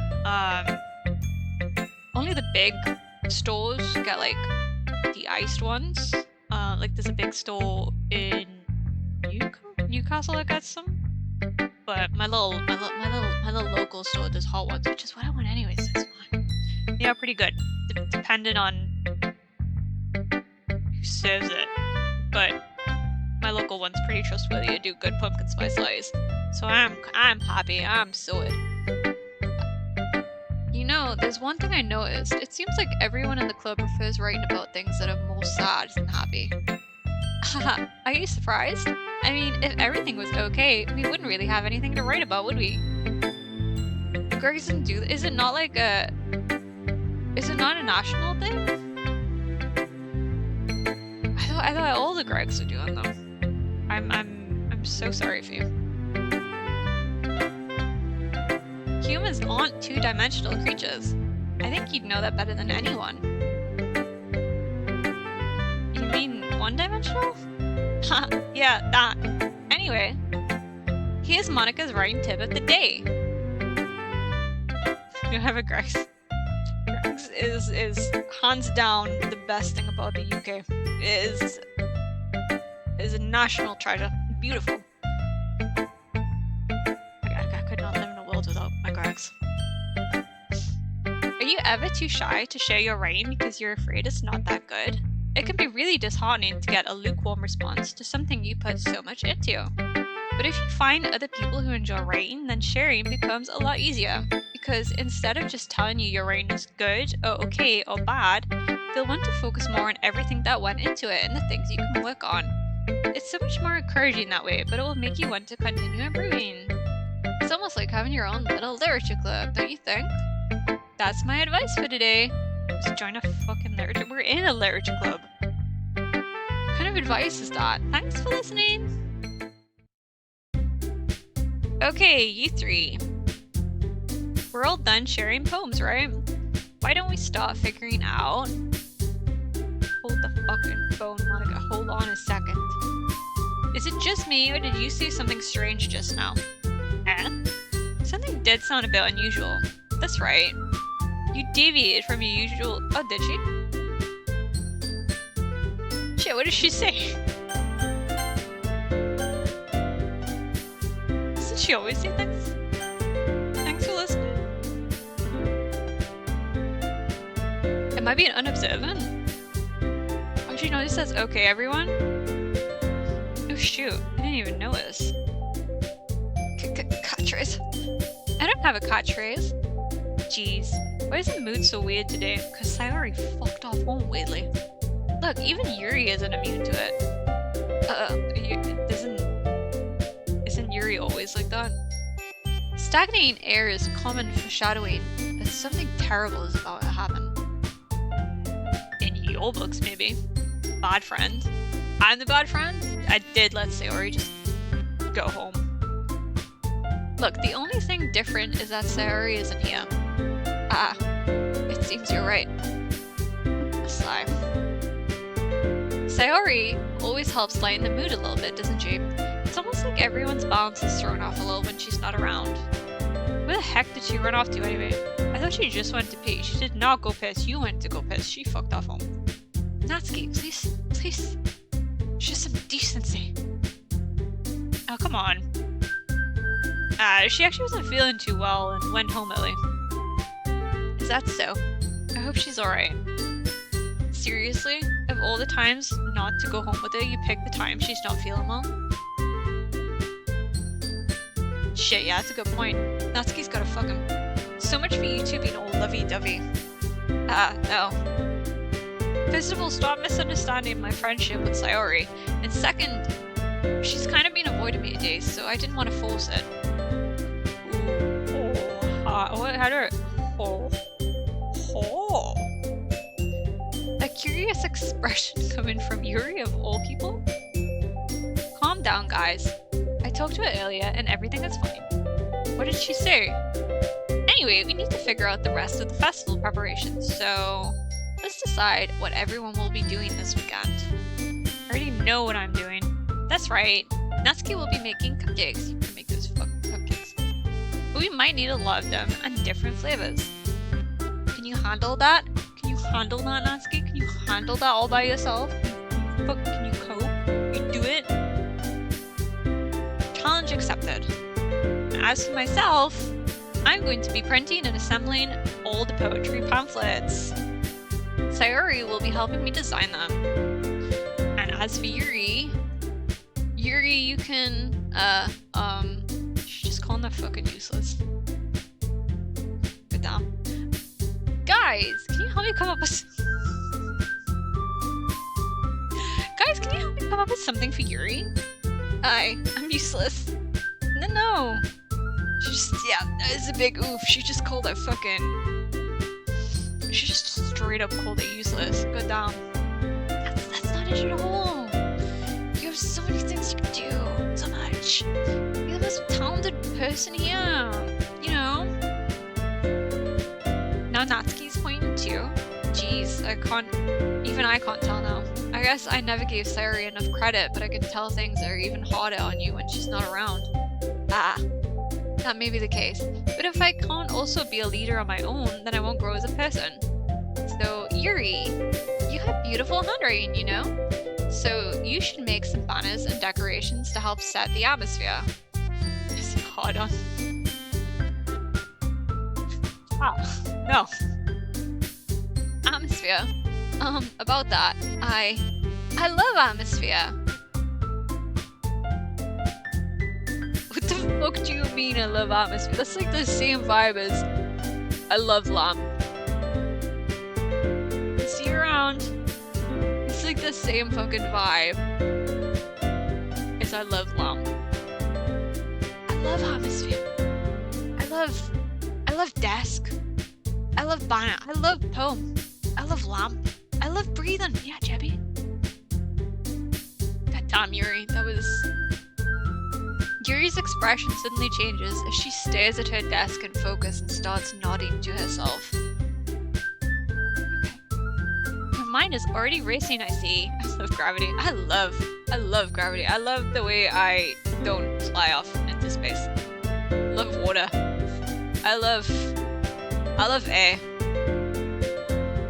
I love breathing. That's great. You'll be wonderful help, Yuri. But anyway, that just leaves you, Mintii. The one who is truly useless. I'm fucking useless. I love apathy. Haha, don't say that.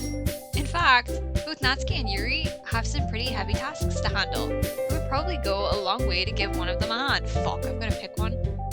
You could always help me out as well. I would be really appreciative of that. That's... Is Monica suggesting I spend the weekend with one of my club members? How on earth are they going to respond to a suggestion like that? I suppose I wouldn't mind a bit of help. Well, even if you don't know how to bake, there's always some dirty work I could give you. Fucking what? It's time to decide? It's not like Monica is gonna give me a choice, and you shouldn't be sitting on your butt anyway. Natsuki tries to mumble a bunch of excuses like that. If I recall, Natsuki, you mentioned that you would like to handle the baking on your own. Mintii may not like to be around if you only make him out to be a nuisance. Yeah, don't bully me, Natsuki, please. I'm sensitive. So therefore, he may be more suited to assisting with the decorations. Hold on, I never said that. Now how hard could it be to make a few decorations anyway? Sounds more like you're just trying to make excuses for Mintii too. What are you saying? It will be extremely meticulous work. And baking isn't. Just what do you think? Guys. There's enough of me to go around. Let's settle down for a moment, guys. In the end, it's up to Mintii to decide how he'd like to contribute. Besides, he hasn't really gotten the chance to spend any time with me yet, you know? So I'm sure he's interested in. You literally just said. I'm surprised as well. So, sorry. I was just saying though. Jeez, can we just sell this already? Yeah. Mintii, you're okay with this, right? In the end, it's up to you. Of course. Very well. In that case, everyone looks straight at me. I was seriously thinking of just going, is Monica an option? Oh. Okay. I don't think I want to pick Natsuki. And I don't want to pick Yuri. I don't like the way they were fighting. I'm concerned about Sayori. I feel like I should check up on Sayori. And then the option after that is Monica. Do Sayori? I'm thinking of going with Sayori. I feel like a good friend would check up on Sayori, right? Like she just fucked up home. I feel like I should spend the weekend with her. We're gonna save. They're doing an empty slot. Okay. We have saved. We're gonna go and help Sayori. Edie, Jebby, buddy. Edie's not in this game. That's Tuesday. We'll be seeing Edie on Tuesday while in New Vegas. No Rex. There's no Rex. These are the wrong cards, guys. I mean, if it's gonna be anyone, then I prefer helping Sayori. I mean, we're already neighbors, but Monica said that Sayori was helping herself. Jeez. Do you really hate us that much? Yes. We're all being fucking good. SpongeBob isn't in this game either, guys. There's no SpongeBob. Arcade Ganon's not here either. That's Tuesday when we play New Vegas. There's no Edie. There's no Rex. There's no Arcade Ganon. There's no SpongeBob. No, guys, I don't hear you at all. It's just you're all being real bitches to me. Sorry, I didn't mean for this to be difficult. Just think of the club, okay? Oh. Arcade Ganon would fit in. Do you think Arcade Ganon would fit in with Doki Doki Literature Club? Do we all play?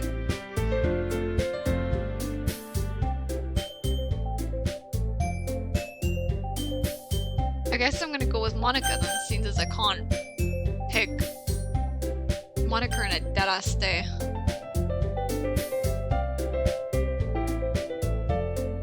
Seems as I can't go see Sayori. Okay, Monica it is. We'll lock it in. Arcade Ganon in a school uniform. I want that image out of my head right now. Oh. I'm gonna go with Monica because it seems like the in the middle of the road, and I wanted to go with Sayori. So, okay, you safe. I'm scared. Let's go with Monica.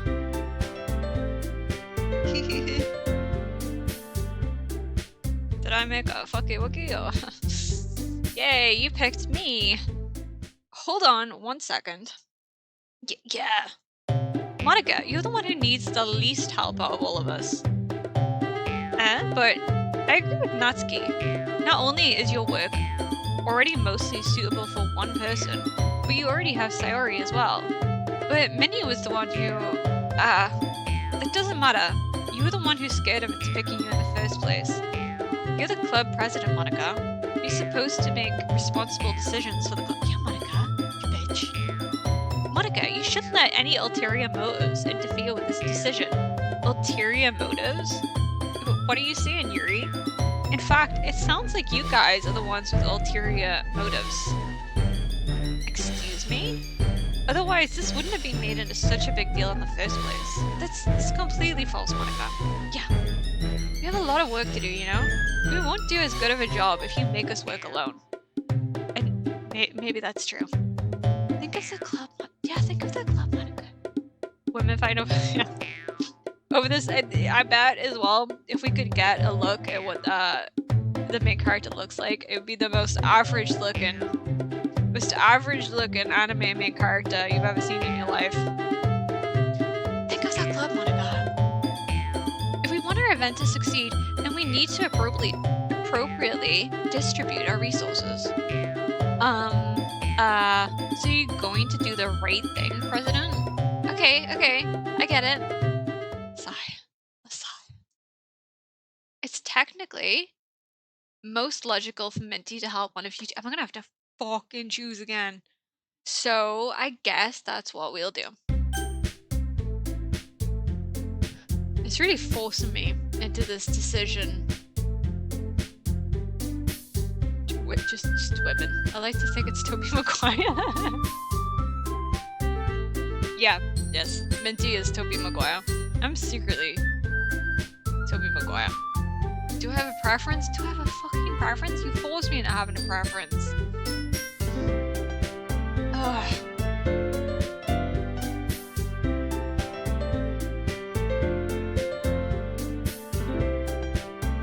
That is true. We haven't spent a lot of time with Yuri. We've spent a lot of time with Natsuki. We read all the manga together.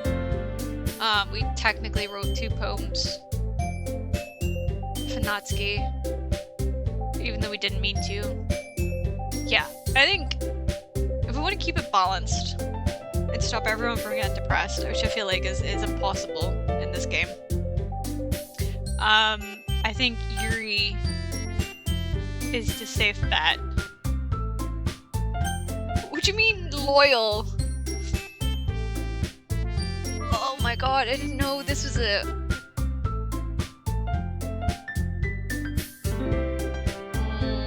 stressing. Alright, we're gonna go with Yuri. I'm not... Oh fuck. Me? Are you serious? Why would you... Natsuki, I can already tell you're about to see some of me. No. I was just saying, so you'll be helping Yuri then, Mintie? Yeah. We're gonna be helping Yuri. That's what I'm gonna do. I'm glad. I have a bad habit of overthinking these sorts of things. Yeah, you seem like an overthinker. So I think your assistance will be very useful. That's great to hear.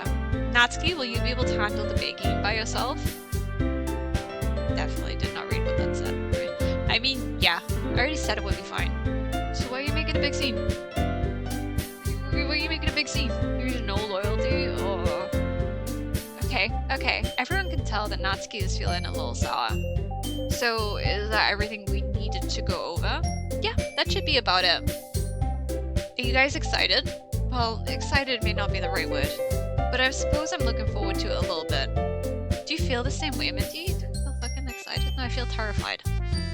Me?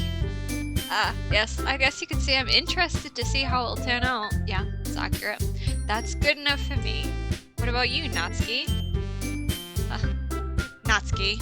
What? Why is everyone yelling at me? I didn't even do anything. No, that's not what I meant at all. Yuri anxiously glances between everyone in the room. I'm so sorry for this. I really know why Mintie picked me. I'm not breaking anyone's heart. Why do I don't want to break anyone's heart. I'm trying not to. Oh god. And also, your cupcakes are the best cupcakes I've ever had. They go really well with my tea, and nothing that I do for the event will compare to that. So, get it. I'm kind of surprised though. Why? Well, I'm the one acting immature. I already know that. You're trying to cheer me up all of a sudden. I know I'm not very good at it. I'm sorry if I said something bad. Natsuki isn't the only one surprised. Monica and I are also taken aback by Yuri's words. When she already has trouble with words, trying to cheer someone up must be far out of her own comfort zone. But I begin to understand. Yuri was trying to sound like Sayori. Even if that didn't work perfectly, I can tell that she tried to say something Sayori would say at a time like this. Because Sayori always helps everyone with a smile and feel good about themselves. No, I kind of appreciated it. I'm sorry for making a big deal out of nothing. But I'm gonna say this. You better bet that my cupcakes are gonna be the best part of the whole event. Okay, love cupcakes. Ah, I believe you. Yeah, I hope to see everyone do their best. But with that, there's nothing more for today, so I guess it's time for us to head out. Alright, let's get out of here then. We don't have to write poetry tonight, right? Everyone packs up their things. I start to follow Monica and Natsuki out the door as they chat between each other. I turn around. Sorry. I realize that I don't have any way of contacting you this weekend. Oh, you're right. I can't believe that slipped my mind. Or should I give you my phone number? No, give me your Discord. I think that would be the best way, yes. Alright then. Yuri and I exchange phone numbers. Okay, then I'll be stopping by your house on Sunday. My house? My house? Is that a problem? No, not at all. I just thought I would be the one going to your house since I'm the one helping you. I suppose that makes sense. But if you don't mind, I'm about to get a couple of new Discord kittens. But if you don't mind, I think I would prefer going to your house. Be on MySpace, goddamn. Okay, MySpace? Alright, you can be in my top 10 if you add me this year. In that case, it won't be a problem. I decide not to press Yuri for a reason. It's not like it should matter much either way, so I'll just need to make sure my room is clean. Clean up your fucking room. I hope I managed to make myself useful in some way. I'm not nearly as creative as you are. Don't underestimate yourself, Minty. I won't. I think that we'll make a very productive team. Even if you only chose me because you felt bad or something, I did. Wait, you don't actually think that, do you? I don't know. It's difficult to come up with any other reason you may have chosen me. You're forgetting the one reason with the most common sense. I chose to help you because that's what I wanted to do. Because I felt really fucking bad that we haven't spent any time together. But Yuri thinks to herself with an extremely tense expression. Yuri, you're overthinking this. Yuri, you're being overthinking. Yuri. You wanted me to point out when you're overthinking, right? Yeah. I didn't realize. I'm telling you, I want to. That's all there is to it. Do you believe me? Yuri thinks really hard again. She looks straight into my eyes for a long while. I believe you. As if it took a tremendous effort, Yuri finally says that and relaxes her expression. And I'm really looking forward to Sunday. Yeah, I am too. After that exchange, I make my way out the door and Yuri follows. I feel like, okay, maybe I'm being too logical about this, but the weekend has 2 fucking days, right? Why didn't we help Natsuki on the Saturday? Or like, why didn't the three of them help each other, like, we'd do the bacon on the Saturday and then we'd do the signs together on the Sunday? Why did we all have to get into a giant fucking argument? It makes no sense. Goddamn kids. I can't believe this. Yuri is going to be coming over to my house on Sunday. Even though I would have preferred to do this with Sayori, my anxiety still shoots through the roof. I guess I've gotten pretty used to handling her at this point. It's because women, not fucking anime girls. Why use logic when drama? Anime women, yeah. But who knows what might end up happening when we're outside of school. She even told me she was looking forward to it. I shook my head. Why do I feel nervous that Sayori finds out about this?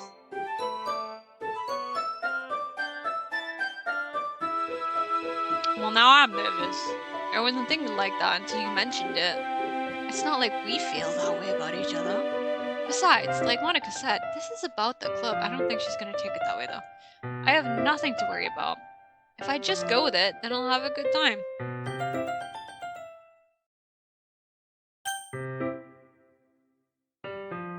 Oh. Heads up, chat. Oh, fuck. It's already Sunday! And we just got a trigger warning. Yay! I've been getting increasingly anxious about Yuri's upcoming visit.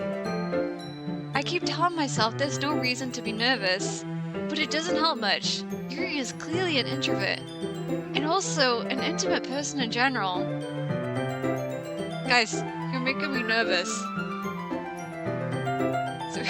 What? Did the visitors to your house get a trigger warning? There's no doubt that she'll open up a little bit when it's just the two of us. Meanwhile, we've even been texting occasionally. She was extremely apprehensive at first, but it wasn't long before I was already learning more about her. Maybe we should put one on the stream. Maybe we'll just have a trigger warning pop up on the stream before you click into it. What would I have? Trigger warning. Bad navigation.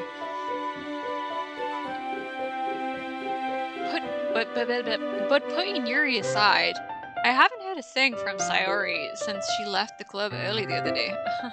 Shouldn't you be fucking worried? It's not like we text each other all the time or anything, but I've been worried about her in the back of my mind. Between what Sayori said and what Monica said... Oh. Okay. I know bits and pieces. I know little bits. But I don't know the plot. So I'm scared, worried, anxious, terrified. Oh no. Is it really okay for me to put Sayori's feelings aside when she might need me? I decide to visit Sayori before Yuri comes over. Rather than asking, I'd simply tell her I'm coming over, much like we've done in the past. I know some events. I don't know whether you think so. Once I reach Sayori's house, I knock on the door before entering it myself. Again, we used to play so often that we've made it a habit of simply entering each other's houses like we were family. The house is quiet. Sayori isn't anywhere on the first floor, so I assume she's up in her room. It's already strange of her not to run down and greet me. Oh, fuck. I head up to her bedroom where I finally find her. Sayori? Oh! We're okay. What was I worried about? What was it? Nothing. Nothing. Hi, Mintie. I sit down in her room. Sayori forces a smile, but it's easy to tell that she's different. There's a minute of silence between us. You haven't come over like this in a long time, have you? I guess you're right. I was kind of stressed there for a little bit. I'm not gonna lie. I'm not gonna. Whew. Okay. I'm really worried about our friend. It has been a long time. It's been a long fucking time, Sayori. Not much has really changed, has it? Sayori's room is as messy as it's always been. I also recognize the same stuffed animals and mole decorations that she's had for years now. If you came over more often, it wouldn't be such a mess. How bad of a friend am I? That's because I end up cleaning it for you. How come you suddenly wanted to come over today? Aren't you supposed to see Yuri today? Yeah, but... Wait, how did you know that? Sayori had already left by the time we decided that last meeting. That's a good fucking point. How did you know that? Monica told me. Oh. It's only natural for her to keep me informed about the festival preparations, right? That's true. Monica's trying to fucking stir shit. What about you? Aren't you gonna be helping Monica today? Of course. But I'm just helping her online. We didn't plan to meet up or anything. So it's just me and Yuri then? Yep. There's some more silence between us. Sayori stays in a random direction. Everything about her behavior is really uncharacteristic. I finally get to the point. I just wanted to see how you were doing. After you left on Friday, when something's wrong, you can't hide it from me. I know you too well. So, Sayori smiles, shaking her head. That's no good, Mintie. Eh? Why can't it just be like it's always been? This is all my fault. If I didn't get so weak and accidentally express my feelings, if I didn't make that stupid mistake, then you wouldn't have been worried about me at all. You wouldn't have come here. You wouldn't have even been thinking about me right now. But this is just my punishment, isn't it? I'm getting punished for being so selfish. It's a worrying way to look at it. I think that's why the world decided to have you come over today. It just wants to torture me. No, not a I'm worried now. I'm worried more now. Sayori. I grab Sayori by the shoulders. What on earth are you saying? Are you listening to yourself right now? I know something happened to you. There's no other explanation for you to be like this. So tell me already. Girl is not okay. She's seriously not. Until I know, I won't be able to stop thinking about it. Ah. Sayori gives me an empty smile. You really put me in a trap, Mintie. But you're wrong. Nothing happened to me. I've always been like this. You just seen it for the first time. Seen what? What are you talking about, Sayori? Drink the demons. I don't think that's the solution for everything. I don't know if it would help in this situation. Really just gonna make me see it on you, Minnie. I guess I have no choice this time. The thing is, I've had really bad depression my whole life. Did you know that? Why do you think I'm late to school every day? Because most days I can't even find a reason to get out of bed. What reason is there to do when I fully know how worthless I am? Why go to school? Why eat? Why make friends? Why make other people put their energy and caring to waste by having them spend it on me? That's what it feels like, and that's why I just want to make everyone happy, without anyone worrying about me. Big wolf. God. I'm in shock. I can't even figure out how to respond. How is it possible that Sayori kept this from me the entire time that I've known her? How is that pretty deep? Did she really want so badly for me just not to think about her? Why, Sayori? Eh? Why is it that you've never told me about this? It almost feels like I've been betrayed as your close friend. Reason like that, I feel like that's not. Because if I knew, I would have done everything I could to support you. Even if there's only so much that I could do. I would have tried a little bit harder to make every day a little better for you. See, that's why you're wrong as a friend. You should be doing that regardless of whether your friend's depressed or not. You should just be trying to make the day a little better for everyone, regardless of whether you know they've got mental health issues or not. That's why I'm your friend. All you had to do was tell me. You don't understand at all, Mintie. Why do you think I didn't tell you? Because if I told you, then you would have to waste effort caring about me instead of doing important things. I don't want to be cared about. It's bittersweet when people try to care about me. It feels nice sometimes, but it also feels like a bat being swung against my head. Don't just fucking anime girl giggle after saying something like that. God damn. God fucking damn. That's why I wanted so badly for you to make friends with everyone else. Helping everyone be happy together is the best thing for me. But then I discovered something else too. Seeing you make friends and get closer with everyone in the club, it feels like a spear going through my heart. So that's why I decided the world just wants to torture me. Every path leads to nothing but hit. You're right, that I don't understand. I don't understand your feelings at all, Sayori, but I don't need to understand. Whatever it takes for me to help you stop hurting. That's what I'll do. That's a better attitude. That's a better attitude. Oh, no, Mintie. There's nothing. Nothing at all. The only thing that could have helped is if everything could be like it always was. She pretty much does. She says the most depressing, profound shit and then goes, ah ha ha ha ha. But I was selfish. I finally showed you what a horrible person I am. Tears streaked down Sayori's face. I made you join the literature club because I was selfish. And I was punished by my heart hurting in a way that I couldn't understand. Yeah. And now you came here and I made you hurt too. I'm just weak and selfish. That's all I am. And that's why I'm going to accept these punishments, because I deserve every last one. Without thinking, I once again grab Sayori's shoulders. This time I pull her into a tight embrace. We will hug. We will hug the pain away. Ah, Minty. Sayori. I made it growl, but there we go.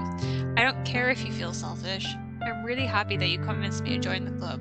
Seeing you every day makes it worthwhile enough. If I make friends with everyone else, then that's just a bonus. But please never underestimate how much I care about you. I wouldn't have it any other way. Damn. Sayori isn't hugging me back. Despite my arms being wrapped around her, Sayori's arms remained at her side. She starts sobbing next to my ear. No, don't do this to me. Please don't do this, Minty. Sayori barely manages to speak between her sobs. I don't know if I'm doing the right thing, but all I want is for her to know that I care. If you have it in you to call yourself selfish, then you have to let me be selfish too.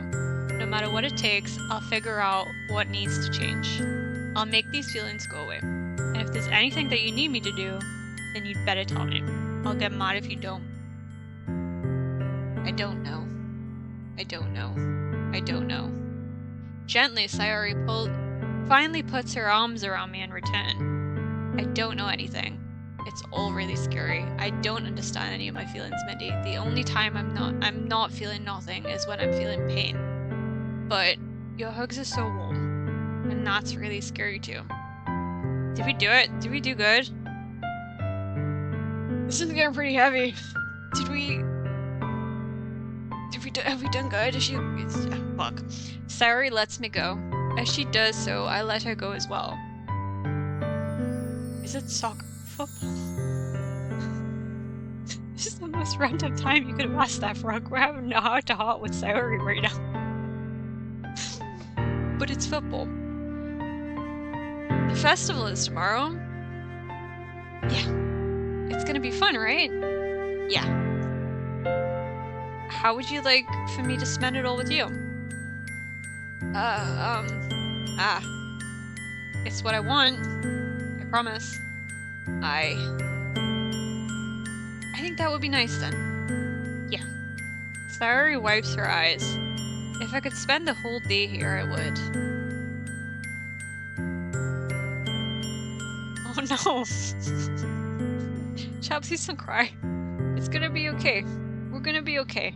We're gonna be okay. Of all of days, this has to be the one where I have other plans. Just cancel them. Just cancel the fucking plans. Maybe I should cancel. No, don't. Please don't. If you did that, then I really wouldn't forgive you. But it's almost time for Yuri to meet me at my house. At the very least, do you want to come along and help out? It would be fun. To my surprise, Sayori shakes her head. I'm sorry. I don't know if that would be very good for me today. You understand, right? It's kind of hard for me to fully understand. But I'm trying my hardest. It's okay. Don't worry too much about it. I'll see you tomorrow, okay? Alright. I look forward to it. Chop. Oh, we see you tomorrow. Please see we see you tomorrow. We'll see you tomorrow, right? It's gonna be fine. It's gonna be fine. It's gonna be fine. It's gonna be fine. I say goodbye to Sayori and exit her house. On the way home, I find myself still feeling uneasy. But it's hard for me to keep thinking about it when Yuri's about to come home. You fucking goddamn. I really hope she's okay. I hope she's okay. I'm stressed. I can't believe the character's just like, yeah.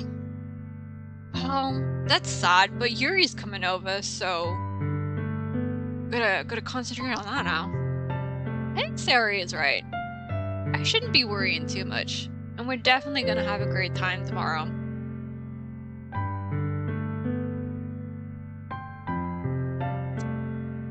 She's not gonna be okay. I should just focus on what's ahead of me. As I approach my house, I see something that makes me feel a moment of panic. Yuri?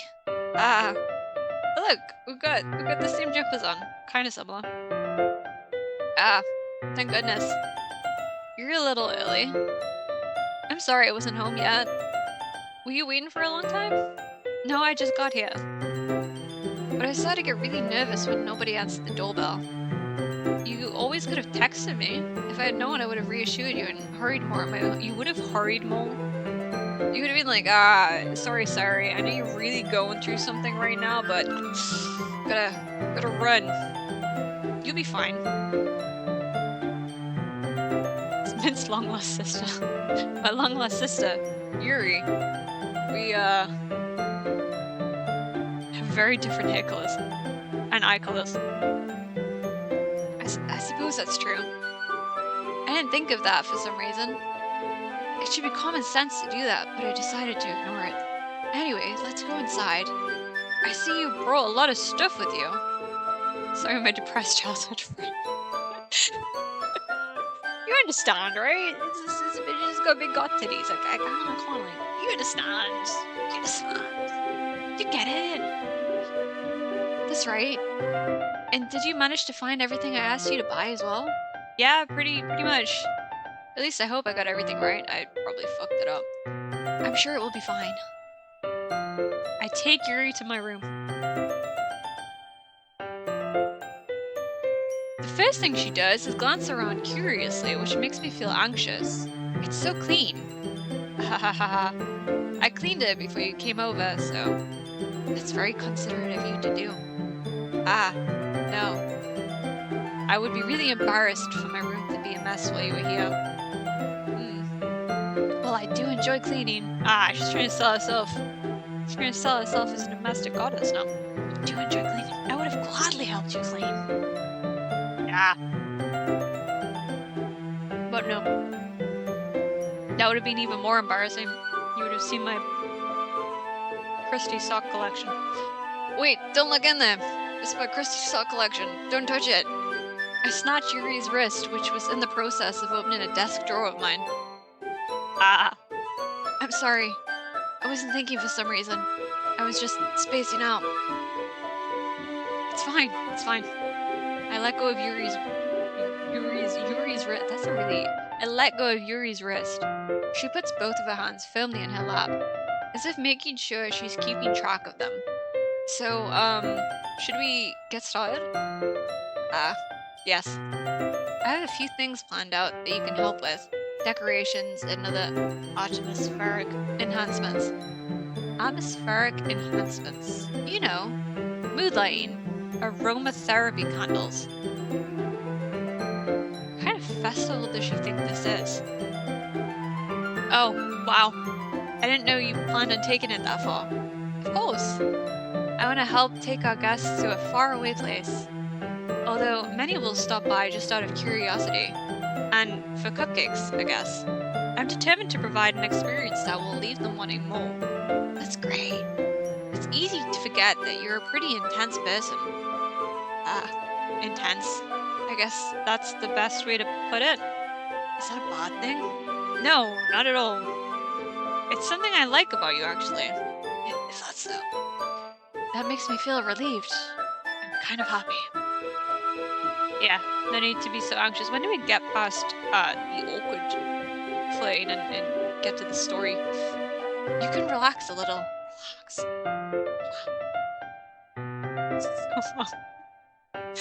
There's so much awkward dialogue to read through. I brought some things for relaxation. I was gonna use them during the poetry event. Oh yeah? Like what? Let's see. Yuri rummages through her bag.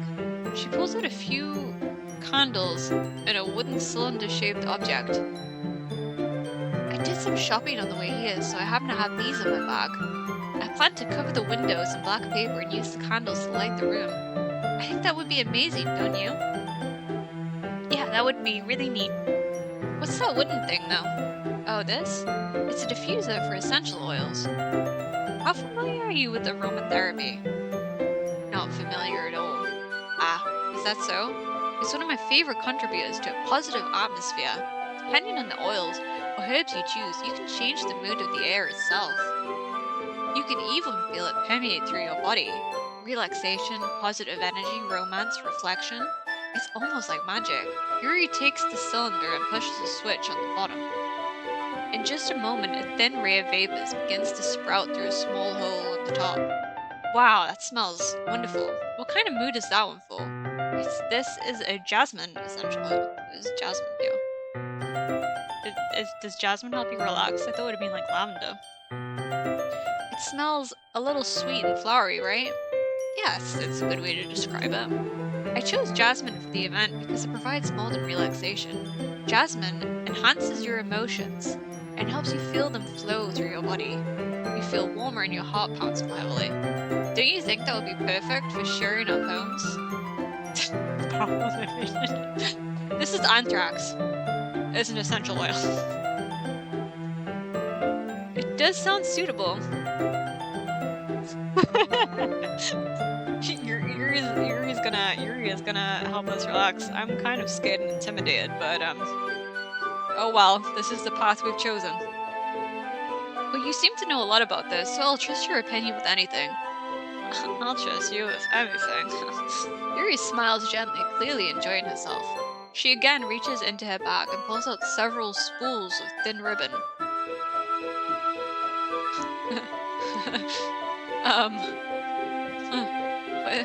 What are those for? Well, did you purchase the origami paper I asked you to get? Yeah, I have it over here. We won't be using the paper for folding origami. What I'd like to do is write a different word on each paper. We'll need about 100 of them. Oh yeah? What will those be useful? Well, I'm gonna cut pieces of ribbon to hang from the doorway at the classroom. Then we can fasten the paper onto the ribbons to create a doorway curtain. Wouldn't that be beautiful? It would also catch the eye of those passing by the room. It may attract some to peek inside. That's really creative. I had no idea you'd be so good at this, Yuri. Is that so? Well, I suppose it do get a little intense as you put it. Yuri giggles with red cheeks. Is it just me or is she more relaxed when it's just the two of us? Or maybe it's the excitement she feels from sharing something that she enjoys. Here's a marker, Minty. You can write any characters you want. I'll help you once I finish cutting the ribbons. Alright. Sitting on the floor together, the two of us get to work. I carefully draw a different character on each paper, doing my best to manage my bad handwriting. Yuri unravels a long strand of red ribbon to her desired length. Then she reaches into her bag once more and pulls out a pocket knife. The knife is strangely beautiful. The silver handle has an intricate pattern of waves etched onto it. The blade itself is gently tinted blue. That's no ordinary pocket knife. It looks really fancy. Well, embarrassed, Yuri looks away. What is it? You're gonna think it's weird. Yuri, whatever it is, I have no reason to judge. Also, there is not much you can do at this point that I don't think is weird. To each their own, you know? If you promise you won't be weirded out. Yeah, I promise. Alright. The thing is, I'm kinda into knives. Figures. Honestly, that's the least surprising thing about you. They're just so pretty. Can't help it. Hunkus. She has a knife kink, I'm guessing. I don't know what it is. A combination of craftsmanship and feeling of danger, maybe? What am I saying? Say something, I'm waiting for this. Help. You're laughing at me. No, I'm not laughing at you. I'm just laughing with you. It's just funny how nervous you got about sharing. It's well an interesting thing to be into, I guess. But I think it kind of suits you. Suits me? Yeah, it's kind of intense. Ha ha ha ha ha ha. Besides, it's a really cool looking knife, I can't deny that. It is, isn't it? Yuri relaxes her expression once again. Would you like to hold it? Sure, I'll check it out. Yuri carefully hands me the knife, with the handle facing me. I take it and turn it around in my hands. It feels heavy and extremely solid. Where'd you even get a knife like this? Curious of its sharpness, I feel the point of the knife with my index finger. Ow! Minty! Don't fucking do that, you dumb bitch. Why did you do that? I didn't expect it to be that. It's a fucking knife. I barely touched it at all. It's my fault. I should have warned you. This knife is extremely sharp. It can cut through skin like it's paper. Oh no. Yuri must be from London. That knife fascination, yeah. A small drop of blood trickles down the side of my finger. Yuri takes my hand and gives the wound a closer look. Ah, she stares at it and noticeably fidgets. If you're squeamish, I'll go wash it off now. What if she's the Yandere of the Fall? Oh shit, yeah, maybe it's... Oh, welcome back! We do not know the doll. I do not know the doll. So far Sayori got really depressed and we went to visit her, but she's okay right now. I'm a little scared for her, but she's okay, and now we're helping Yuri, who has a thing for knives. Without warning, Yuri puts my finger in her mouth and licks the wound. I feel her tongue curl around my finger. I need a trusted adult. I need an adult. What is this woman doing to my fucking finger? Startled, and I instinctively pull my hand back. Just a cute little dating sim. So cute. Cute little dating sim. Oh. Yeah, fucking oh. What the fuck did you just do to my finger? Please forgive me. I wasn't thinking. Yuri lowers her head, her face burning up. Yeah, you just molested my fucking finger for no fucking reason. You bitch. Yuri. This is the most embarrassing thing I've ever done. I'm glad that's the most embarrassing thing you've ever done, because, like, if it got worse than that, I'd be concerned, Yuri. Doesn't matter. She has a blood kink.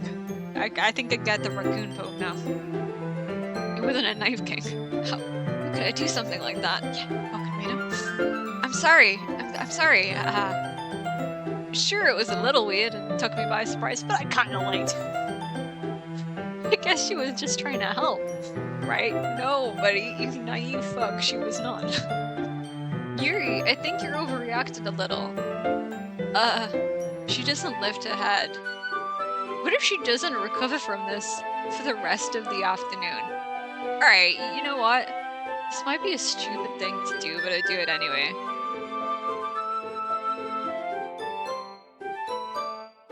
I take Yuri's hand and lick her index finger in return. Minty! Don't fucking do that, you creep. Did you really just do that? Now we're even. Yuri just looks at me like I did something wrong. I knew that would be a bad idea. How the fuck did you do it? If not for the sweet aroma of the jasmine oil, the air would be extremely heavy right now. Yeah, I'm feeling that. You're so weird, Minty. You're so weird. That's so weird. Yuri giggles shyly. Yuri calling me weird? Yeah, that's hot coal in the kettle. Yeah. She drank my fucking blood, but I'm weird for trying to make her feel better about it. I have no response to that. Where do you keep your bandages? I don't think I need one. Actually, you licked all the blood off. It's fine. It was a tiny cut. Look, it's already stopped bleeding. I see. That's relieving. The tension is quickly lifted, is it? We each resume our respective activities. I watch Yuri's knife cut through the ribbon like it's nothing but A. Meanwhile, I continue to make progress on the paper. After we finish attaching the paper to the ribbons, we lay them all out side by side. It looks better than I expected, and will be very effective as a doll curtain. It looks great. Good thinking coming up with this, Yuri. Ah, thanks. It's just something I saw online, really. You know this bitch has a Pinterest board. She's obsessed with Pinterest. My Pinterest is chock full of fucked up memes right now, but you know she has one of those aesthetic Pinterest boards. Are you ready to move on to the next task? Yeah, let's do it. What's the next task? What is the next task? What did you have in mind? I'd like to create a banner. That's why I asked you to buy the paint tablets.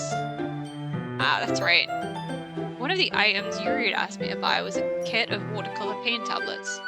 We need about 6 cups of water to put each of the tablets in. Do you mind fetching those for us? Of course not.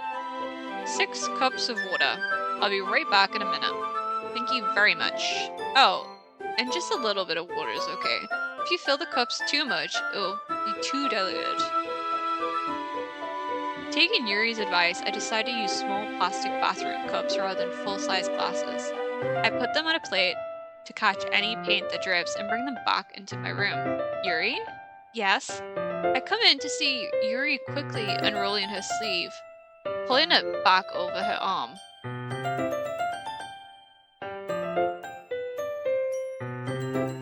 Oh no. Ah, nothing. Your face is a little red. Is it too hot in here or anything? Ah. Yeah, we fucking called it. I should have went with my instincts. I was right with my first analysis of that poem. I feel like it's for different reasons than I initially thought, though. Couldn't leave her alone. Not at all. There's nothing wrong, so let me mix the paint. Yuri hurriedly dismisses me. Oh shoot. I missed the line. Yuri hurriedly dismisses me and then takes it upon himself to unwrap the tablets, dropping them into the cups. So, I thought we would do something simple that would look very nice. I'd like to paint a gradient across the banner, starting with the colors for sunrise, then daytime, then sunset, and nighttime. Once it dries, I'll write inspirational quotes across the banner. We can hang it on the wall. We can hang it on the wall behind the podium at the front of the classroom. Ah, neat. That's all you have to say about that. It's neat. What are you gonna write? Well, it would be more fun to surprise you. Yuri smiles at me. Wouldn't it just be something like Literature Club? Like, well, you don't even think about it too much. If you say so. After rolling out the banner, Yuri and I kneel on opposite sides so we don't get in the way of each other. Yuri uses a brush and adds a few dots of different colors across the banner to serve as a color guide when we paint. This kind of reminds me of elementary school. Painting on a banner with watercolors feels a lot like the art class projects we had back then. It's relaxing. Ah, I'm sorry if this feels too childish. No, I didn't mean that at all. It's kind of fun, you know? Yeah, it is fun. I'm glad you feel that way too. Yuri stops painting for a moment, thinking to herself. For me, I don't need to go out and do crazy things to have fun. Yeah, I bet. In fact, I usually don't even want to. I just like when I could spend time with one other person. Even if it's something as simple like reading, it doesn't matter if we don't talk much. Just having a friend next to me makes things feel a little bit nicer. I think that's all it takes for me to be happy. Is that so? Even if Yuri and I are quite different, I can understand where she's coming from. I feel that way about things like anime and games, where simply sharing the experience with someone can make me happy. I think I feel the same way. Yuri smiles gently. I knew you'd understand. Yuri leans over the banner to grab an unused paintbrush, but I move at the same time, causing my head to bump into hers. Cha! Sorry. Yuri reels back, and I quickly lift my hands in surprise. Are you hurt? No, I'm not hurt. It just startled me, that's all. Sorry, I should have asked you to get it for me. It's not your fault. Ah, your face. There are droplets of paint on Yuri's face and neck. Please don't do anything fucking weird with this as well. Is there something on my face? Yeah, I accidentally got paint on you. Sorry, it's totally my fault. I'll get a towel right away. I rush out and fetch a small towel, and then I dampen it with hot water. I return to my room and kneel back down in front of her. Oh no, close up. Jump scare shot. Here. I pat down Yuri's face, neck with the towel. Ah. Is something wrong? It's hot, I just didn't expect it. It's better than being fucking cold. Sorry. I didn't want to use cold water. Having finished, I start to retract my hand, but Yuri suddenly holds my wrist. Wait. Just for a little longer. It feels really nice. Honestly, I am also scared of women after playing this game. And I am one. How am I supposed to look in the mirror now? I'm gonna be shit scared. I keep my hand still against Yuri's neck. She looks into my eyes. Please don't do that. It's an intense expression that I recognize from when she reads her books. Almost as if she's lost in her days, enveloped by her own thoughts. She breathes gently, halfway through slightly parted lips. What is happening? I would like to know. Enemy women could not be trusted. Cannot trust them. She cursed my blood. I'm worried I'm gonna get fucking shanked here. Is the aroma of jasmine oil giving me this dizzy feeling? No, babes. Yuri's gentle fingers wrapped around my wrist send a tingling sensation through my arm. And suddenly, her face seems to be much closer to mine than it was just a moment ago. Are we about to kiss? Are we about to kiss? Yuri slowly pulls away. Damn. We did not secure a little smooch with a lady. Sorry. I've been feeling a little lightheaded today. I didn't mean to space out. It's fine. The moment is over as soon as it began. Yuri picks up her brush again, but her movements seem clumsier, like she's unable to focus. I remain silent, forced to ignore the event that just transpired. I hesitantly retrieve my own brush and continue following Yuri's example. That should do it! I finished filling the night sky with white dots that look like stars. Looking at the banner as a whole, it's very pretty and natural looking. I think it came out better than I expected. I'm really happy with the results. Yeah, me too. Are you gonna add the lettering now? Not yet. It needs to dry first. That's true, but won't that take a while? Well, perhaps it would be best to leave it here, then have you bring it in the morning? I can do the lettering in the classroom before our event starts. Is that okay? That's totally fine by me. Just get the fuck out of my house. Wonderful. In that case, I don't think there's anything more for us to do here. Phew, please leave. Ha ha ha ha. You say that like you're glad it's over. Yeah. Was I wrong to assume that you were at least enjoying yourself a little bit? No, it's not that. I'm just glad we managed to get everything done. I see. I am too. I was a little concerned about time. I need to start making dinner soon. So you don't have any time left? I was secretly hoping we would have extra time after finishing the work. Well, Yuri thinks to herself. I think it would be too irresponsible of me to wait much longer. I'm sorry. I was hoping there would be more time as well. It's probably my fault.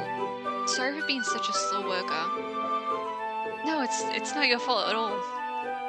And the important thing is, we got everything done, right? Well, no, because the labyrinth still needs doing. We didn't get everything done. Yeah. So, I shouldn't be disappointed or anything.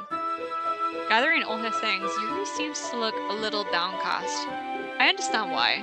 It sounded like she rarely gets the opportunity to spend time with friends in a relaxed environment. That doesn't mean this is the last time it can happen. I have a feeling she does not come from a very happy household. I feel like that was obvious, but I'm saying it out loud. I'm just saying it out loud.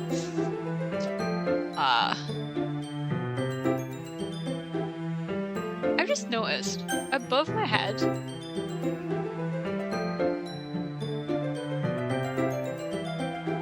That panel should be going all the way across. No? Why is the tree coming out through it?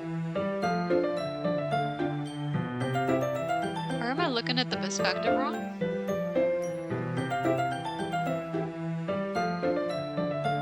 I'm so confused. Alright. Once Yuri packs up, I walk her out the front door. Thank you very much for having me today. No problem. I'm glad I was able to help. Please leave. Just let me know if there's anything else you need me to bring tomorrow.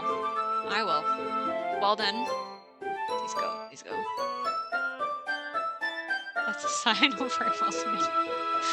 Yuri fidgets. I guess I'll see you tomorrow. Is she okay? I mean, no one's okay. Is what I'm learning from this game, is that no one's okay. I feel like I'm still mostly concerned with Sayori. Wait. I kind of say that without thinking. About today. It's fine that we didn't have as much time as we wanted. Because we can do this again. And you can be a little less weird about it next time. Whenever you want, you can come over. We can go out somewhere. Ah, I forgot you don't like going out so much. I stumble over my words. Yuri simply smiles bashfully. Anyway, you know what I'm trying to say, so... You're very thoughtful, Minty. I am thoughtful, thank you. Yuri takes a step closer to me, and then briefly squeezes my hand. Yeah, they all seem to have something going on. Sayori's clearly got depression. I take it Yuri has a bad home life and self-harm issues. It's not looking good. Oh gosh, that was close. I kind of like that about you. Just backing up a little bit here. Well, how am I supposed to respond to that? But I don't even get a chance to as Yuri suddenly pulls back. Sayori! Eh? Ah. Fuck.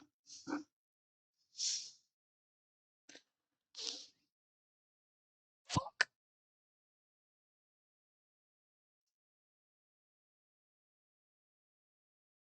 Fuck. Fuck.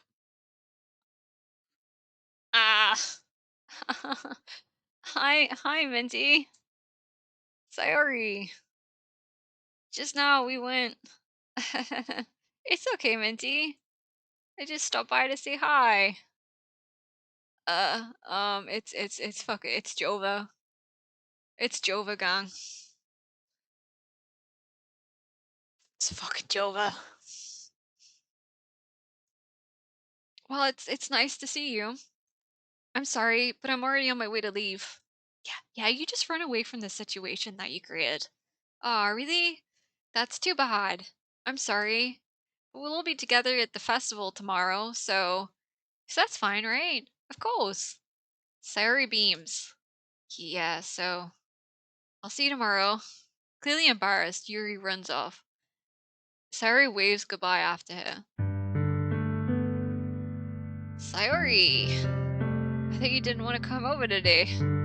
Haha. Well, I tried staying in my room, but my imagination was being really mean to me. So I came here to see it for myself.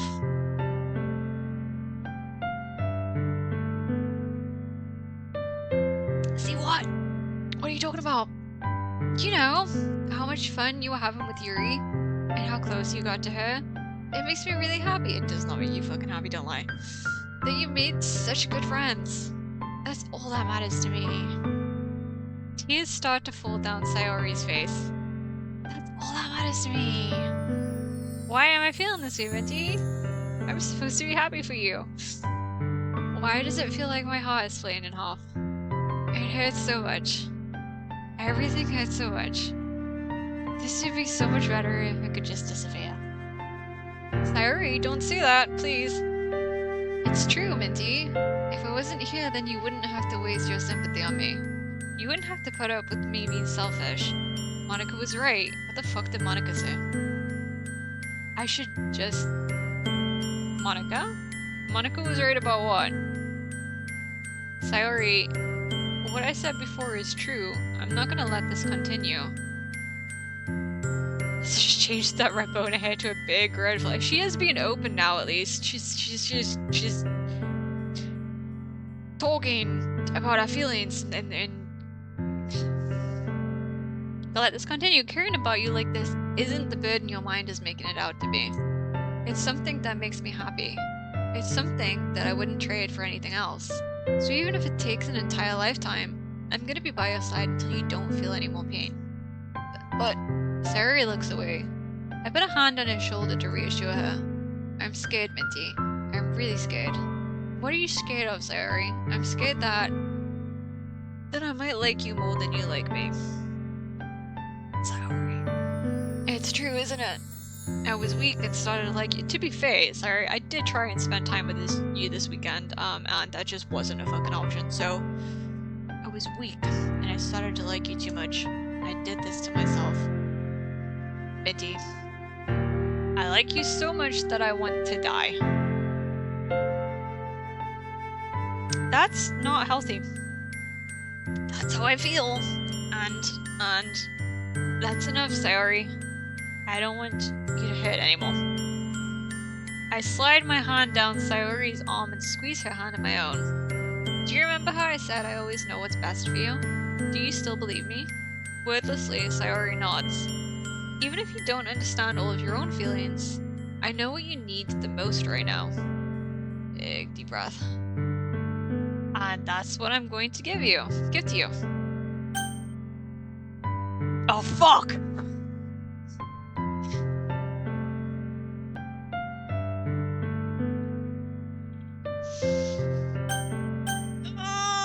I should save. I'm gonna save. I'm just... Oh god.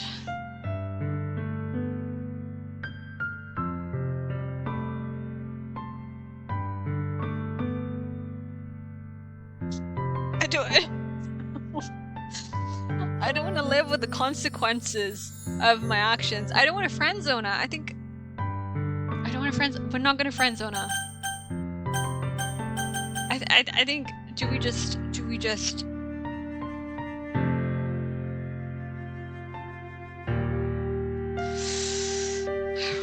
gonna pull up our big girl pants. And we're gonna open up emotionally. Fuck democracy, stay. We're gonna be nice, and we're gonna tell her that we love her because we're gonna make her happy. We need her to be happy. I love you? Convincingly? Those are my true feelings. I love you as a friend. I love you as a friend. Why would you leave me that I'm jumping off the bridge? Yeah, I feel like I was kind of between a rock and a hard place there. This is when she turns around and she's like, oh, that's not how I meant it. I just really like you as a friend. So there's no way you could like me more than I like you because I love you and I'm not a fuckboy. I should have realized it sooner. But spending time with everyone at the club just made me realize how fucking whack and boring they are. This bitch licked my finger today and I didn't even ask her to. But making new friends and having fun with you every day, it helped me realize that you're the least weird girl out there. Help me realize that you are truly the most important person to me. Oh no, but that's why I'll accept any of your burdens. As long as we continue like this every day. Please don't die, sorry. You're too cute. With you by my side, then I know we'll both be happy. Mintie. See? Average anime male protagonist. Average anime male protagonist with just brown hair and that same goddamn haircut. Actually, if you took my pigtails off and dyed my hair brown, that would be my hair. If you took like the little side bits off too. And my what is my thing called at the top of my head? It has a name. Anyways, suddenly Sayori wraps her arms tightly around me. Mintie. Is this really okay? Yeah, it's cool. I hold Sayori in my arms and pull her closer. Average Toby Maguire. You'll never have to let go of me again. I love you, Minty. I want to be with you forever. Looks like I don't have a fucking choice. Me too. I feel Sayori's grip around me weaken a little bit. What is this?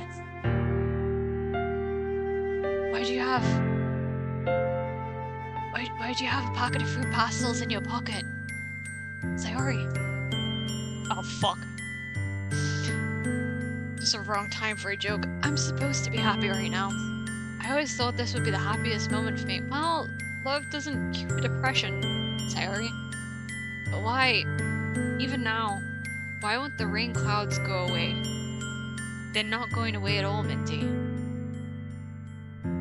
It's okay, Sayori. It might just take time for things to get better again. But no matter how long it takes, I'll be there every step of the way.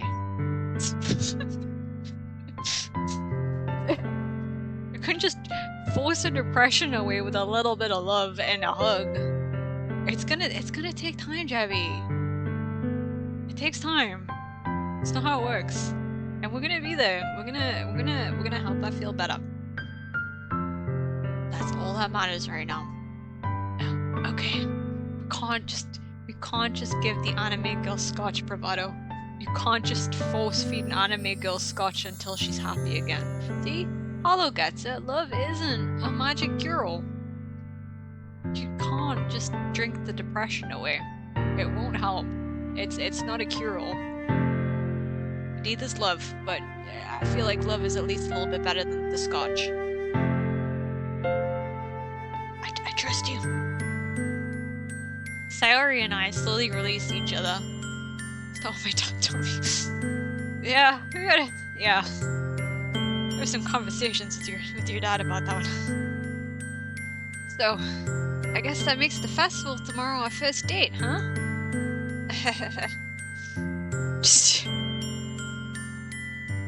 I can't just go around licking anime girls' fingers. It's not gonna cheer her up. I think it might freak her out a bit. What are you saying? I don't want to think about things, you know? Those things, you know? I want everything to be the same as it always has been. Even if we really are a couple. I don't know if I could handle anything more right now. It's really new and scary to me. I understand. I get that. I get it. We'll go at whatever pace suits you best. She didn't like change, I get that. Hey, Minty. Sayori gazes at me once again, smiling sadly.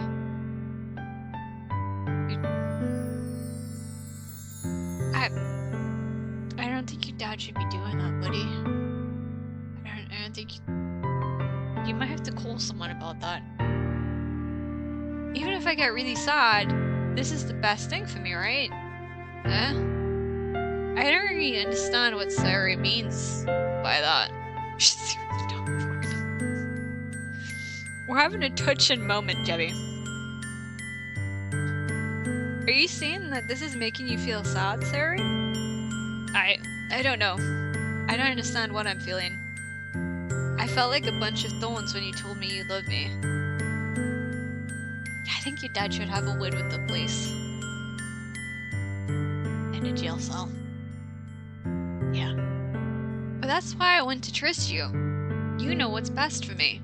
I do know what's best for you.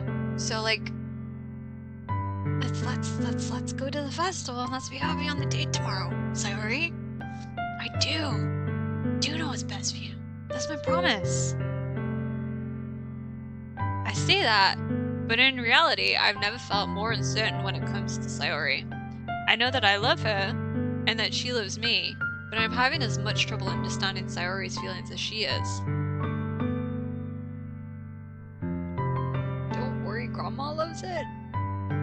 What does that mean? Even though I can comfort her, I keep wondering if I should be doing something more or something different. I know these thoughts will continue to plague me until things are back to the way they were. Is that what Sayori meant by not wanting anything to change? I don't know, but I know that I'll give it everything I've got.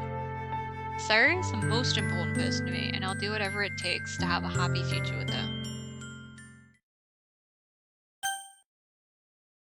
Oh no! Oh no!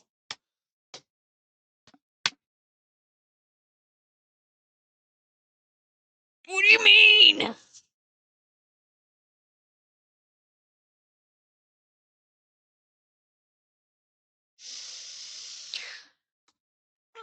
I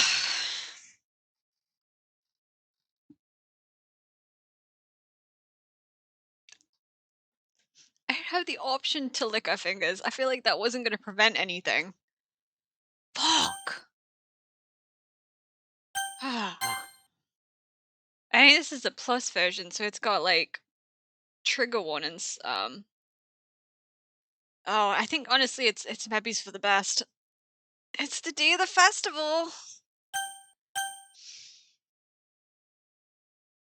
Of all days, I expected this to be the one where I'd be walking to school with Sayori, but Sayori isn't answering her phone.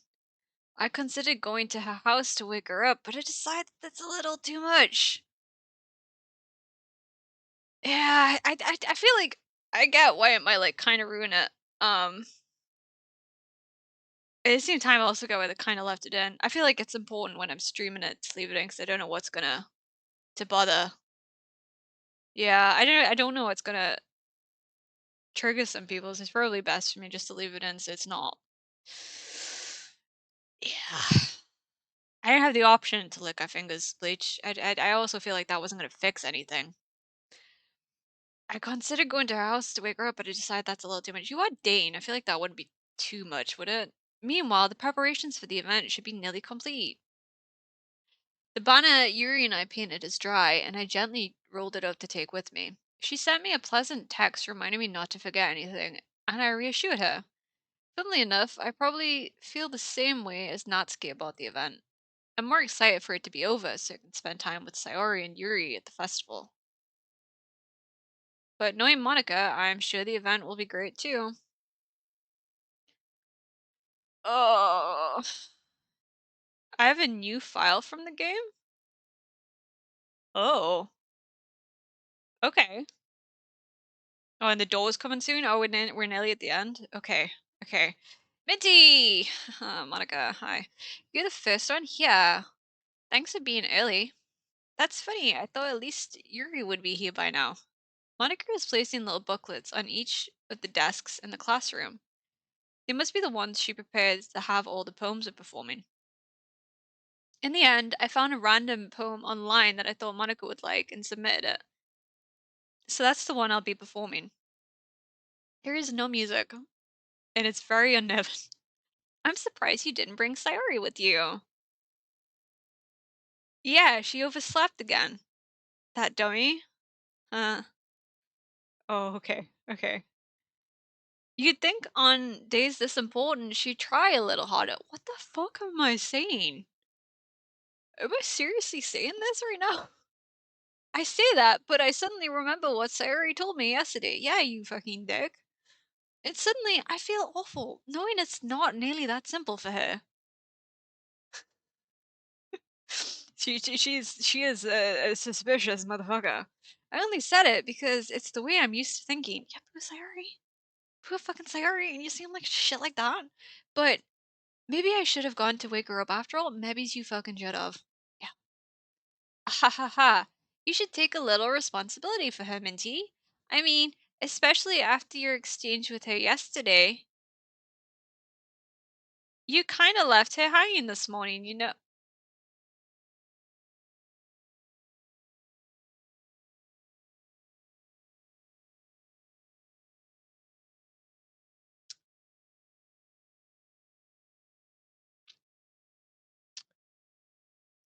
Oh, that's pretty. God damn. Exchange? Monica, you know about that? Of course I do. I'm the club president after all. What the fuck does that mean? It's so elf. Oh, god damn. Yeah, I feel like we need the elfin lied music right now. um. But I stammer, embarrassed.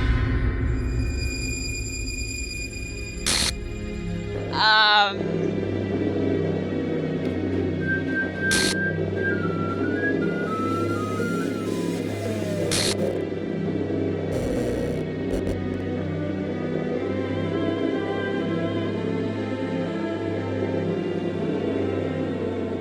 don't think Scotch is gonna fix that.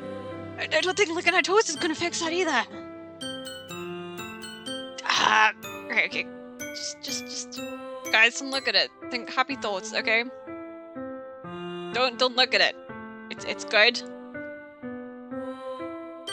Fuck. Fuck. I'm not really covering that very well. You mean have me try? I'm not gonna try. Happy Thoughts is the name of the file. Duct tape's not gonna fix it either. Fuck. Fuck. Right. Okay. What the hell? What the hell? What? I'm not smiling. What the hell? Is this a nightmare? This feels like a nightmare. It has to be. This isn't real. There's no way this can be real. A wet paper towel is not gonna fix this. A wet paper towel is not gonna.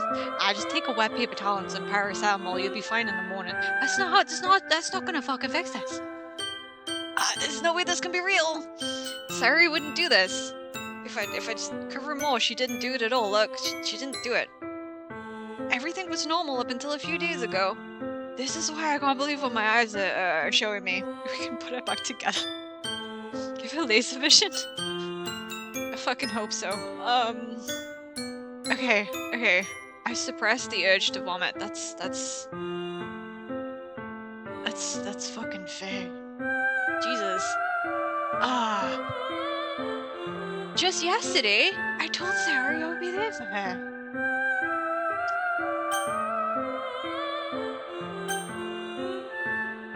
I told her I know what's best and that everything will be okay.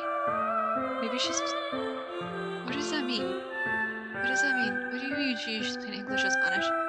Then why would she do this? How could I be so helpless? What did I do wrong? Confessing to her... I shouldn't have confessed to her. That's not what Sayori needed at all. She even told me how painful it is for others to care about her. Oh. Then why did I confess to her and make her feel worse? I thought I was doing good. I was doing good. I thought I was doing a good thing. Why was I so selfish? This is my fault. My swarming thoughts keep telling me everything I could have done to prevent this. If I just spent more time with her, walked her to school, and remained friends with her like it had always been, then I could have prevented this. I know I could have prevented this. Screw the literature club. Screw the festival. I just lost my best friend. Someone I grew up with. She's gone forever now. Nothing I can do to bring her back. I'm the fucking 13th reason. This isn't some game where I can reset and try something different. I had only one chance and I wasn't careful enough. And now I'll carry this guilt with me until I die. No! I can't say that. Fuck. Nothing in my life is worth more than hers, but I still couldn't do what she needed from me. And now I can never take it back. Never.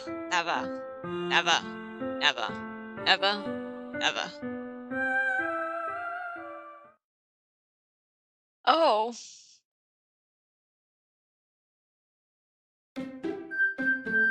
That wasn't very Doki Doki at all!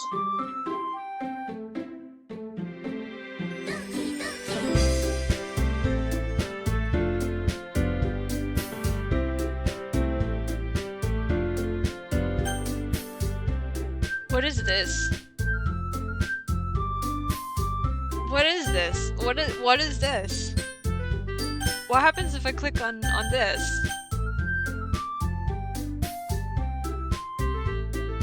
I honestly thought this was gonna take me like 4 to 5 hours. It's been six hours. Okay, I'm gonna click on this.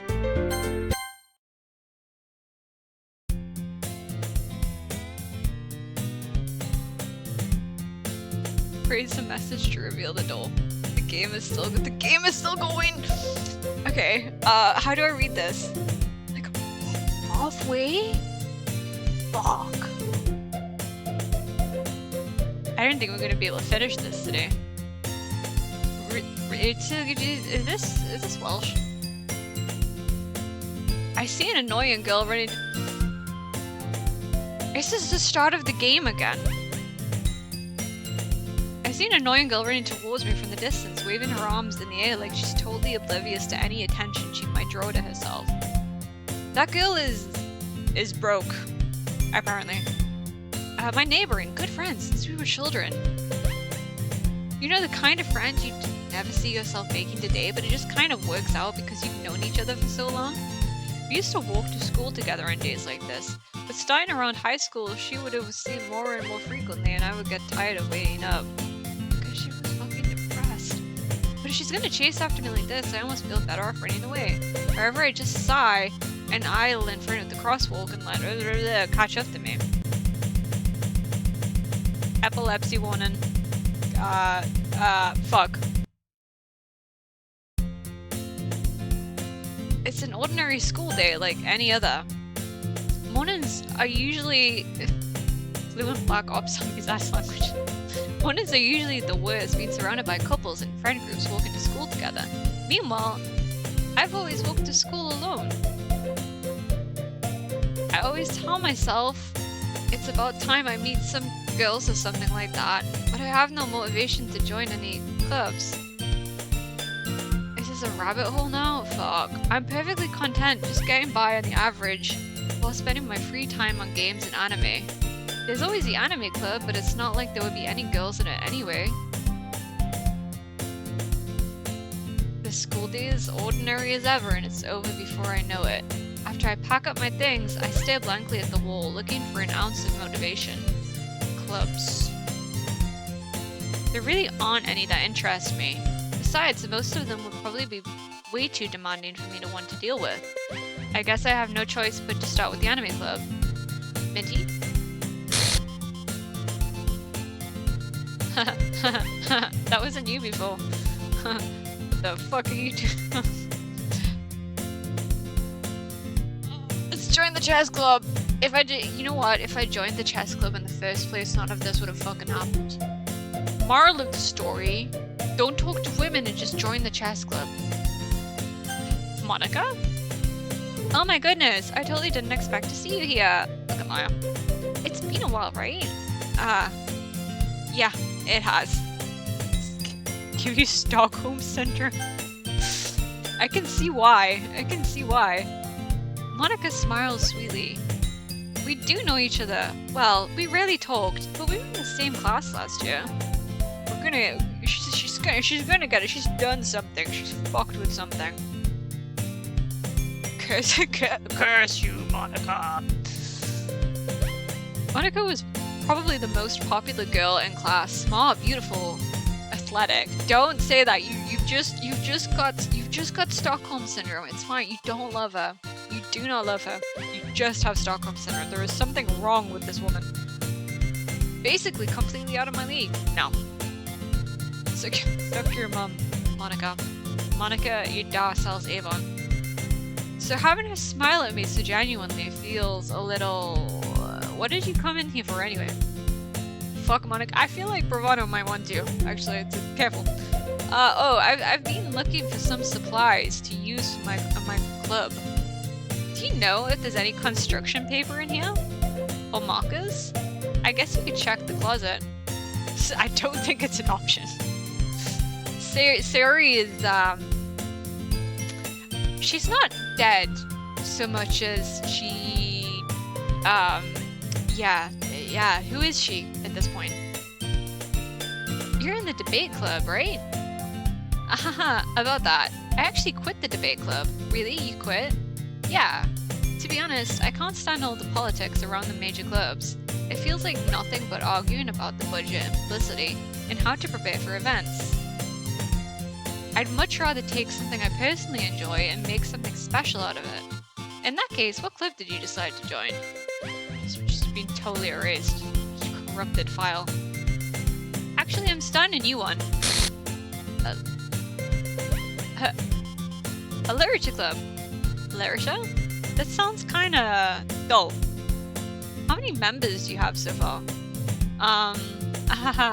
It's kind of embarrassing, but there are only 3 of us so far.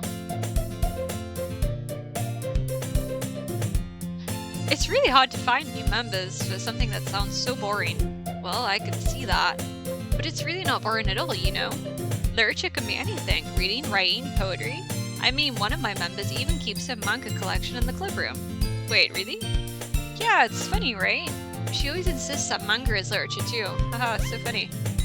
I mean, she's not wrong, I guess. And besides, a member's a member, right? Did Monica say she?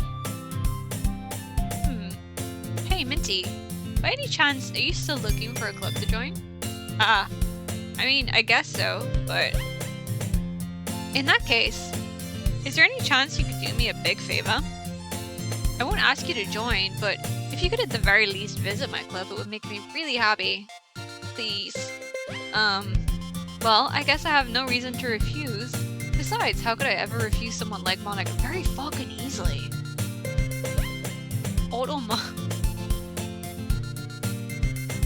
I did Automod not like the terms. I suppose maybe they might not like the terms. Besides, how could I ever refuse someone like Monica? Sure, I guess I could check it out. Ah, awesome. You're really sweet, Minty, you know that? It's nothing, really. Shall we go then? Right this second, right now? I'll look for the materials another time. You're more important. Creepy ass motherfucker. And this, today marks the day I sold my soul to Monica and her irresistible smile. I dejectedly follow Monica across the school and upstairs, a section of the school I rarely visit. Monica, full of energy, swings open the classroom door. Is this gonna make us play through the entire game again? Is that what's going on now? Or is it gonna be shorter at the least? I'm back and I brought a guest with me. Who's gonna die next?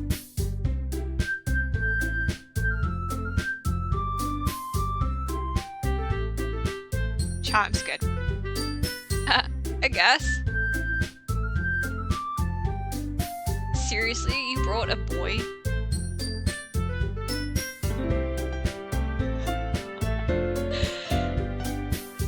Oh my god! I did not notice that. No, what the fuck? No, I did not notice that in the background. What the fuck? Way to kill the atmosphere. Yeah, no shit. Don't be mean, Natsuki. But anyway, welcome to the club, Minty. All words escape me in this situation, as there is a horrifying image of my childhood best friend hiding in the corner.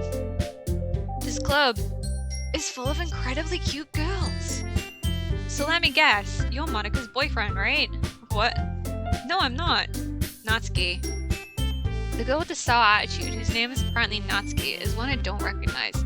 Her small figure makes her look like a first-year student. Anyway, this is Natsuki, energetic as usual. And this is Yuri, the vice president. It's nice to meet you. That is not a cute image. That's not a cute image. Yuri, who appears comparably more mature and timid, seems to have a hard time keeping up with someone like Natsuki. Yeah, it's nice to meet both of you. That's not a stock image, Debbie. So I ran into Minty in a classroom and he decided to come on to come check out the club. Isn't that great?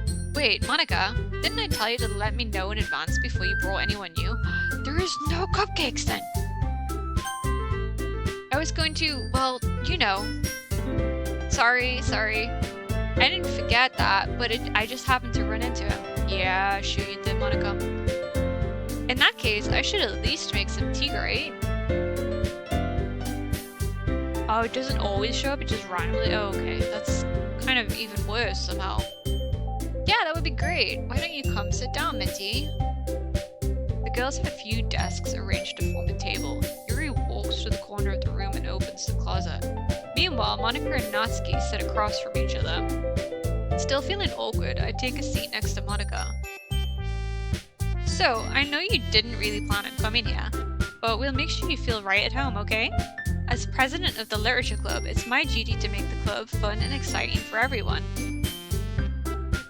I'm surprised there aren't more people in the club yet. Probably because Monica keeps fucking killing them off. How many more people were there in this club to begin with? It must be hard to start a new club. You could put it that way. Not many people are very interested in putting out all the effort to start something brand new.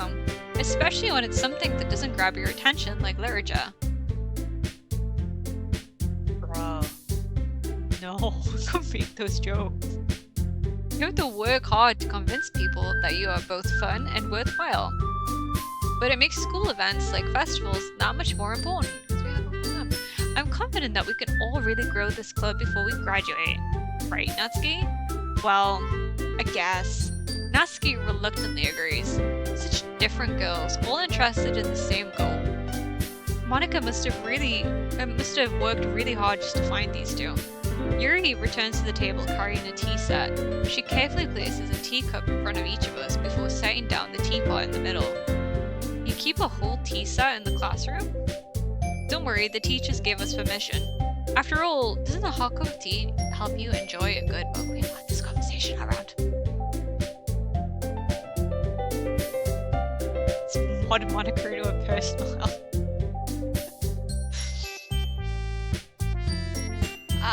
I guess. Don't let yourself get intimidated. Yuri's just trying to impress you. That's not... Insulted, Yuri looks away. I meant that, you know. I believe you. Well, tea and reading might not be a pastime for me, but I at least enjoy tea. Monica is not an innocent angel. She has committed war crimes, and I'm convinced. She probably convinced us to drive into that crowd that made Fluffy Papa explode. I'm glad. Yuri faintly smiles to herself in relief. So Mintie, what kind of things do you like to read? We've had this conversation. Well, considering how little I've read these past few years, I don't really have a good way of answering that. Manga. I mutter quietly to myself, half joking. Natsuki's head suddenly perks up. I didn't do it. I was under the influence of Monica. That's what caused the Fluffy Papa massacre. It wasn't me. Monica's fault. It looks like she wants to say something, but she keeps quiet. Not much of a reader, I guess. Well, that can change with the right woman. What am I saying? I spoke without thinking after seeing Yuri's sad smile. The picture's still there in the fucking background. Anyway, what about you, Yuri? Well, let's see. Yuri traces the rim of her teacup with a finger. My favorites are usually novels that build deep and complex fantasy worlds. The level of creativity and craftsmanship behind them is amazing to me. Alright, we've definitely read all this. We can probably skip past it. Yeah. We have read all of this. Monica was responsible. Yeah, she's done everything. Everything bad that's ever happened in history. Monica. She did it.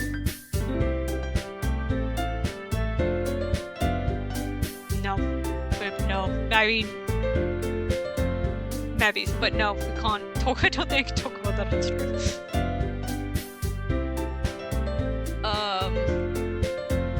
I read a horror book once. Okay. Okay, this is a new dialogue, right? Haha, I expect that from you. Yuri, it suits your personality. Is this not new?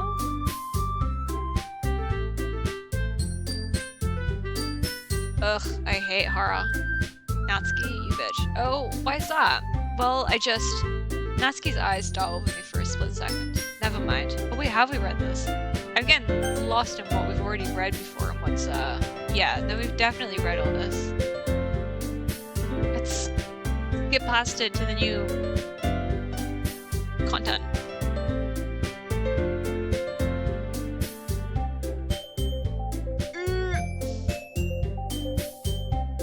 It is really disturbing that all of this is going on while the image is in the background. Yeah. So we'll talk about writing and then we'll be please write a poem and then bring it in. Yep. We already said this, Monica. We already heard all this, Monica.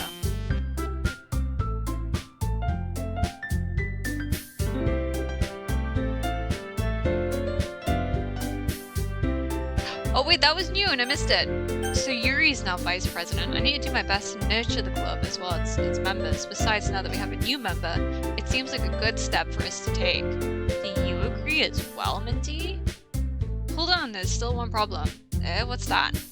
Now that we've reached the most important topic, I bluntly come forth with what's been on my mind the entire time. I never said I would join this club. Monica may have convinced me to stop by, but I never made any decision. And there was no fucking cupcakes this time around. I still have other clubs to look at, and I lose my train of thought. All three girls stare back at me with dejected eyes. But, I'm sorry, I thought... The girls exchanged glances before Monica turns back to me. I guess I need to tell you the truth, Minty. The thing is, we don't have enough members yet to form an official club. We need 4. And I've been trying really, really hard to find new members. Maybe we can fucking kill them off, Monica. You would have more members. And if we don't find one more before the festival... I'm defenseless against these girls. Intense anime woman stuff. How am I supposed to make a clear-headed decision when it's like this? I would feel terrible laying everyone down in this situation. And besides, the club itself seems pretty relaxed. So if writing poems is the price I need to pay in order to spend every day with these beautiful girls... Right. Okay, I've decided then. I'll join the literature club. One by one, the girls' eyes light up. Oh my goodness, really? Hey, relaxed vibes all around. Do you really mean that, Minty? Yeah, I totally mean it. It could be so much fun. Not traumatizing at all. You really did scare me for a moment. I mean, if you really just left us after all this, I would be super pissed. Minty, I'm so happy. We can become an official club now. Thank you so much for this. You're really amazing. I am pretty amazing. I'll do everything I can to give you a great time, okay? Thanks, I guess. Okay, everyone. I think with that, we can officially end today's meeting on a good note. Everyone remember tonight's assignment. Write a poem to bring to the next meeting so we can all share. Monica looks over at me once more. Minty, I look forward to seeing how you express yourself. Yeah. Can I really impress the class star Monica with my mediocre writing skills? I already feel the anxiety welling up inside me. You should be anxious about something else, buddy. Meanwhile, the girls continue chit-chat as Yuri cleans up the tea set.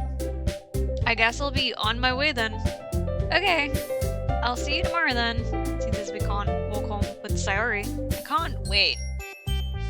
With that, I depart the club room and make my way home. The whole way, my mind wanders back and forth between the 3 girls. Natsuki, Yuri, and of course Monica. Will I really be happy spending every day after school in the literature club? Perhaps I'll have a chance to grow closer to one of the girls. Alright, I just need to make the most of my circumstances and I'm sure good fortune will find me. I'm sure it will. And I guess that starts with writing a poem tonight. No, Monica. Run.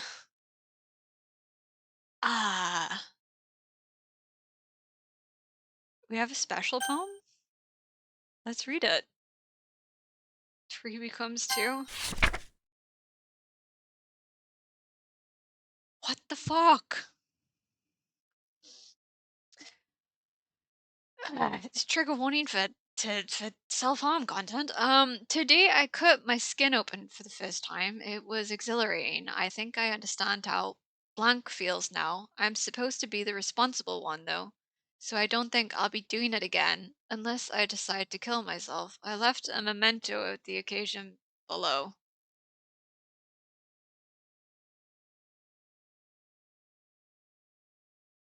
Okay, let's just move on from that. Alright, okay, I'm gonna save it. I'm gonna save it there.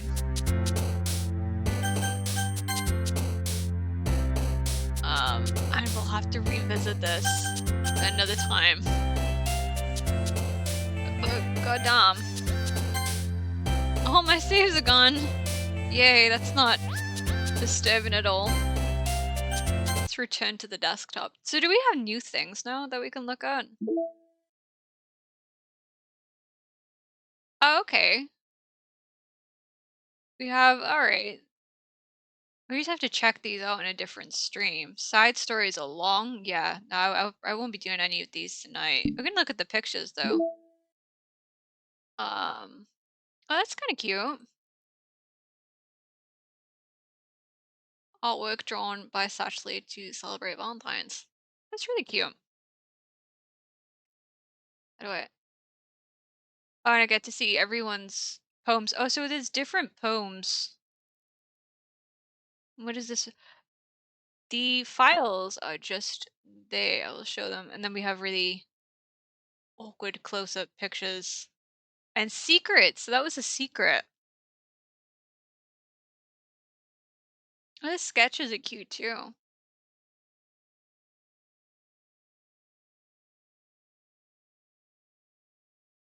This is the Doki Doki Literature Plus version. Then we have we have new music too. I'm not really sure what's new amongst that. Let's have a look in files and yeah. Is that it? Oh. Good heavens.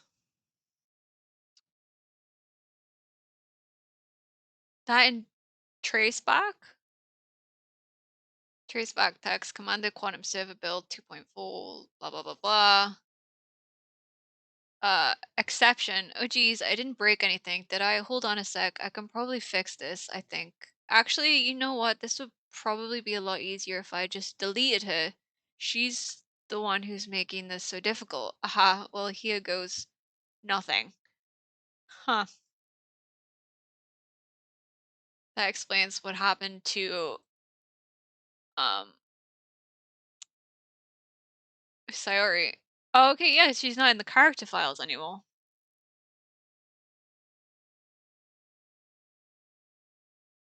We have poem words. Sayori's, oh, and like, oh, okay. And the winning words. This is all really coolly done.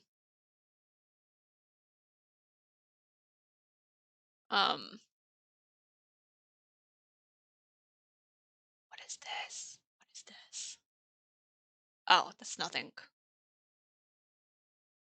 Who's Pola? I feel like you could spend ages going through all of this stuff. Alright. So that is the Doki Doki Literature Club. Hang on. Hold a moment.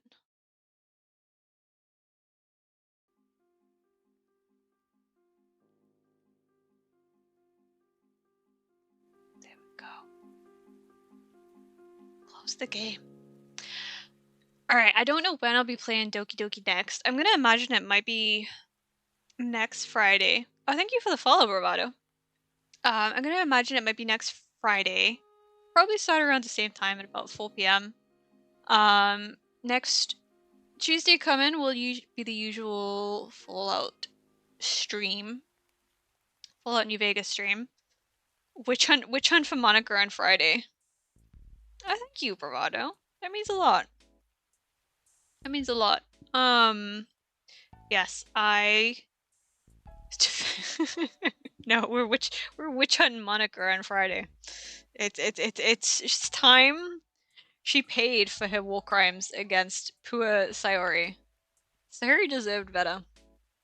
Justice for Sayori. Yes, hopefully we can get through it on Friday. I don't know how much longer it's gonna take to get through the rest of it, because like there's a lot of side content to do as well. If the side stories are quite long, I might need just like a couple more streams to finish it in. But yes, Fallout New Vegas on Tuesday. Thank you, God. Thank you very much. I'm glad to have you here as well again. Oh, you not watched the side stories either? Have you been guessing what happens before it happens? I have an inkling about like some things, but like I don't know like the full picture, if that makes sense. Like, I've heard about things that happen in the game, but I don't know exactly where everything fits into place. That might be really vague, but I'm trying not to. I'm trying not to spoil too much as well. So yes, New Vegas Tuesday, more Doki Doki Friday, and it might be another long ass 6-hour stream, but we shall see. If you've been hanging out with me, well, thank you for hanging out with me. If you have been, it's been really fun, and I will see you on Tuesday. Bye.